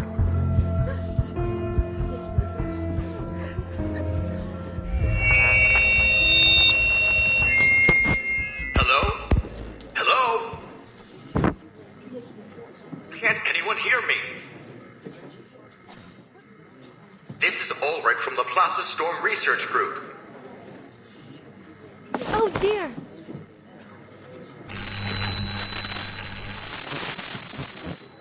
Whoa!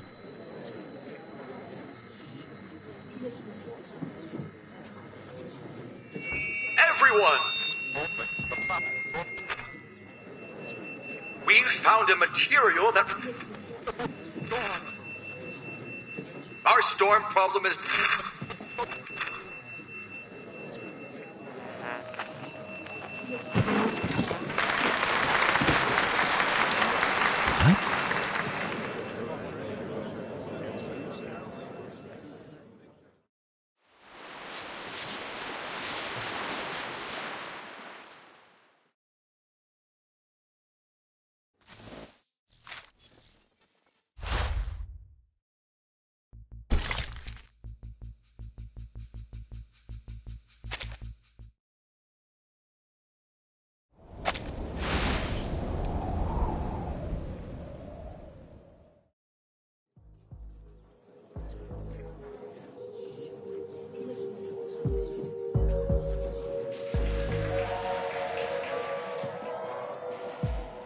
never cease to amaze me, do you? Manus Vindictae have failed. It would appear that way to you, wouldn't it, Miss Burton? How shall I congratulate you?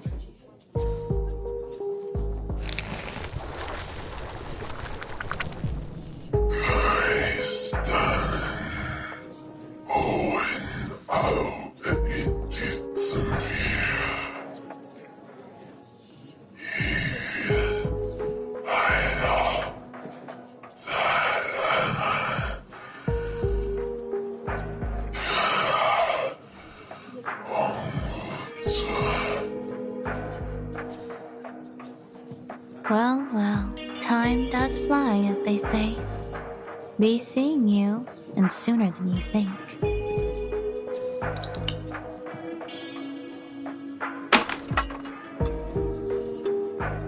But before I go, consider this a parting gift from your captain. For old time's sake.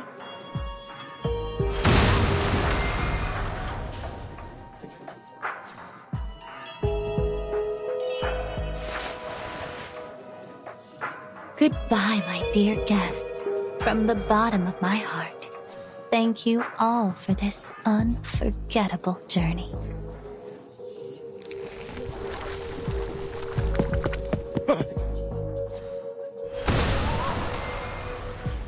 That came from the engine room. Those tin-headed bastards. They must have done something to it. Go see what you can from the deck, Charlie.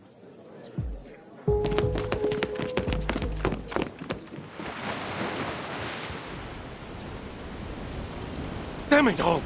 It blew the hole straight to the starboard hole!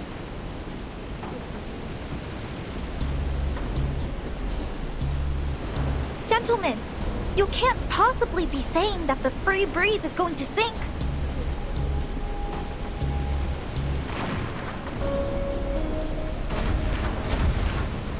What's worse, that explosion came from over by the lifeboats. These bastards are hell-bent on making sure we all end up at the bottom of the sea.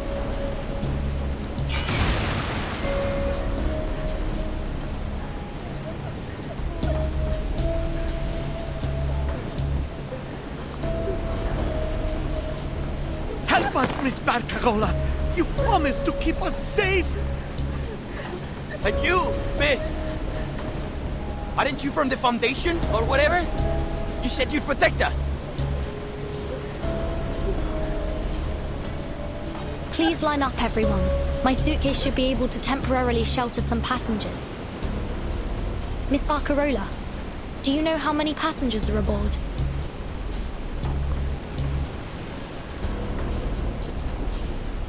About 1,600 in total. But I think many of them will be injured.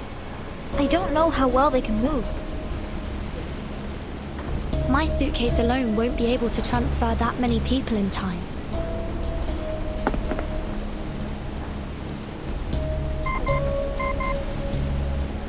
The signal's back, Timekeeper. Just as we suspected, they were jamming our signal. But how did they know our internal frequency?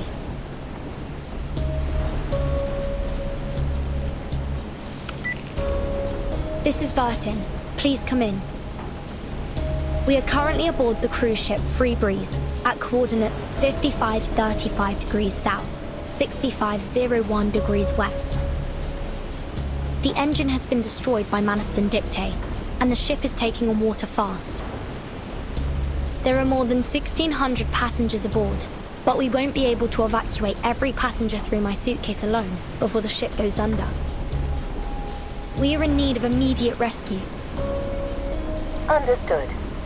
We will dispatch rescue resources and personnel from the nearest branch as soon as possible. Before their arrival, please do everything possible to minimize casualties.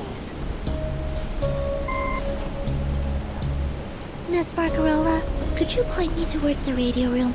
I believe our friends may be in need of help. Of course.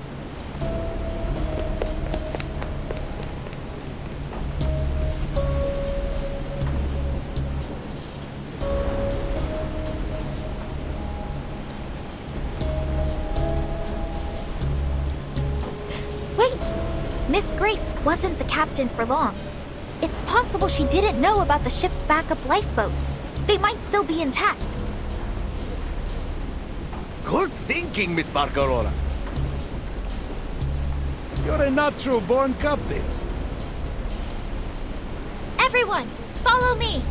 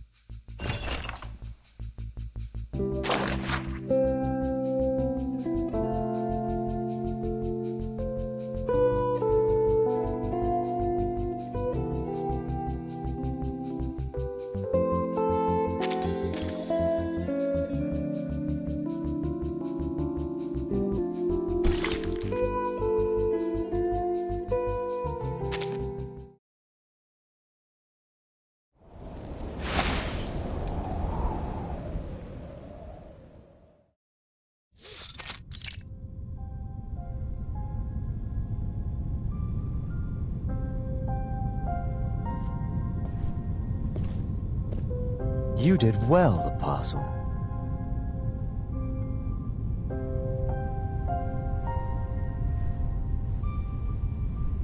These are splendid. They will ensure the overflow of ritual energy will be properly contained. To be frank, I had my doubts about your capabilities. You're still wet behind the ears, and you haven't yet got enough blood on those hands of yours.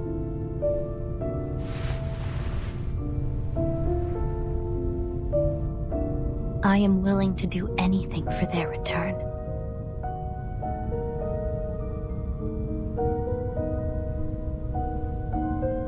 Still, you surpassed my expectations.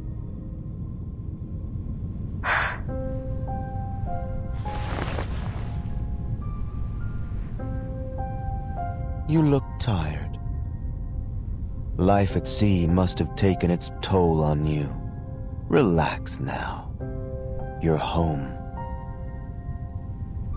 As you wish.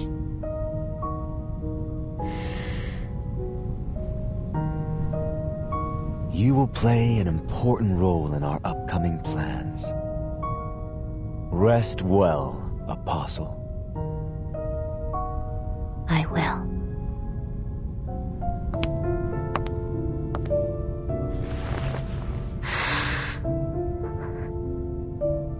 Thank you, Mr. Forget-Me-Not.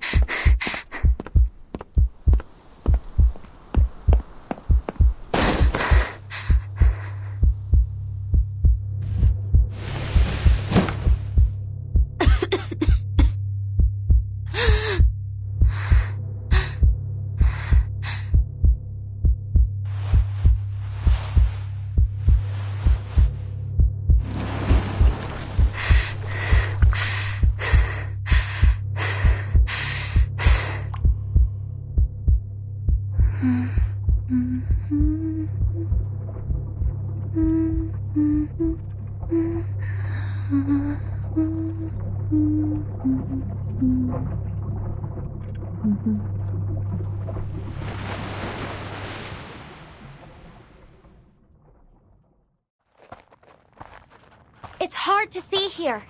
Please hold on to each other and follow the sound of my music. Thank you so much, Miss Ba르카롤라. If it weren't for you, we never would have survived. You're so courageous. But what if there aren't enough lifeboats for everyone? Will we have to leave anyone behind?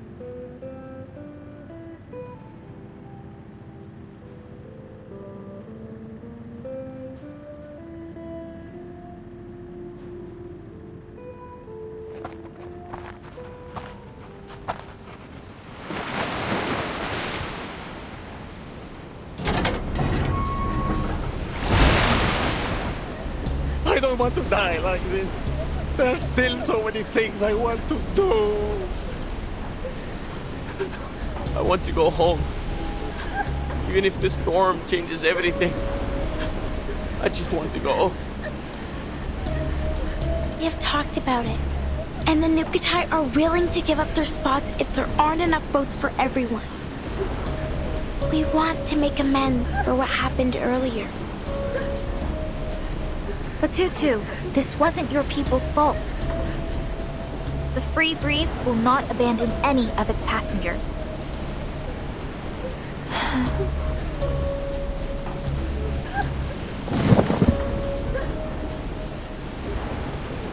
You have my word as the official musical director. And I suppose, the acting captain. Ba르ka롤la, what have you done to your crackling box? Sinfonia Giosa, dividetevi con grazia. Oh, you Coca-Cola. Don't do some fun, huh? I remember you telling us how hard you worked to find it. I haven't seen one of those since my time in Galicia.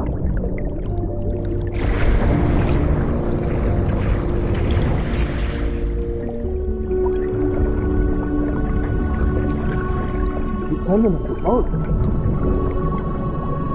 In Barcelona.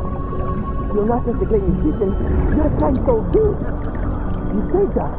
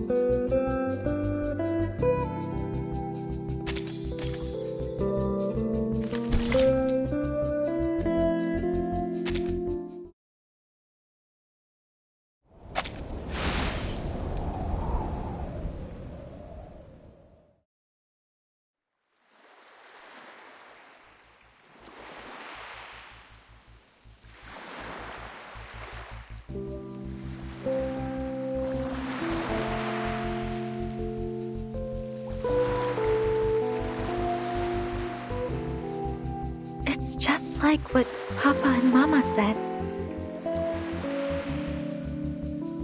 Our cheeky little pumpkin's violin should have a rich and bright the tone. Not too sharp or on the balance, just like her. Let's ask Mr. Belly for some top-notch spruce or maple wood, the best that Cremona can offer. We'll need some glue for the neck joint and plenty of varnish. Of course, this is a Cremona violin we're talking about. Most important of all, it will be a violin for our little Bacarola.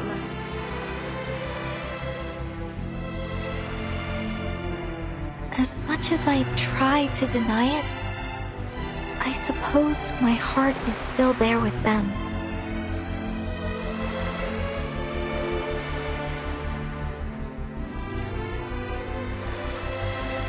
Papa, Mama, and Cremona.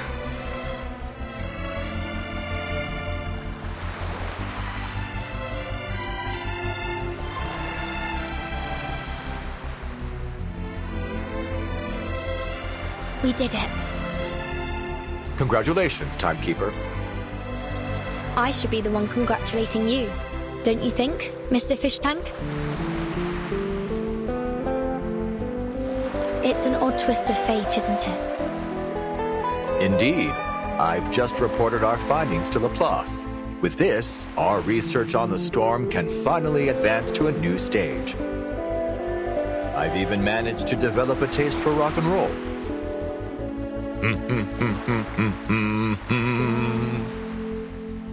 Speaking of the storm...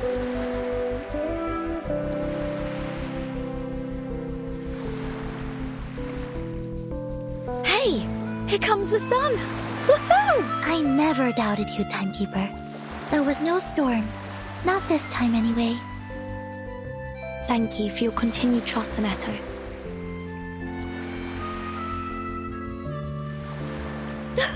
Smashing! This is sure to be the most fabulous boat party ever held! I wouldn't miss it for the world.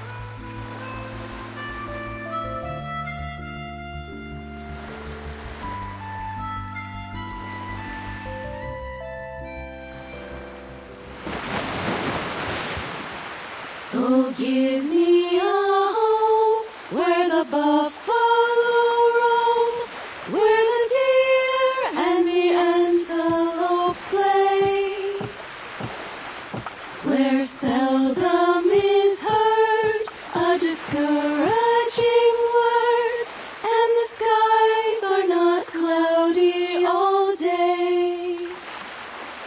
Da haben wir so manche schon gesessen wohl in Vorruhen und taten singen, die Lieder klingen im Eigengrund.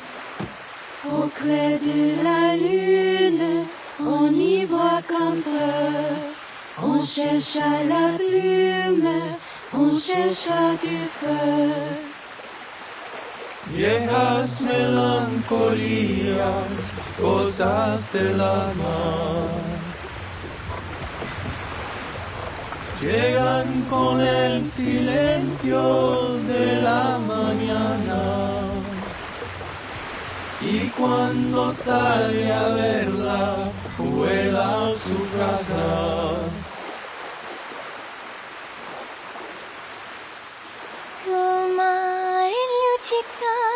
L'astro d'argento, placide l'onda, prospero il vento. Venite la gilet, bacchetta mia, Santa Lucia, Santa Lucia.